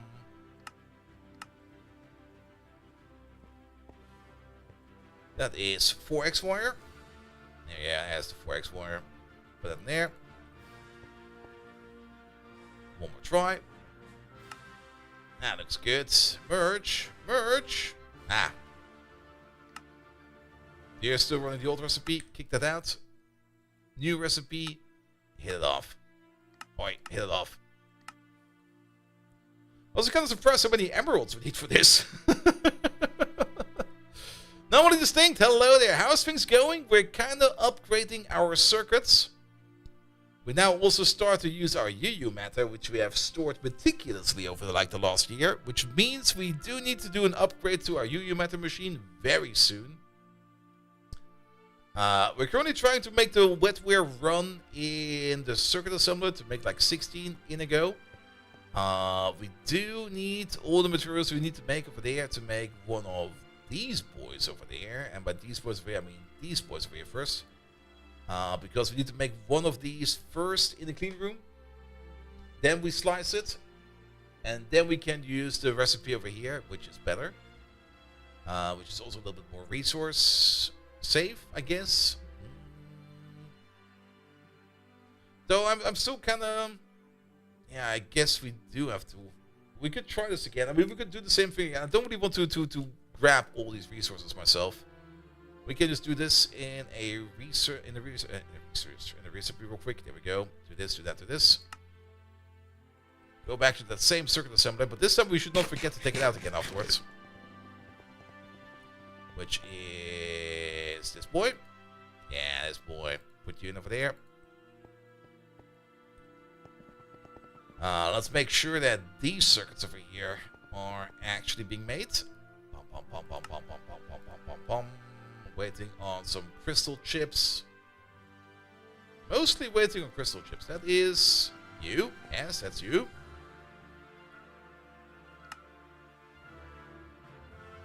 And then turn them into crystal processors. Turn them into engraved ones. This one over there is... Oh, that's being done over there? Okay. Never mind then. Wrap them together. And off they go. Yeah, there we go. 2 minutes!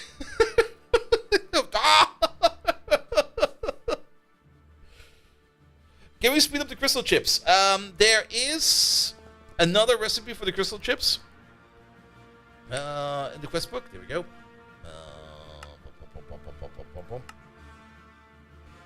Did we already cover that? It's over there.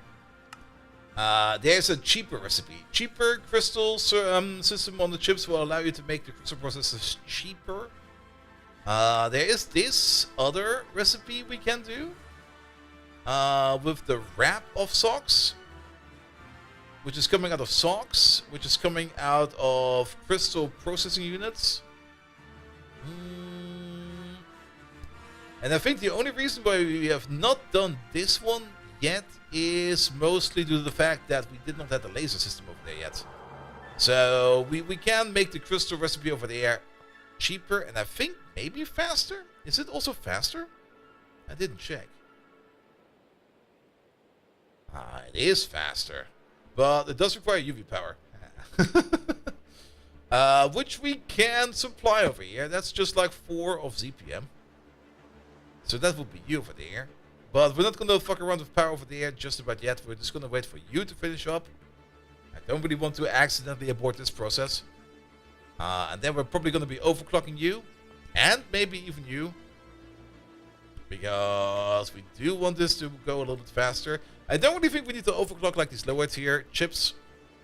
I think they're being made fast enough. But we definitely want to overclock the crystal ones. As well as the wetware ones. So let's grab ourselves an energy hatch real quick. Energy hatch. ZPM. There they are. 2 of them, please. Okay, you're good to go. You're done. Let's check if there's there. Yeah, 16 wetwares. Perfect. And then let's overclock. Okay, we have to cut the wire.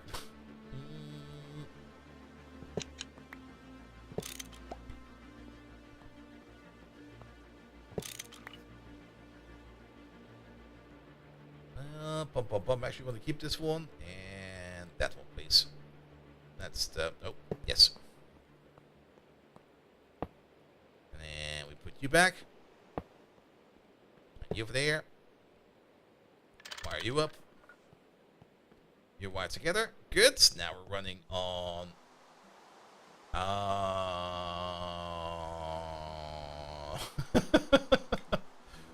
They can only take one power hatch. Alright. I knew there was a reason why I didn't do that.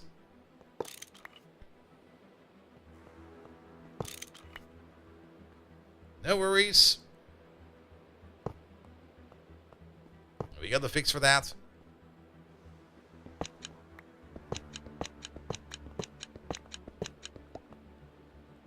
Take a view. Take a view. Give me my thingamabob. Here we go. Energy. UV. Two of them, please.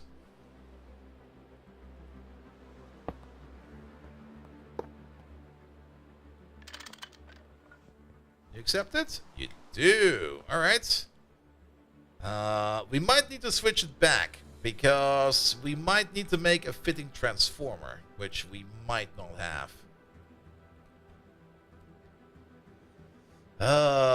Let's see. This is ZPM to LOV.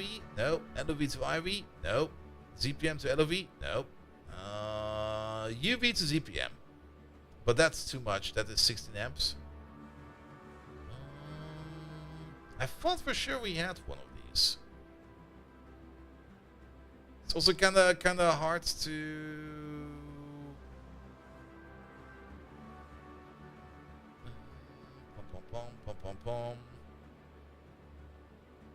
Yeah, actually we have them over here. ZPM to LOV.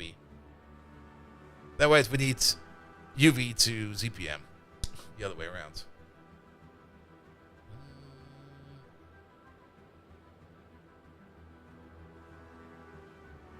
These we need, two of them. Don't require circuits for them. Do it.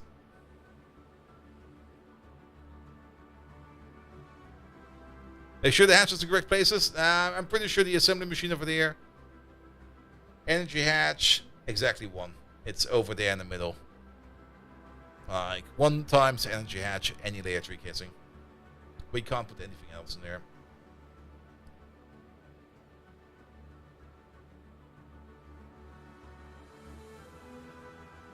Alright, are these my transformers? UV to ZPM. Yes, alright, there we go. Take you away. One over there. One over there. You point down. You point down. Get the hammer out. Hammer. Hammer. UV. I just need to double check real quick. UV. So that is fine as well.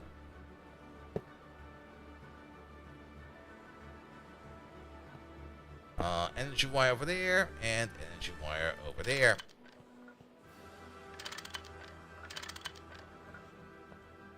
Alright. Now we're playing with power.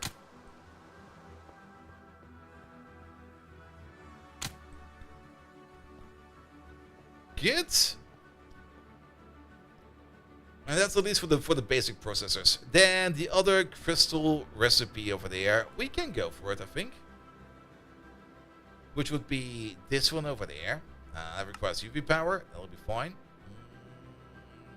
Just do it exactly like this. We don't need to worry about that. And making it cheaper sounds like a very good idea. It should be this one, right? Yeah. Okay, 64 we make it though at the time. Sure, we can pop up the recipe. Do them in batches of 64. Replace U of U. Here we go. Then Crystal. We're probably missing something because we always miss something. Look for crafting. Make one. Yeah, the rubber socks and the yttrium barium cuprate bolts. All right.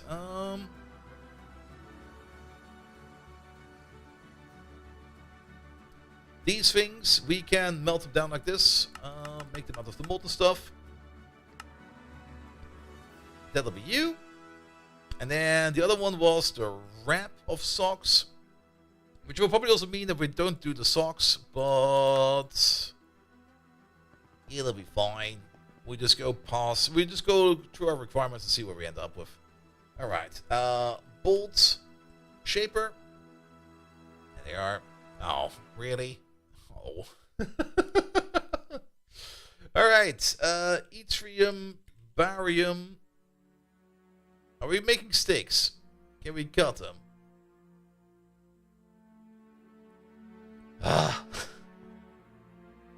Alright. Then, what do we need for that? We are going to need a mold. Here we go. We got another bolt mold. Perfect. We need another solidifier hatch. Well, we have one, so that'll be fine.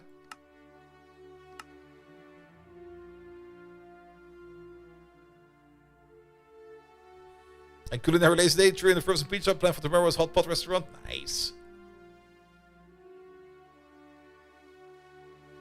Alright, give me my hatch, please. We should maybe also clean up some of these recipes. For example, this one we don't no longer need. Boop. This one over there we no longer need. Boop. This one over there we no longer need. Boop. Over here, wrap. Bum, bum, bum, bum, bum, bum, bum. The wrap of socks, we can put that over there. And then we got the solidifier hatch. Then we also need a dual interface to hook that up. We're gonna need capacity cards, 3 of them, and then we're gonna need some cabling. Not some canneling, some cabling, please. There we go, one of these and one of those. Alright, let's get it in.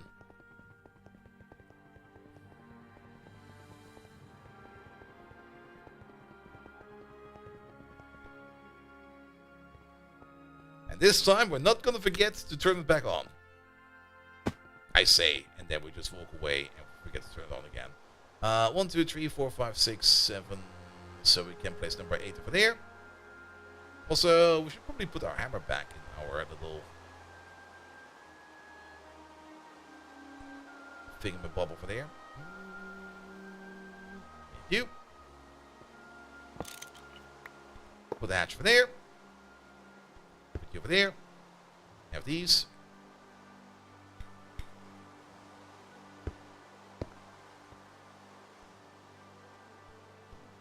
Those. I do kind of want to check up on you real quick. Actually, it should be fine. It's 8 over there. It's probably 8 over there, and at most 8 over there. So we should still have enough space in there for the cable. Nothing to worry about. Alright. You're the new guy? Yes. Get this thing in there. Good. I almost ran away. Like I said, we're not going to forget this time around. There we go. Yeah, speed up the green crystals that are used to make the red ones. Yes, we already did that. The speed up process for that is the laser over there. This thing over here, of course, is... Yeah, this thing over there is still probably the slowest part of it all. There is, I think, also a better recipe for this, but that takes a bit more effort. It also takes a bit more effort in terms of making other BioVat products. The BioVat is kind of... You can also see that we do some fancy stuff down here with also a food extractor and stuff like that. I would rather just overclock this with more power, which we can't really do because this is already at max power. It's fast enough in my opinion. What kind of anvil do we have in there? I don't really think the anvil is the issue. It's usually this part over here. The anvil is fast enough, but it's the reconstituting over there. And also, technically, yes, there is one thing we do need to do over here, because this is still a large processing factory. These are deprecated. We need to do this in an autoclave. That's that big boy over there.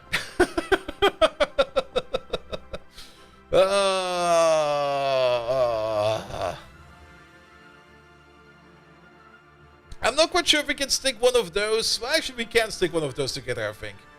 We can just place it at the bottom.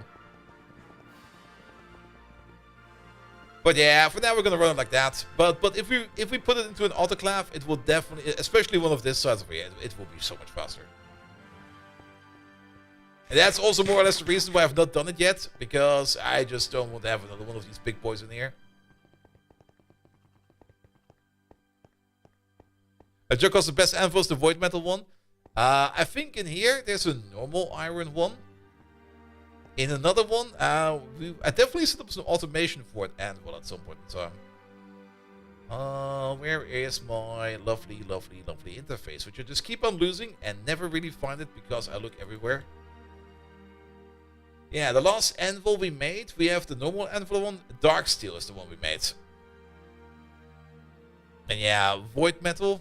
No. Formium? No. And I guess that's also the reason why we went with dark steel, because that was like the last one we could make. Yeah, I'm not too fond of Formcraft. Not that it's bad, I just don't like it. It's just not for me. Alright. Now, we did reactivate the machine. And we did set the recipes, but you know what we've got this time around? Are they a machine component? Yes, the anvil is a machine component for the anvil. for the auto sledge. Wait a minute. There you go. Yeah, for this thing over there. For the industrial sledgehammer. It's basically a forge hammer, which gives you parallels. And yes, the void metal one is in there. We went with dark steel because that was the best one we could make. Formium is the same tier. And actually, void metal is only one tier on top, so it's not too much of an increase. But this is more or less an automatic anvil. You just need to put an anvil in the middle. Right, like if you look at the recipe over here and you look at the middle layer, then there's like an anvil right there in the middle. And I think anvils are also part of another recipe somewhere. They're definitely, oh good god, what is this? Oh. That's kind of cool. What does repair 2 do? Actually, anvils is not part of any recipe, I guess. Oh, wait a minute. Okay, now that is for forge hammer recipes. Yeah. Yeah, the anvil doesn't get damaged, which is really, really nice. Would be also kind of stupid if it would break every now and then, because then you would need to replace it over and over. An input bus for anvils. I would just stack multiple anvils on top of each other and just let them, like, fall into place or something like that. Alright, we're getting super distracted.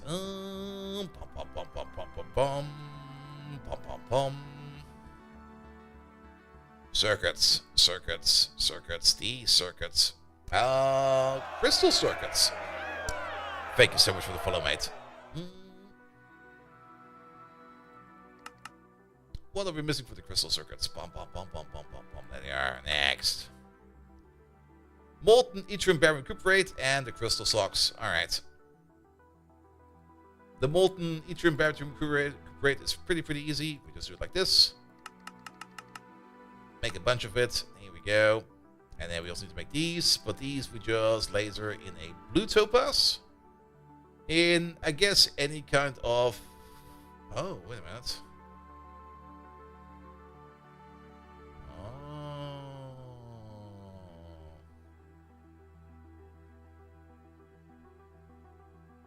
So this over here is not necessarily making it cheaper. I guess. This is making it cheaper. This over here is just another extra step. And if we have a look at the crystal recipe over there.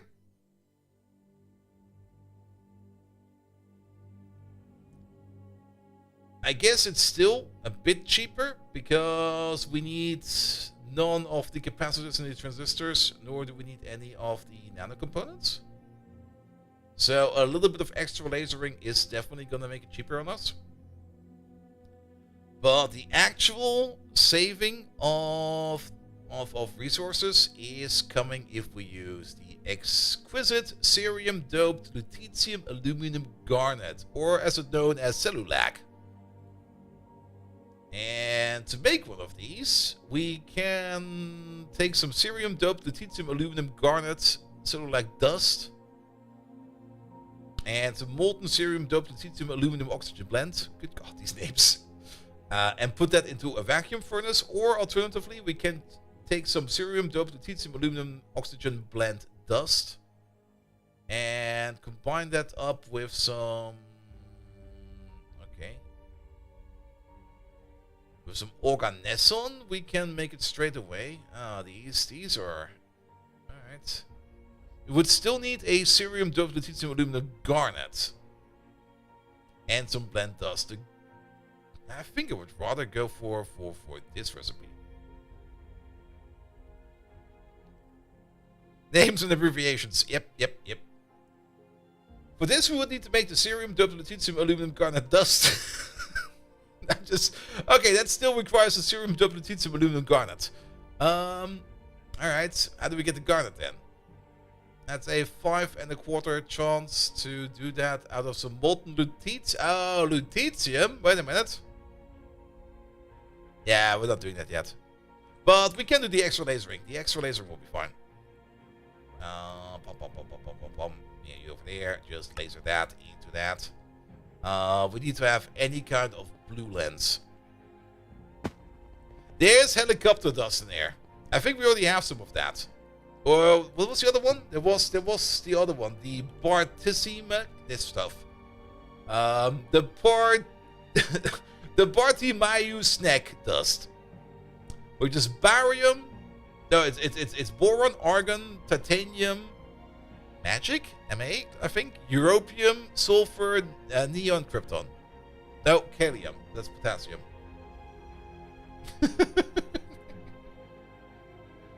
Magnesium is Mg. Ma does not exist in the periodic system of elements. I mean, if we take a look at this stuff over there and we kind of electrolyze it or something like that, or spin it, I guess, we get potassium, sulfur, boron, titanium, europium, argon, and neon. The Ma kind of goes away. Manganese is Mn. Ma does not exist. I'm pretty certain Mn does not exist. Ma does not exist. Periodic system of elements.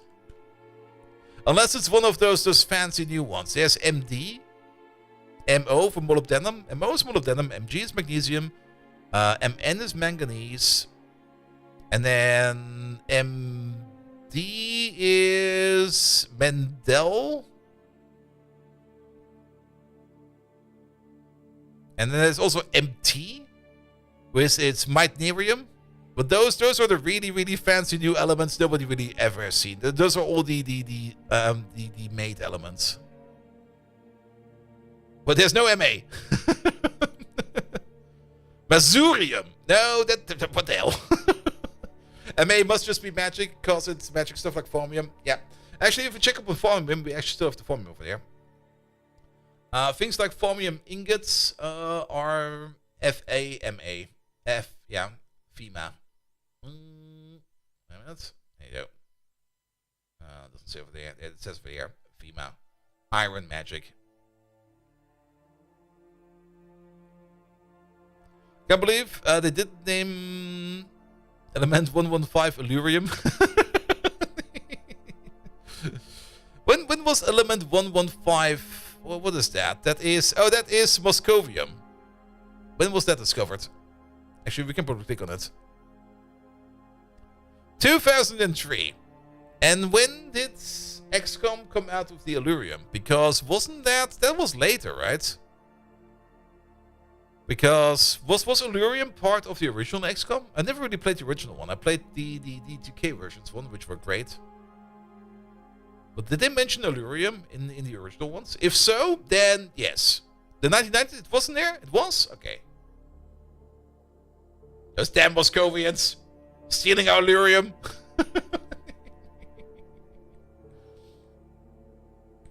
Um,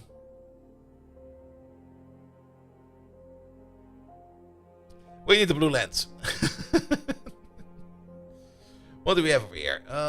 Yellow garnet, green sapphire, ruby, emeralds, amber, diamond. Actually, that's a couple ones. That's diamond, firestone, and olivine. And the pearl, sapphire. Is this what we need? The other way around, please. This over there. Sapphire lens will do. Okay, sapphire lens will be fine. An element 43 basurium revoked. Element 43 technetium. Oh, I didn't know that one. I do know technetium because the story of technetium is still one of the greatest stories. I mean, when they were kind of figuring out the periodic system of elements and they were kind of like putting it together, at some point in time they kind of noticed like, wait a minute, there's like a gap in the middle of the periodic system of elements. Like technetium is pretty much in the middle. Like it doesn't really look like it's in the middle, but it is pretty much in the middle. The periodic system of elements is a bit weird to read, but it's pretty much in the middle, underneath manganese and on top of rhenium, next to molybdenum and next to ruthenium. In the middle of it, you got technetium, and people were looking around for it and were like, "Hey, has anybody seen any kind of technetium around here?" And they're like, "No." All right, start digging, and they started digging for technetium. They were looking everywhere, but they could not find it. Turns out, technetium is completely unstable. It just falls apart. It is just, you put it together and it just goes like that.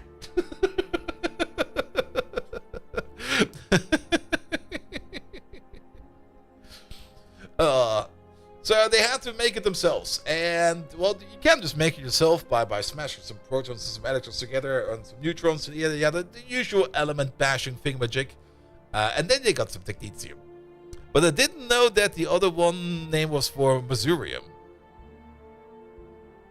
I was actually kind of thinking of the Masupilami after you said that. It's one of those elements that doesn't want to exist, yeah. But it's kind of weird that it is like in the middle of the periodic system. Like surrounded by a whole bunch of stable, not too many isotopy elements. That's the other part. I mean, the top layer, I mean, you do have like isotopes for pretty much everything. But on the higher elements, well, the lower, depends how you... The elements with the lower mass, let's put it like that, they don't really have that many isotopes because, yeah, most of the time they're kind of stable. We do have things like deuterium and tritium and stuff like that. They do exist. But even those are kind of stable. But technetium is just like... Some elements are just dumber than others.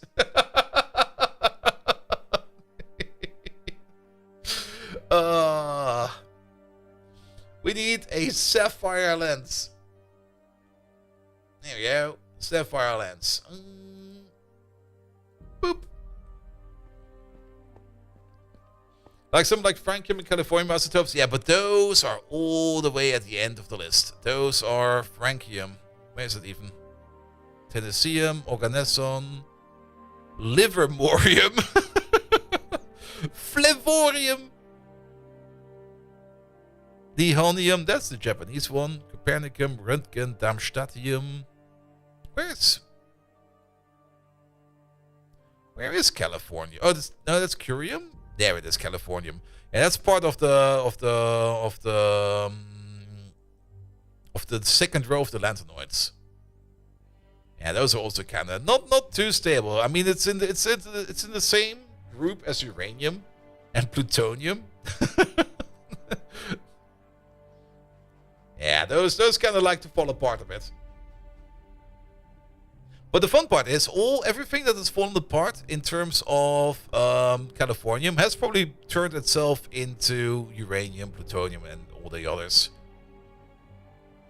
It's actually been a while. How does the table of the radioactive decay table? That's also a really nice table.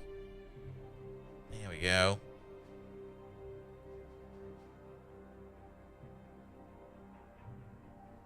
we get like a proper one of these?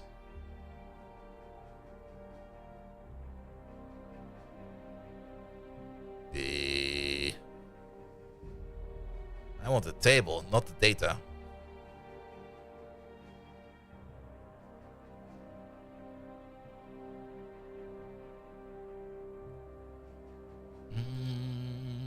That's too short. I want exactly this one. Energy ordered gamma ray and alpha particles table. That's on the table. Well, that is a table. I want.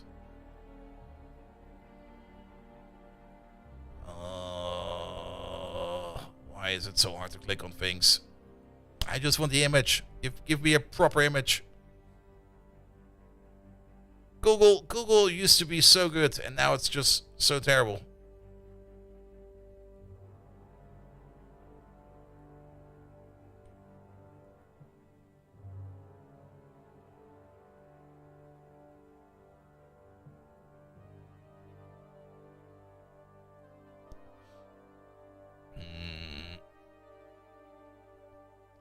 It must be in here somewhere.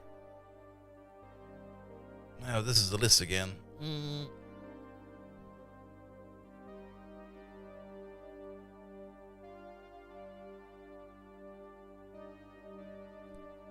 Isotope Explorer. No. I just want the picture. Give me the pretty picture. Dickheads. Ah.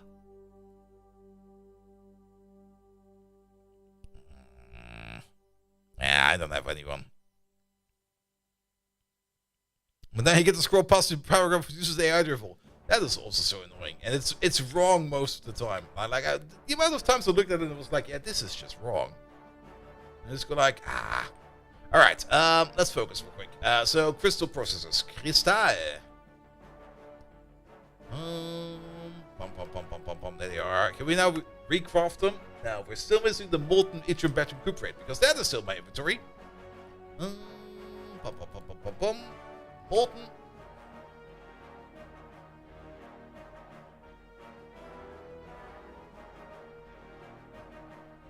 Alright, crystals. Here they are. Make these.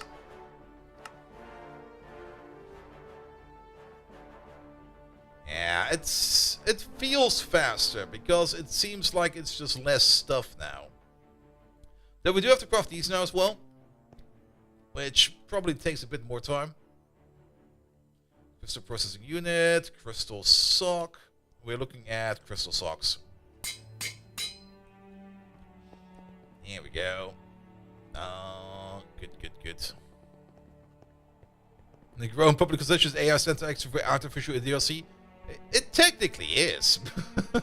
Idiocy is also a form of intelligence, so they're not wrong.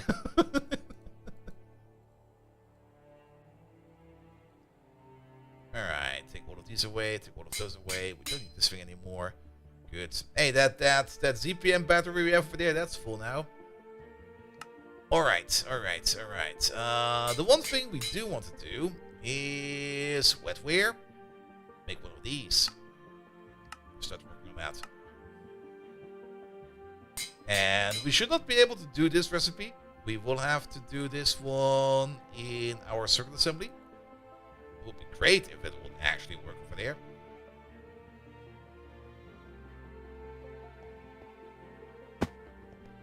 But we're more or less using this as a way to gather the materials because I just don't want to craft these over here by hand. Okay, maybe does it activate?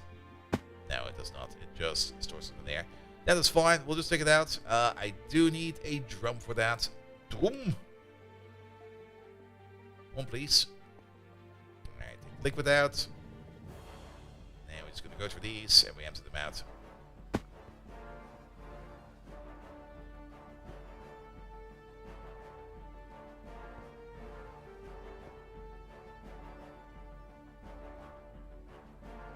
Yeah, and this time around we take the recipe out right away, so we don't forget.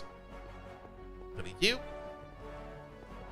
Let's go to our circuit. Yep, I missed. Let's go to our circuit assembler. And if they are factually inaccurate, the other word for that is the word is wrong. Yeah.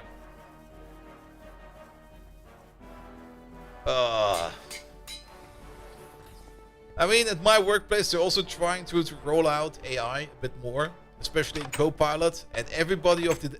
That's at least the one part I'm kind of happy about. Every of the developers at the company I'm currently work for, that's kind of say like, yeah, I kind of tried that Copilot. It kind of sucks.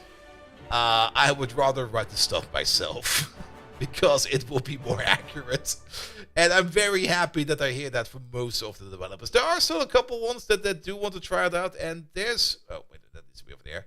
There's nothing bad at trying to use AI for something. I mean, if it works for you, great. But yeah, it's yeah. Meh.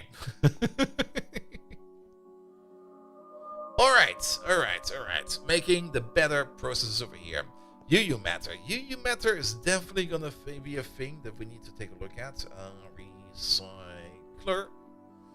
We need the magic Nintendo for that, which means we need to get to the tier 3 fusion ASAP.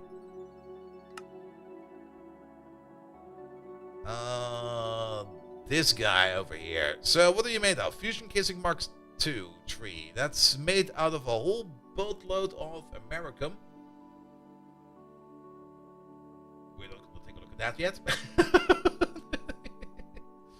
That's going to be the main part of it, and then more fusion coil blocks, which are already inside. So we just need to swap out the casings, and then we can make our tier 3 things. For the tier 3 controller, we do need the wetware, so we do need to start working on that, and we do need a super dense European plate. That's also not too cheap.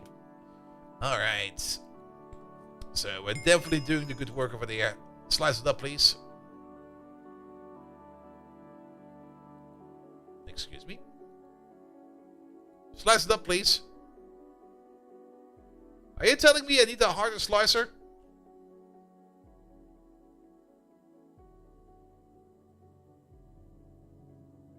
I need the ZPM slicer. Oh, what the fuck? Alright. Slicer. UHV Elite Slicing Machine. There it is. I guess we can use our... okay, we have to use crystals for these one more time. Is this? That's an Ivy one. That's an LOV one. We definitely want this. I got one more pattern in there. Here we go. Put these in there as well. And every time you try to use AI for program-related things, I read the response and just instantly find something which is clearly wrong because of made up an API or something. Yeah. If you insist on trying AI for productive purposes, look at the results and the approach framework, examine it for accuracy. Yeah, I mean, the thing is, and that is, I think, the thing that a lot of people just don't understand. If you give any kind of AI too many degrees of freedom, it will use those degrees of freedom by just doing random bullshit. The more you define what you need, the further down you get to like the point where you can basically, and this is a task that not everybody can do, properly delegate a task by giving it a clear set of restrictions, etc., and conditions and requirements. Then AI can actually work. But the fact is, that will never happen. Because that is not an easy task. Like actually delegating something. And whenever I used to delegate tasks to our outsourcing company we used, the previous company I was working at, the good part was I could keep things awake. Because they were actual human beings and they were good developers. So I would just be like, hey, I need something like this. For this, it needs to like this requirement and that requirement. And they would be like, all right, I'll start working on it.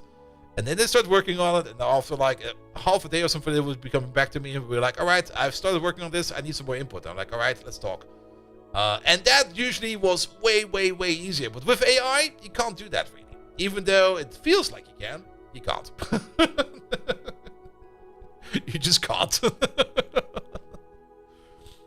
The best friend literally just copy pastes AI code output and reruns the prompt until everything compiles. Yeah, that is terrible.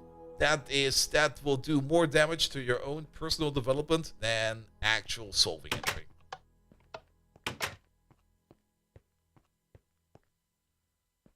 There we go. There we go.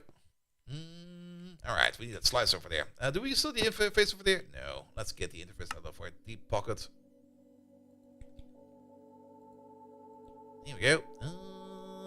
Where does we need to go? That goes into a molecular assembler.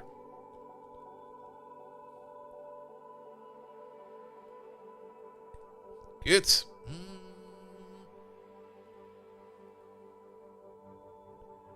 And then we need to make the slicer.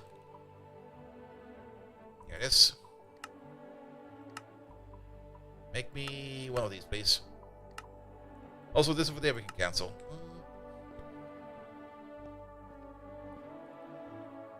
While we're at it, we can already take a look at this recipe over there, which will be you. Let's put you in as well. Is the slicer done yet? Elite, CPM. No, that's still being worked on.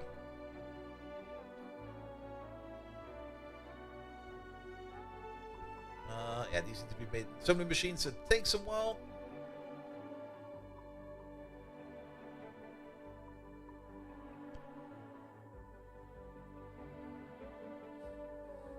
Come on. Get to it. And we're done. ZPM slicing machine.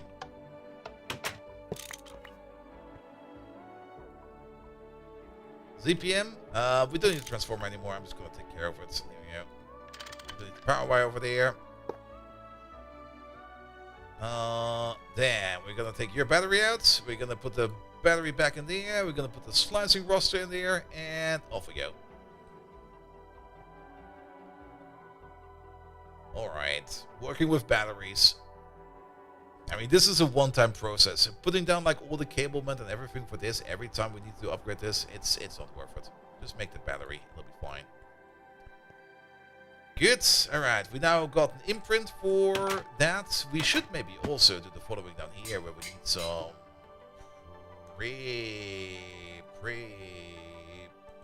zeolite. Just give me a stack. And then some support. Just give me a stack. So that we can make the imprint port over there. Over there, over there, over there, over there. Imprint. Here we go. Good. And then we can make the better recipe. Bum, bum, bum, bum, bum, bum, bum. Run over there, mate. Actually, for this thing over there, we can already put this thing, not the circuit assembler, that will be you. Bum. 16 of these, that'll be fine. Actually, we could probably double it down.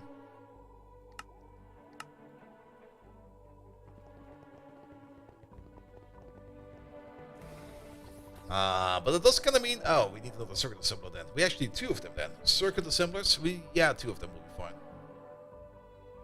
Because we will need to swap out... That's not a circuit assembler. Circuit ass. There we go, 2 of these. There it begins. Alright. What do we need to swap out? It's probably... Oh, is it you again? It is you again. Is it? We need to swap out a couple things, I guess.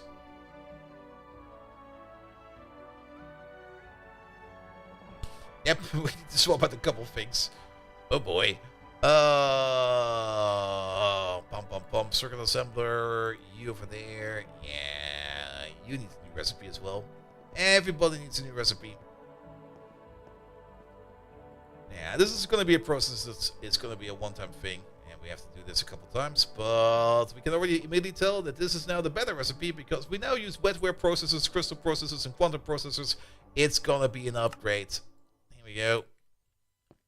Alright, that will be then the robot arm thingamabob. There we go, that'll be you. Swap you out.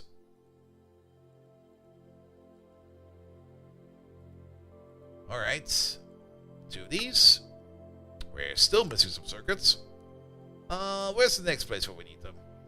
We also need them for the emitters. So, emitter.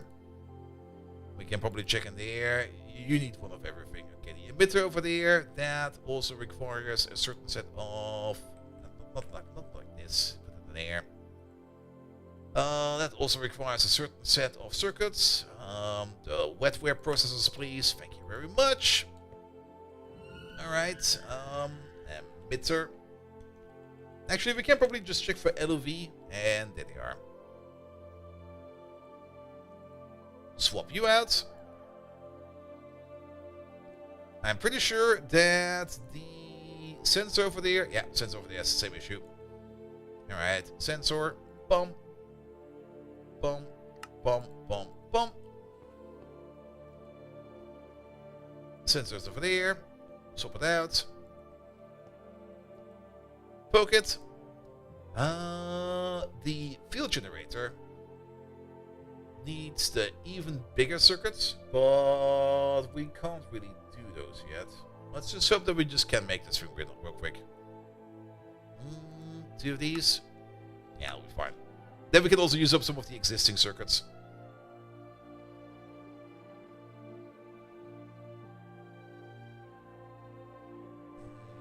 How much UU matter is this gonna eat? We don't have infinite of it. But yeah, once we get to the Mark III fusion reactor, we can make the big UU matter machine, and then we're probably just gonna try to make as much UU matter as possible. Just stockpile like a metric ton of it. And once we have something like that going, oh, it's gonna eat 16k UU matter, really?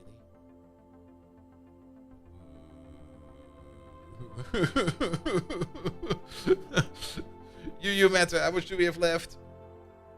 19k. You know what we need that other UU matter for those nanites we have not made yet? Okay, we're now only complaining about circuits, that is good, but the nanites over here, don't they require like 20k? Oh, they require 10k. Alright, not too bad, not too bad.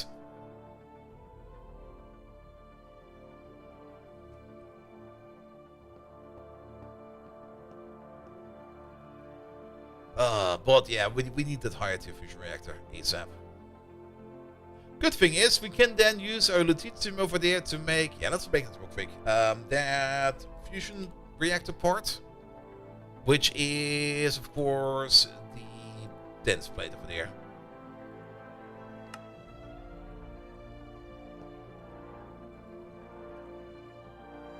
Dense.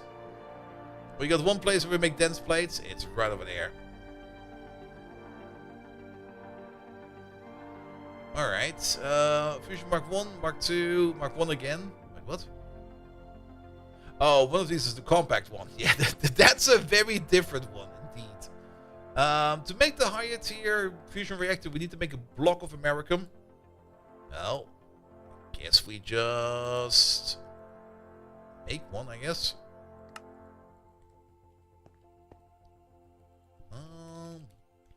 Block. There we go. Where is that compressor? Too many things are named block. Wait, I scrolled past it. It's over here. Waggly Shrimp! Hey there! Thank you so much for the lovely raid. How are you doing? Welcome, welcome, welcome. Does it mean that Flanker will also be raiding like in a second or two? Or is Flanker just going straight through the night and it's going to be like binging Call of Duty again?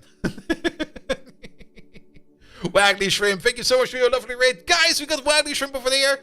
Probably the most hungry streamer out there, because whenever I see Waggly Shrimp, Flanker has to order food. There he is!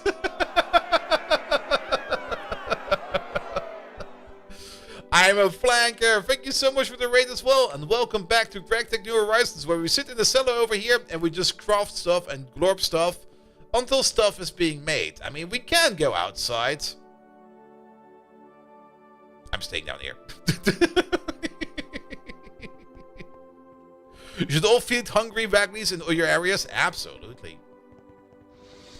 Alright, but welcome to GregTech New Horizons, a game that we have been playing on this channel for a bit over a year, probably almost getting into 2. We did have a bit of a break in between when Factorio 2.0 came out, where we're doing a whole bunch of Factorio 2.0, but we've been playing this for quite some time, and I'm still enjoying it, because we got all this amazing stuff sitting everywhere. Though, yeah, render distance is a bit of an issue, it seems. But don't worry about that. We do got a proper bridge. This bridge has one purpose and one purpose only. We can sleep under it. This is our new home. Like, we sleep in this ditch over here. It's very comfy. We got some pumpkins over there looking out for us. We got like a nice girder. It keeps the rain away. It's a proper bridge, and whenever somebody walks over, we can just go up the bridge and go like, hey, you owe me like 50 pence. Because we're the troll bridge. Guys, if you don't know who Flanker is, go check him out. He's doing a whole bunch of amazing community games. I'm not quite sure what he was doing today, but yesterday he was doing some Crusader Kings, and on Tuesday he was doing some Ready or Not, where this time around I think I did not shoot him. I did shoot Cookie at one point in time, and he just ate my bullet, quite literally. He survived it even. And I guess Wagley was also playing with you. What was today then? Was today the Drug Empire again? Let's give him a proper shout out. Where is he? I'm a flanker. Hardware Store Simulator. There we go. I have no clue about that one. You didn't shoot him? Poor effort. No, I did shoot him. But for some reason, his face was his shield, and he just properly just deflected the hollow point out of a revolver, point blank. And he basically did the Ace Ventura thing with a hollow point. I'm not even quite sure if that works. By the way, speaking of Ready or Not, there was an update. Not really an update, like a game update, but an announcement update yesterday. And we're finally getting the 6-shot rotary grenade launcher. Yes! I'm looking forward to it. Though the update will be coming out apparently summer. That could be like anything between July, August, September even. But I don't think it will be that late. But I'm already looking forward to it. It will also come to consoles for those people who like to play on consoles. And Ready or Not is a really good game in my opinion. Good, but welcome Raiders. I'm just hopping around through my base over here a little bit. Like I said, we've been playing this for a year. Is that an arm score and arm burst? It was the... I looked it up today. Do I still have it open over here? No, I don't. The AMMA... I have to look it up. Good. The corporate tower over there is still not done. It will probably never be done. I started building something over there, and now we're stuck with it. And I just don't have anything to put in there. And whenever we need something new, we make like a building like this over here. These are really, really nice. I kind of like this sloped approach into the mountain over there. Where we have our biological chambers over here. This is a... Yeah, this is a torture room. Straight up torture room. What are we torturing in over here? Pigs. Pork. And I guess Enderman. Yep.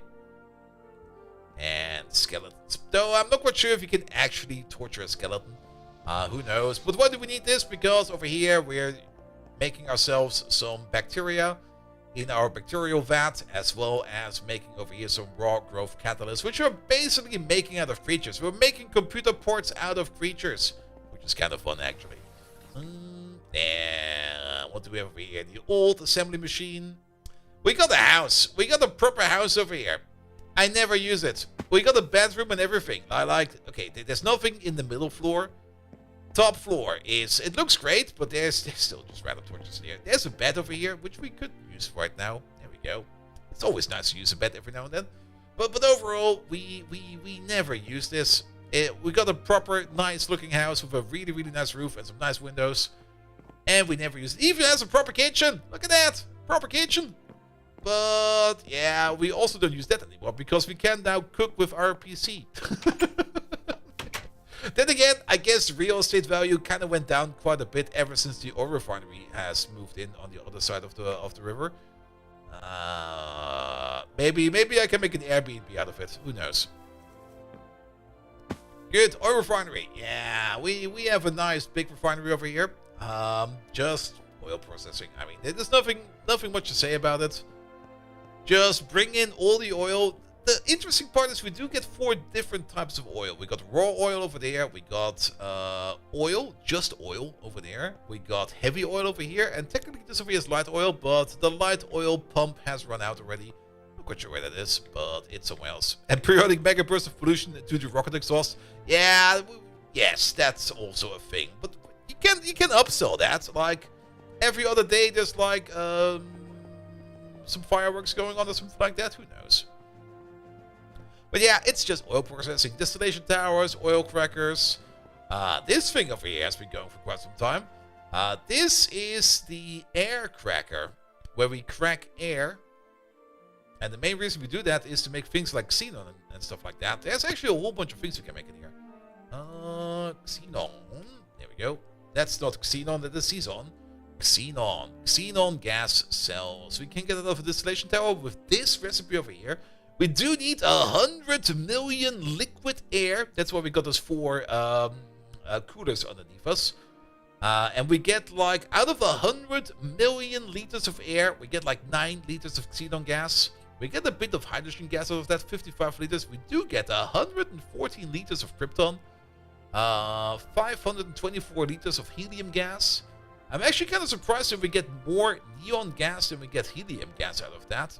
That feels kind of odd, especially also for the argon gas, which we'll almost get like 1 million out of. Is argon that much in the atmosphere? Really? But nitrogen seems correct, and oxygen seems correct, as well as carbon dioxide, methane gas, and everything else. But yeah, we do get quite a bit of gas out of this, which is great, because we do need that for crafting. Bees for xenon, krypton, etc. when? Nah, we're gonna use resources. We're not going to use bees. It's the power plant, which technically you could say that our power plant is a beehive, but it's not. It does look a bit like a beehive. Helium is notoriously mobile, escapes in the space boundary. Okay, that could be the case. All went through the ozone hole. But yeah, power plant, I mean, it's just a fusion reactor. Currently it's off because we still got more than enough power stored in here. And we're only using a quarter of our overall power generation, so it's only running when we actually need it to be running. There we go. The industrial farm. Love it over here. I mean, this is where we get our food from. There we go. I do like this micro crop patch we have over there. Like, just like all kinds of crops over there. In all kinds of configurations. So helium does not require a walker when it gets old. No, it just goes up the stairs right away.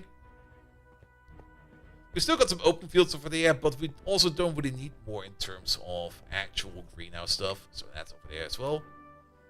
Then, of course, ore processing, ore processing, ore processing, ore processing. Yeah, we're not going to go too deep into the ore processing. We should go back to the thing we wanted to do. Also rockets, all the rockets. I mean, we can go to space, but we don't need to right now. We could maybe check up. We should actually check up real quick on to the outpost. By the way, the best part is still when you hold the rocket up. Where is it? You actually hold the rocket up. This is just... I got a rocket! We're walking the wrong way around. I can't walk in the mirror. There we go. Put you over there. Fuel's fine. This is fine. That is fine. Off we go. Sadly, there's no takeoff animation if you got it automated and linked to another station. But welcome to a moon. Not our moon, a moon. I finished a new rocket. I've not finished the tier 7 rocket yet because we need a higher power assembly machine for that. And we kinda just didn't work on that anymore. We can technically finish it. There's nothing stopping us over there. But we got some other priorities right now. For example, circuits and stuff like that. Alright. Did I actually ever put in? No, I never did it. Yeah, this place over here, pretty boring. The only thing we need to check up on is if you are still running. You have something that doesn't belong in there. Well, take a crowbar and take it out. You have problems. Yeah, machine, we all have problems. I know. What about you over there? You're running fine. You're running fine. What about you over there? You're running fine as well. Good. What about the small fusion power plant in here? You're fine. You're fine. You're fine. And you're fine. Good. Nice little checkup. This one over here will also only run if power is actually required. So if there is still enough power in the buffer over here, let's check real quick. Oh, it's about to turn itself on because it will turn itself on at around 10%. Good. And you're still making salt. Excellent. And you're still drilling for resources. Excellent. Yeah, there's nothing too much we need to do over there. The only thing we need to check up on is on the outside. Oop, there we go. There's a random skeleton over there. It's this boy over there. How are you doing? Doing fine. Alright. I mean, we definitely finished up the crafting for the rocket parts. That's all done. But the final assembly requires like a higher tier assembly machine. And I was kind of converting our existing assembly machines to that power level, and then I kind of realized that it would just zap all the power out of this building if we would be running it. So I kind of reverted that. We're probably going to make like a small assembly machine either downstairs or somewhere else. That will be it. Just do the rocket recipe real quick. Or we just wait until we have enough power. It's not really that we need to go to the new planets, though getting some nether stars as ore might be nice. Who knows, who knows, who knows. Alright, that should be enough of a quick recap. What the fuck were we doing? We make some circuit assembly machines. Circuit ass. We got one. One is good. You make wetware processors, you make crystal processors mainframes, and you over there, you make ultimate crystal computers. This thing over there has to go. Because you are going to be replaced with you. We should probably also upgrade the power over here as well.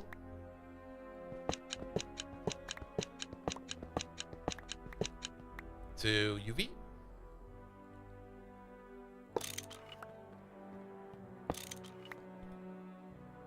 Turn this off for a second. This one. Energy. Not energy. Energy. Not energy. Energy. There we go. It took 2 attempts. 2 of these, and then we're gonna need some transformers. Power in the skies. We're gonna need 2 of these. And they should not take too long because they are pretty darn easy to make. Just need some iridium ingots. Alright, they're coming in. We can already place at least the UV energy edges. Yeah, UV energy edge. One over there. One over there.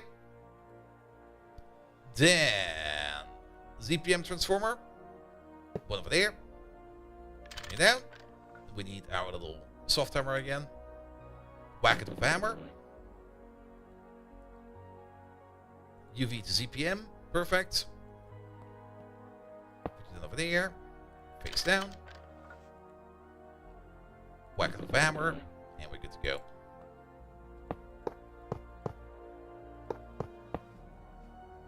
I did this in the most horrible way. Because now we have to go through all of these and connect them like this.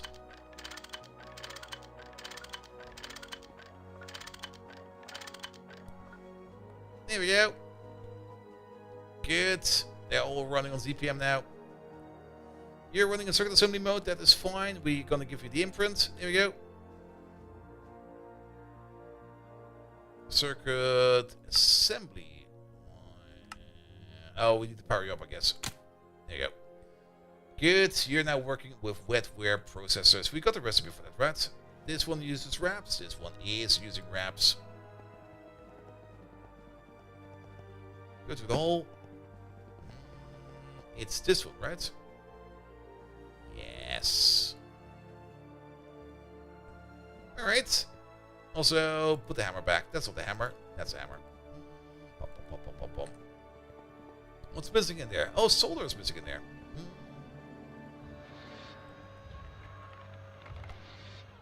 Give me some solder, please.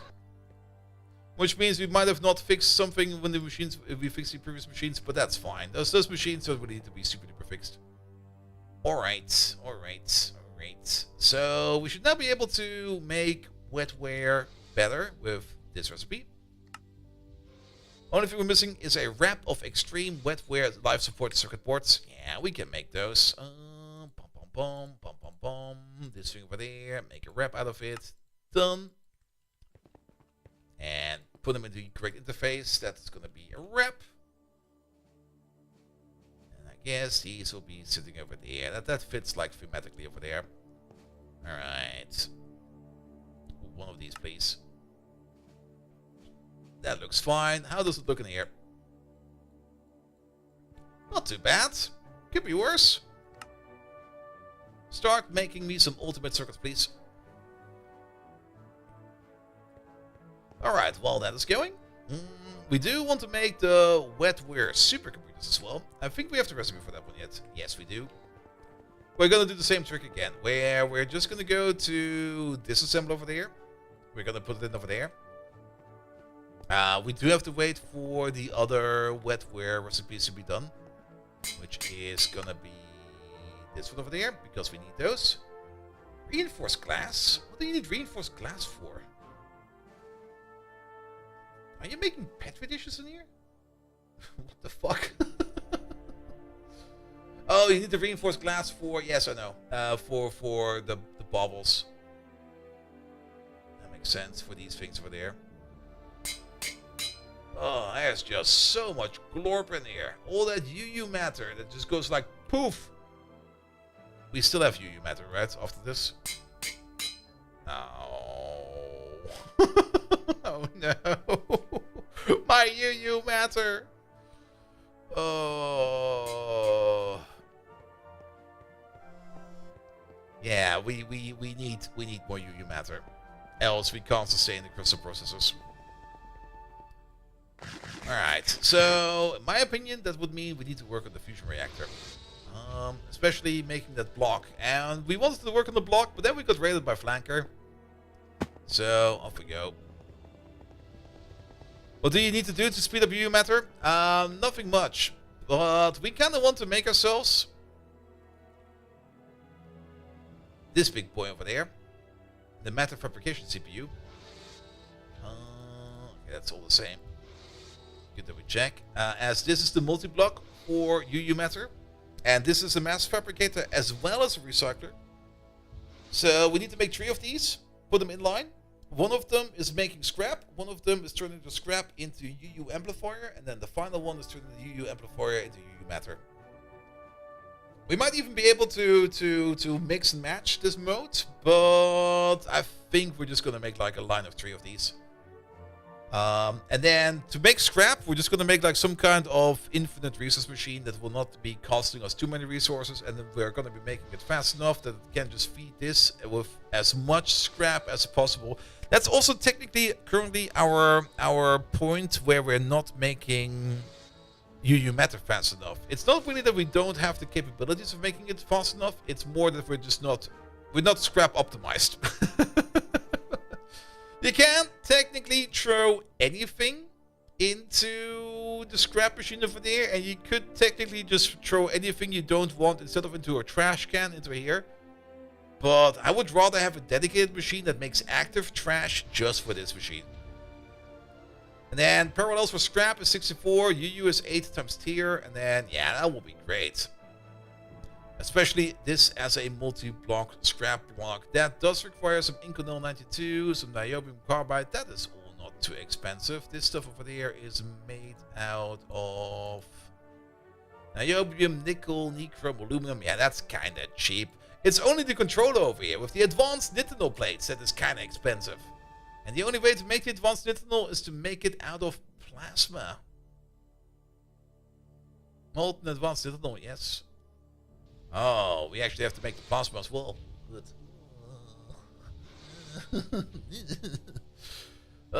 We could run into a cooler. I guess we're gonna run into a cooler. How much do we get out of this in terms of power? Quite a bit, actually. Actually, it's just a bit more than our helium. We might need to rewire our power plant a bit.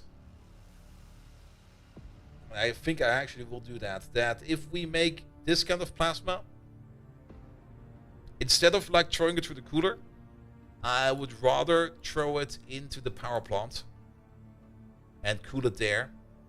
We might not get the optimal amount of steam out of it at all, or the power plant might not even be able to process all of it. That's fine. If anything we put in there, it can't be processed, it will just be vented. We're definitely not going to make an optimal system for this. Absolutely not. But at least a system that allows us to like throw this stuff into the heat exchangers, the extreme heat exchangers, to turn like the molten stuff into the cold stuff. So that we are not just going to be sitting over here spending power to cool things down. I would rather make power while cooling things down. Your favorite molecular formula? Key star key. And then nickel for titanium 6. Sounds nice. So, yeah, the compressor. That's why we're here. Yeah, we got extra compressor space over there. There it is. See, I put you in there. Oh, the advanced internal. Oh, key star key. Yeah. I see what you mean. Why is that actually? Because we make this stuff out of xenon plasma and runite plasma. And runite. I have not even looked at runite yet. What is runite? Runite is coming from astral titanium plasma and molten titan steel. Okay. There might be a bit more to this than I thought there would be. Astral titanium plasma is coming from krypton plasma and some force plasma. Force plasma is coming from neon plasma and evangelium. No, wait. The neon plasma and molten arcanite, but only a little bit of molten arcanite. Neon plasma comes out of boron plasma and calcium plasma. Boron plasma comes out of helium plasma and molten lithium. And helium plasma, we know where that is coming from. Oh boy. Calcium plasma. We can make that out of molten magnesium and oxygen gas. Yeah, there's gonna be a lot of fusion crafting going on after this. Oh boy. Oh boy. We might as well already start parts of that, because our fusion rings, crafting rings Mark 1 are not really doing much at the moment, and these are Mark 1 recipes. So we can at least do these in the Mark 1 reactor. Alright, nevertheless, we want ourselves the American block. We should be able to make that, right? Sure can. One, please. Wait, one, please.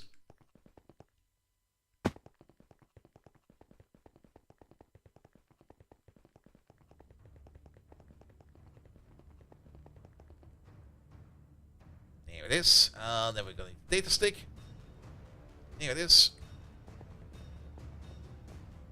First step for the reactor. Unless we already did that. Wait a minute. Let me quickly check if I already did that. I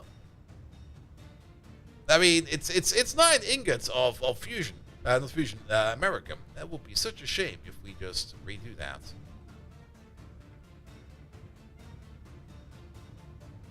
That's the Mark 1.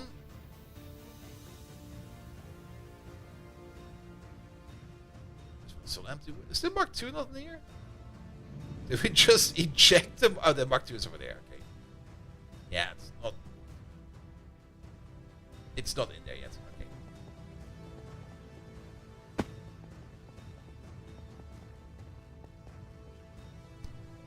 Alright, in there, and off you go. 6 minutes, more or less. And a friend group in joke that's about 30 years old. We'll have fusion again. Again, Gene? I have no clue. It's an in-joke, but it's fine.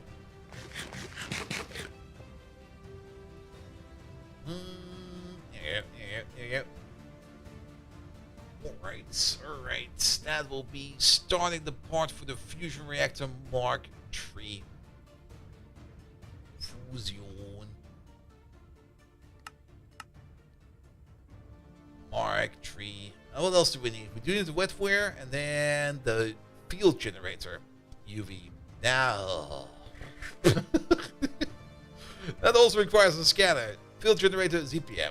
Alright. Field generator ZPM. Let's start with that. Maybe one of these, please.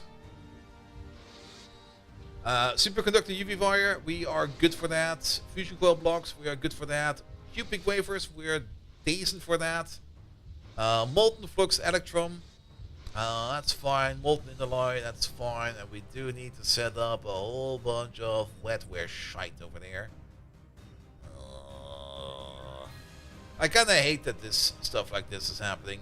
It might be easier if we just like do this recipe by hand, because it's not like we're going to be like making tens of fusion reactors or dozens of fusion reactors. We're probably going to make like 4. At most 8. In French, Eugene has gotten very excited at the potential cold fusion developments that were hitting the news in the mid-90s. And they're still working on that. Though, wasn't there like another good news stories about that not too long ago, where they were like, wasn't it France? Where they were like, we're running the reactor now for like half a day or something like that. And we're trying to make power.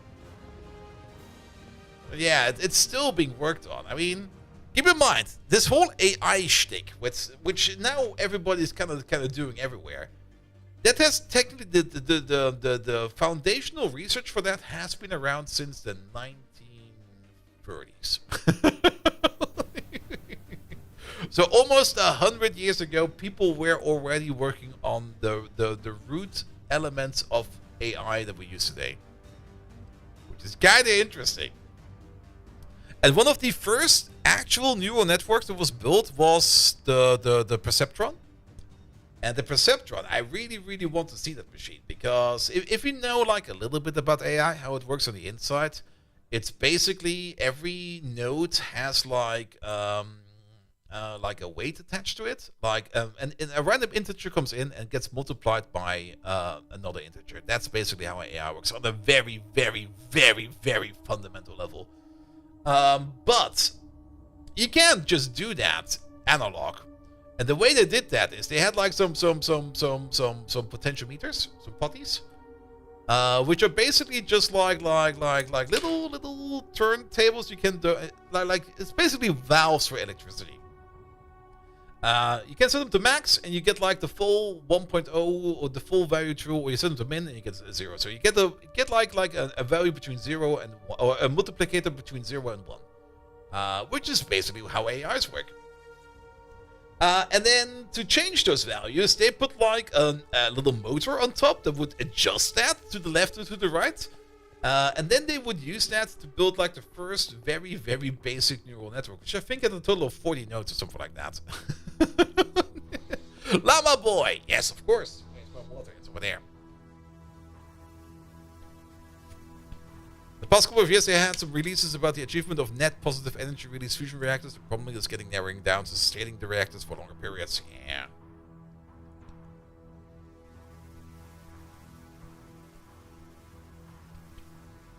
And then, of course, we also have to await the, of course, oncoming disaster when one of those things blows up.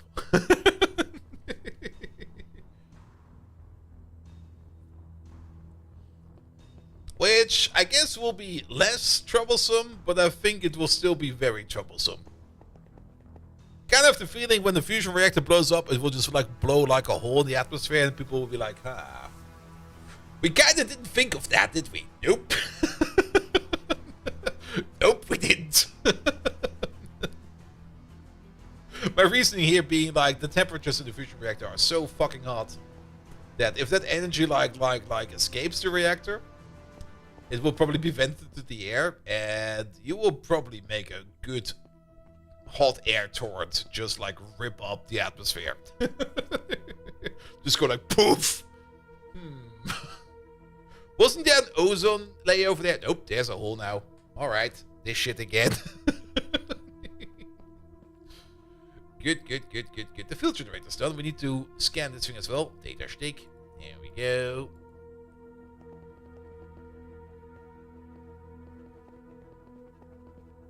Oh, you're still running? Ah, you're about to be done. Just in time. Pick up you. Put you in there.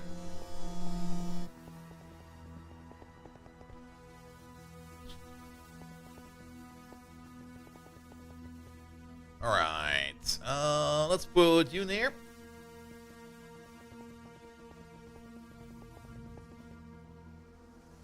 I'm very sure they've been doing massive disaster modeling and mitigation the entire time, hopefully.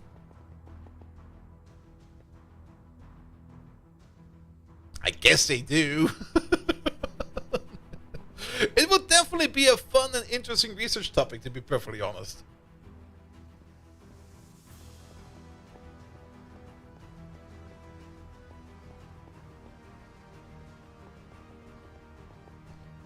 I mean, you get like also the same category of I mean, the first question you always get like, okay, shit's on fire. How do we douse it? If you ever, I mean, every normal fire, just put water on it or just put a blanket over it. It will go away.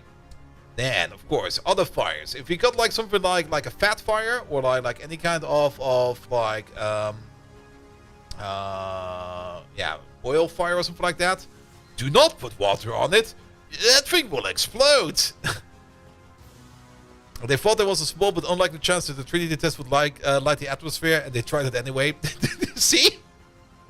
See? And then, of course, next to like fat fires, you got metal fires. And if you got the metal fire, there's nothing much you can do. I mean, you can throw dirt on it and hope that it will not spread. But if a metal fire is going on, you just sit there and go like, yeah, that's not going to stop anytime soon.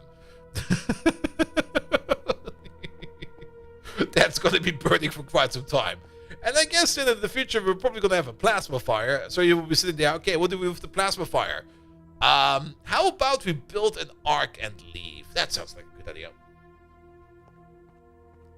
The way everyone has experienced... wait. The way everyone thinks have advanced far since the first nuclear reactor? Yeah.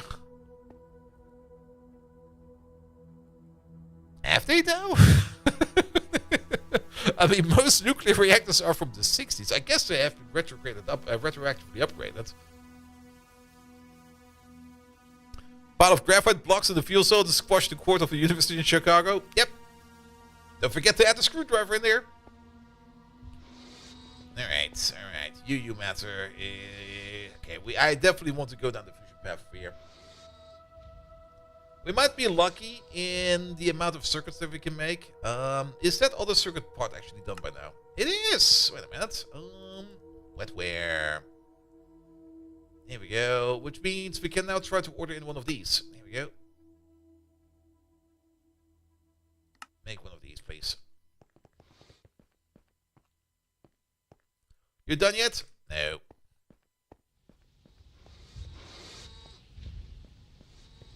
Alright. I'm just gonna walk in circles for a bit. Until things are done. The music is also basically done. And we've also are about to reach, not really the full limit. I don't really want to go too much past 1 AM, but we're getting to the end of things over here as well. But let's go on for like a little bit. A little bit more. Because I'm enjoying this right now. Come on, 25. Any second now. And you are done. For the field generator, we can already put the recipe in. Because why not put the recipe in for that? That is going to be... yeah, that is so much fine American wire. We need a UH exotic. No. Oh, wetware mainframe units. Alright. Alright. How many of these? Wait, was it 4? That's fucking expensive. Oh. Alright, put you in there. Have a good one. Here we go.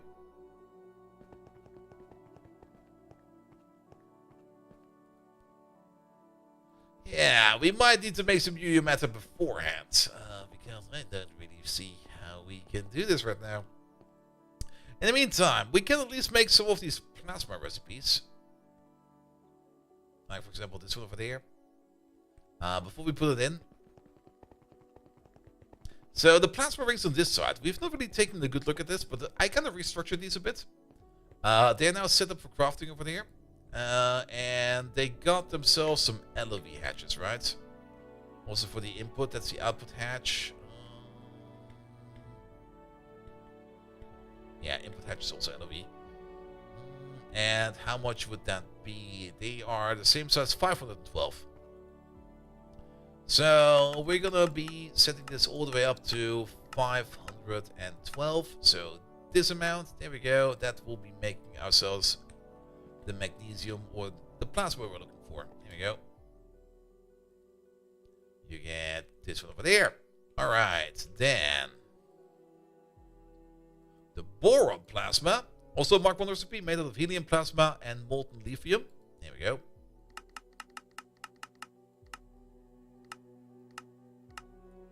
That will be this one over there. Pum, pum, pum, pum, pum, pum, pum. Put you in over there. The neon plasma is made out of boron plasma and calcium plasma. That's also a Mark 1 recipe.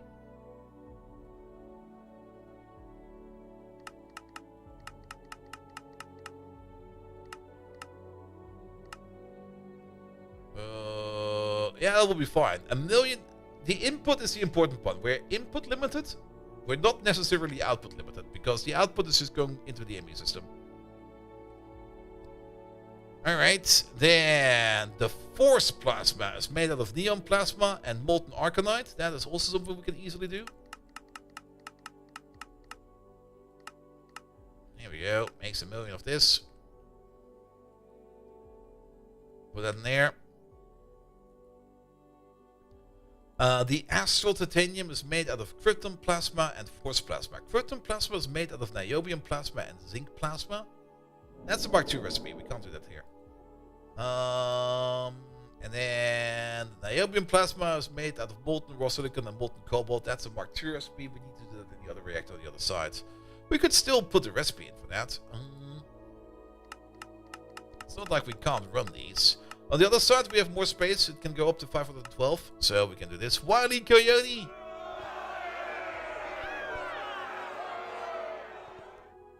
Good evening. Good evening. How are you doing? Welcome, welcome, welcome. Because we do have Mark II reactors available.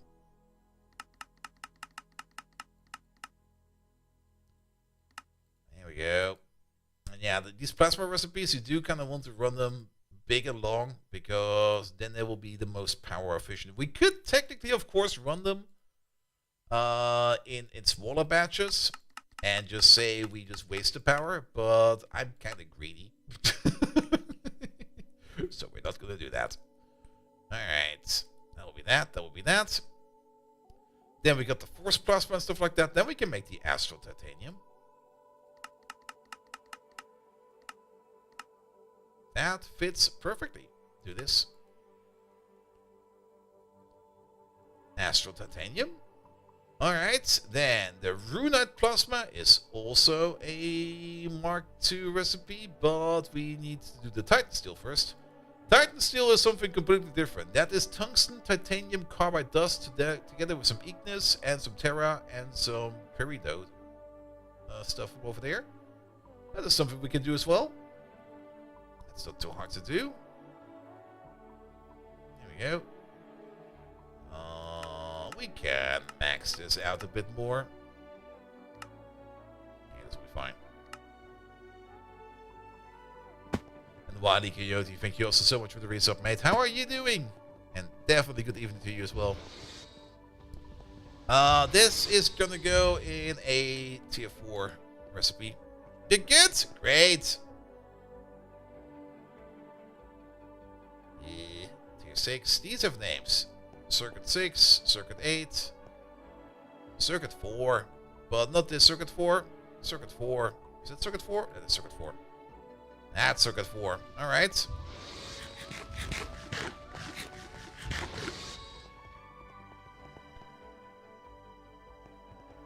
What we're trying to make, we are gonna go all the way up to advanced Nintendo as far as we can. We might as well already throw this in over there. Runite Plasma. That requires the Astro Titanium Plasma. We did Astro Titanium, right? Yeah, that was Force and Krypton. So Runite over there. That's still a Mark II recipe. Bum, bum, bum, bum, bum, bum, bum, bum, bum, bum, bum. That'll be fine. Make 2 million Runite.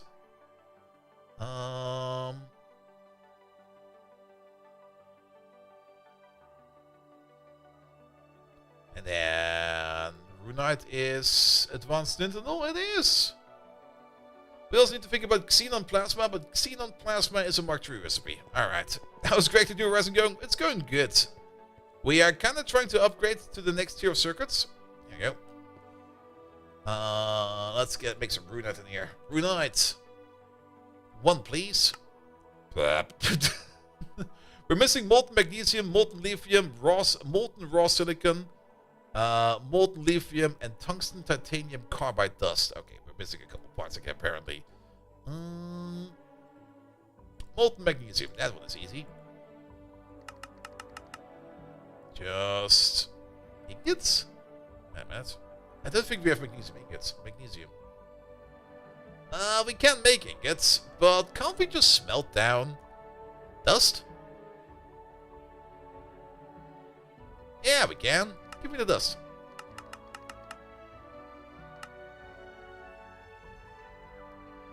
Alright. And let's look for...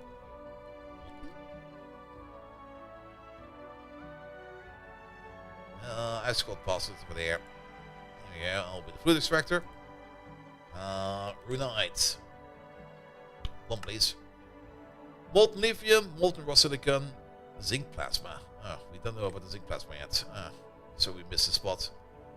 Molten lithium. We do get molten lithium as well out of one of these processes, but why not just use lithium dust over there? There you go.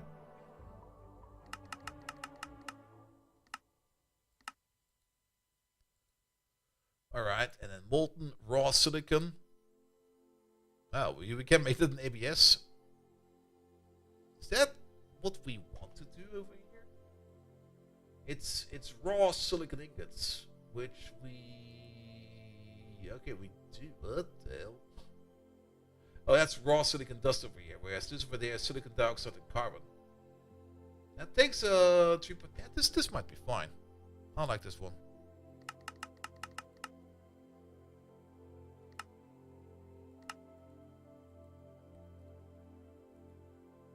Alright, you go to the other molten ones. Actually, what's this? Circuit 2. Wait a minute. That is Circuit 2. ABS, Circuit 2. You belong over there. Whereas you belong over there.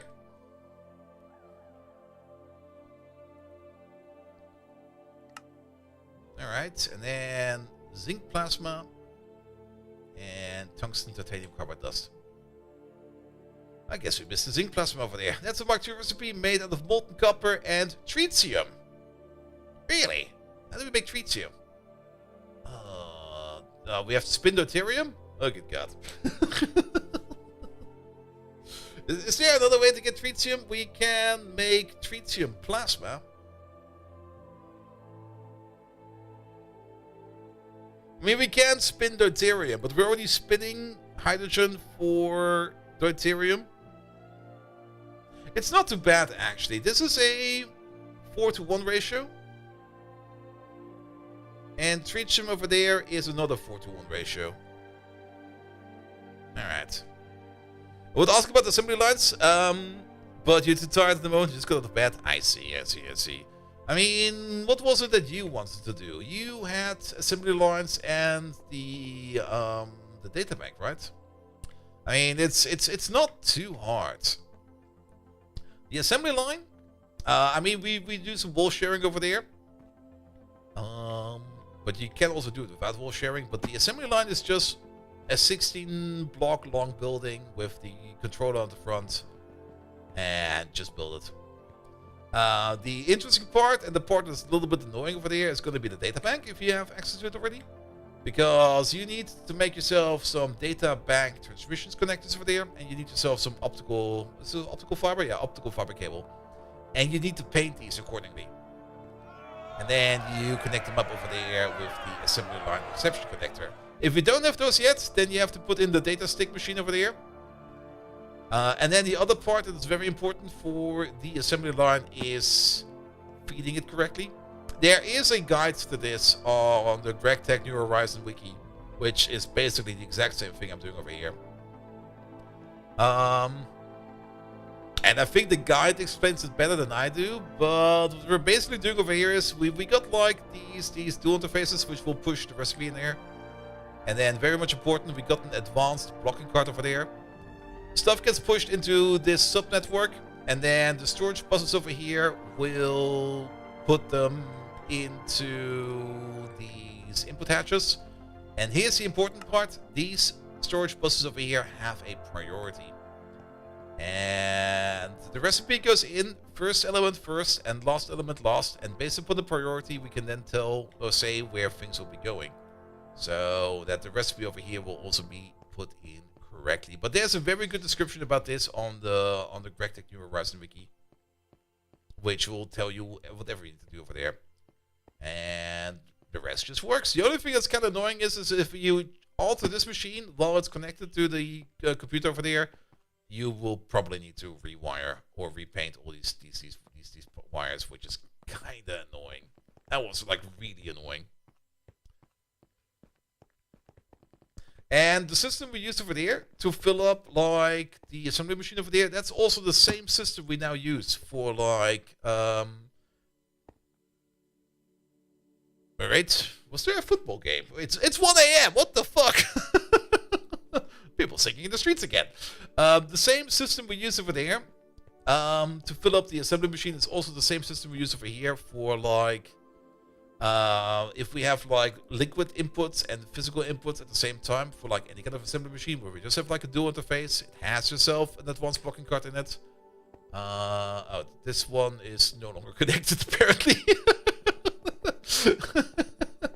But for the circuit assembly lines, it's the exact same setup, just shorter.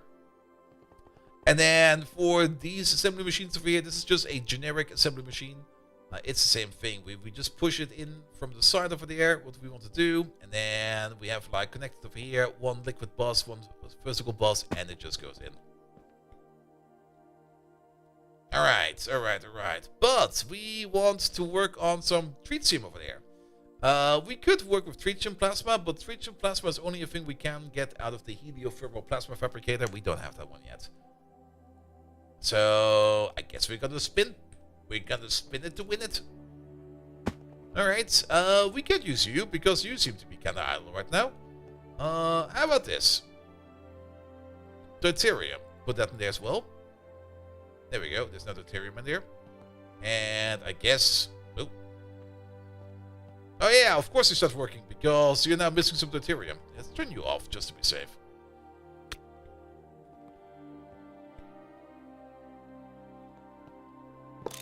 There you go. What kind of hatch do we have for these, for the output? Is it a giant one? It is a giant one. Alright. Giant.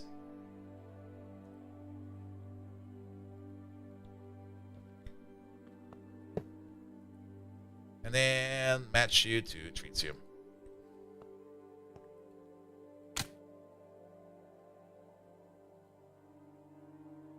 That was tritium plasma. Yep. Tritium. There we go. Making some tritium.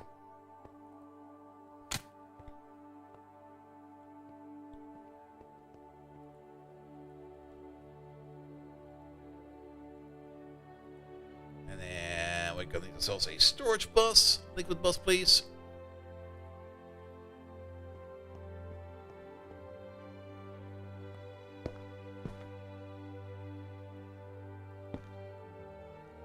Extract only. And if you find any tritium anywhere else, use that first. Alright. Oh, I mean, we're making 3,000 per second. I guess it's fine.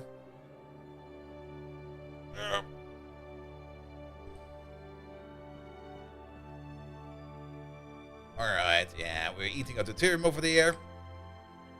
And we're turning that into tritium. Cool. That'll work for us. Alright, zinc plasma. Was that the one where we needed the tritium for? Yes, and molten copper. Excellent. Alright. That's a Mark II recipe, so we can go all the way like this. Pum pum pum.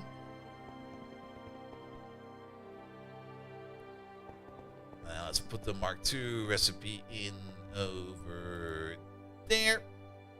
Boop. And then Runite. Here it is. One please. We're still missing some tritium. That's very true. And some tungsten titanium carbide dust. Alright, tungsten titanium carbide dust. That is coming out of a mixer on level 12? Really? A level 12 mixer? Do we even have one of those? Tungsten carbide dust and titanium. Alright, we can mix that together. Yeah, make it a little bit more. There we go, it'll be fine. We do got like the array of mixers over there. This array of mixers. But I'm pretty sure that, yeah, this guy over here, for example, is not doing anything. Let's put that in here.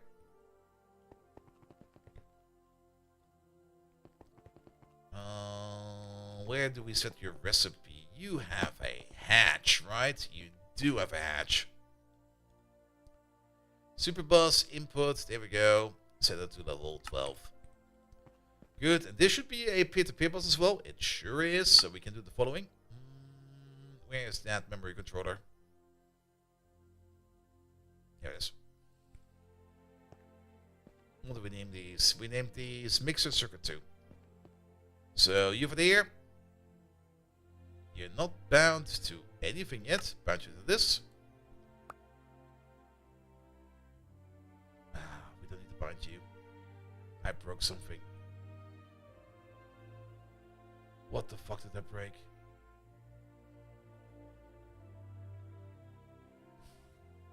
I know what I broke. I broke you.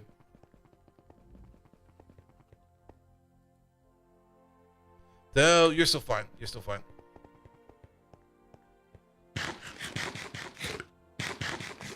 We only wanted to set the name. We didn't want to link anything. I usually link stuff right away. Unbind. Here we go.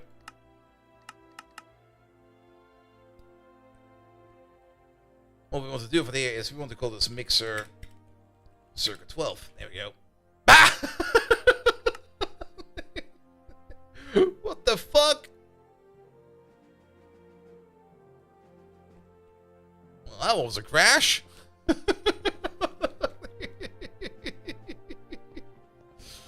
Alright, but it should be fine. It should be fine.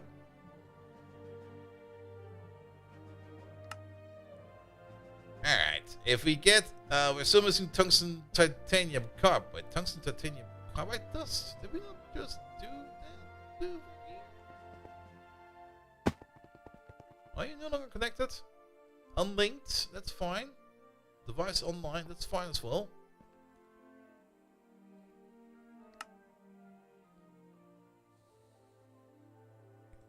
Oh, the recipe got ejected, right? It sure. This whole thing is broken. Hit it with a hammer. Just hit it with a hammer. Pom, pom, pom, pom, pom, pom, pom.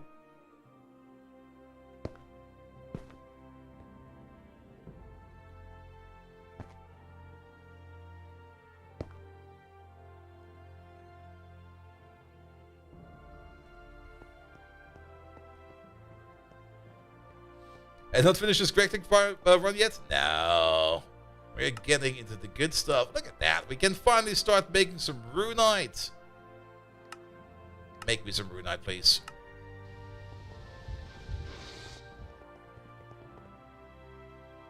There we go. There go the fusion reactors. Well, one of them at least. And the other one? Now, one more, please. But this runite craft over here, that's probably going to take, like, maybe the entire weekend. I'm not quite sure. Something is being done over here. Let's have a look at you. How... Well, welcome back to our submarine. Okay, it's going somewhat fast. But I think you're making some helium plasma right now. Yeah, you sure are, aren't you? Yeah, most likely. And I'm not quite sure what you're doing over there, but you're doing something as well. Alright, alright. Yeah, making some zinc plasma, making some helium plasma, molten argonite is coming in, molten titan steel. That's not moving, is it? It feels like this is not moving.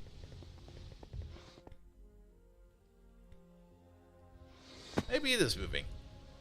Molten argonite. No. Or, wait a minute. I guess it is moving. Ah, we need more power. Alright, you know the drill. Energy hatch. Bum bum bum. UV 1, 2, 3, 4, 5, 6, 7, 8. We might as well upgrade all of these because they kind of link together. They can only have one power hatch, which is something we need to take care of. Transformer. 8 of these, please. Well then. What do you mean we're out of 3 calcium phosphide? You know what? I think that's fine then. I'll fix the rest of this very, very soon. At least the arcanite recipe is starting up. These machines over here, we don't really need that often. And they should still have other slots open. They sure have other slots open. Actually, the only one that is requiring power is you. That's a bit odd. Are you not sharing that recipe? I guess you are, but it's all in you. Yeah, that makes sense. So nothing is too blocked, so we can just continue on over here. Alright. But there is a bit more research glove we need to do. Stretch! Stretch! All the stretching. Let's have a quick look. The wetware assembly should be ready as well. Especially if we take a look in here. Yeah, the wetware assembly over here is ready as well, so we can make the wetware supercomputer. And then slice that. We could do that real quick because that is... Here we go again. Like we're basically about to end, and then they go like, we can just do this real quick, and we can do that real quick. And how about just do a bit of this real quick? And then pick up that, but I do kind of want to get this thing out because that's another quest.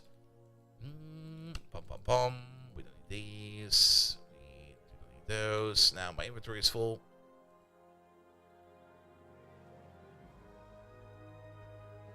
Just one more thing real quick, you know?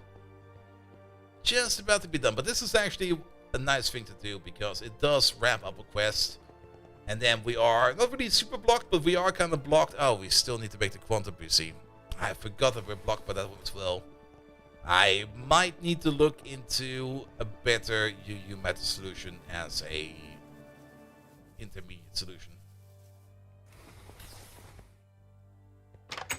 Because I think we do need a couple more circuits for a couple other things. Nevertheless, this, that, this. Do we forget something in there? This, that. This. There we go. Good. Takes 2 minutes over there. Perfect. But that then will be the assembly over there. Let's have a look at the quest book at the end. There we go. So, we're basically finishing up this quest over there. So, we are done with that. To get to the wetware mainframes, which we do need for the tier 3 or the Mark III fusion reactor, we need to do the quantum PC. That is just something we need to do. And that requires me figuring out a little bit more tech stuff. That's probably something I'm going to be doing tomorrow. But once we got like the quantum computer, we can make the research station. Once we can make the research station, we can make the tech that we need over here to make the wetware mainframe. Because to make the wetware mainframe, in itself, it's just a lot of extra glorp. This is actually not too bad. This is actually kind of fine even. But we do need to put in one of these wetware supercomputer chips into a research station so that we can get the data storage over there or the data stick over there to actually make this thing a thing. Once we do have the wetware mainframe, we're going to be pretty good because then we have more access to more advanced circuits, which will mean that we can start working on the tier 3. What the fuck are you? Why is that there? Why am I only noticing it right now? How long has that been there over there? Just looking at me. Well then, so be it. So be it. Good. Then, once we got that, yeah, it will be the UV field generator, and then it will be the fusion reactor. Which means soon after that, like once we do this path and this path, they will all combine over here into the space elevator. And this thing over here is gonna be a lot of fun because the space elevator is the start of the first truly ginormous buildings we're gonna be building. Yeah, this is gonna eat a ton of resources, but it will also make us a ton of resources. And I think it also allows us to get to space even easier. I think we can even just use this to teleport to any other planet. The only problem is to teleport back, we would need another space elevator. We're only going to make one of these, unless we find a good reason to build one of these somewhere else. But the space elevator itself also has the option to do multiple things for you. It has like upgrade slots or plug-in slots where we can do a whole slew of things, especially things like space mining. And also this thing over here requires UU matter. So yeah, I will probably just make an intermittent machine just using some where are they even? Some basic some lower tier matter fabricators over there. Just to make some UU matter a bit faster, because the UU matter machine we have, I think, is still an LV machine. Actually, I kind of want to look at that real quick. It's just down here. There we go. The machine that's making UU matter, it's this one over there. It's a MV machine. There we go. It's been running for almost 2 years now, non-stop making UU matter. Not really non-stop. It's working more stop than non. But I'm pretty sure we need a UU matter upgrade, and I think we got the power budget for that as well. Let's have a quick look at our resources before we go. We're mining some neutronium over there, some iridium, some sulfur, some monazite, some magnetite, some sulfur, some gold, and some more gold. Alright, but to be perfectly honest, I think I'm good. I also need to go to the bathroom, so I'm just going to make this short and snappy. Poof. Poof. And let's raid somebody.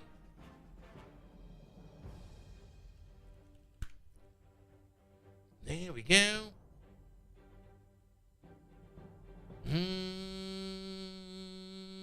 Bum, bum, bum.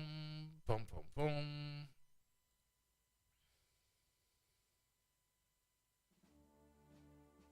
I do see a JD over there, which we rarely have the opportunity to raid. Let's raid JD.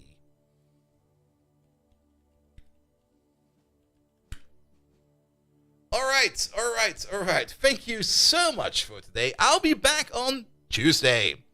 Monday is a national holiday over here, and I actually have something planned with my friends, so I'll be doing something different on that day. Sorry about that. But I'm occupied on Monday. Nevertheless, have an amazing weekend if you're in Germany or if you're celebrating Easter. Have an amazing Easter. Go out there and just go pick up those chocolate eggs. I mean, they're out in the wild, so if any kind of children are picking them up, just kick them away and pick them up yourself.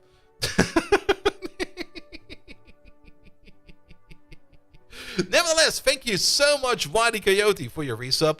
Thank you so much, Flanker and Waggly Shrimp, for the double rate. Dr. Drago, thank you for the resub as well. And right at the beginning, Squishy Chew, thank you so much for the rate as well. Alright, have fun with JD Plays. He's doing some Factorio. He's probably still playing the same map over there over and over and over. I'm not quite sure what he's doing right now, but whatever he's doing, we will see in a second or so. And without further ado, I wish you all an amazing evening, and until next time, which will be Tuesday with more Factorio, Thursday with more Factorio, and Friday with more Greg Tech. There is also going to be coming some Still Hours content very soon, because there's a big update coming, and I do hope I get early access. Nevertheless, good night, everybody, and until next time, see you around. Good night!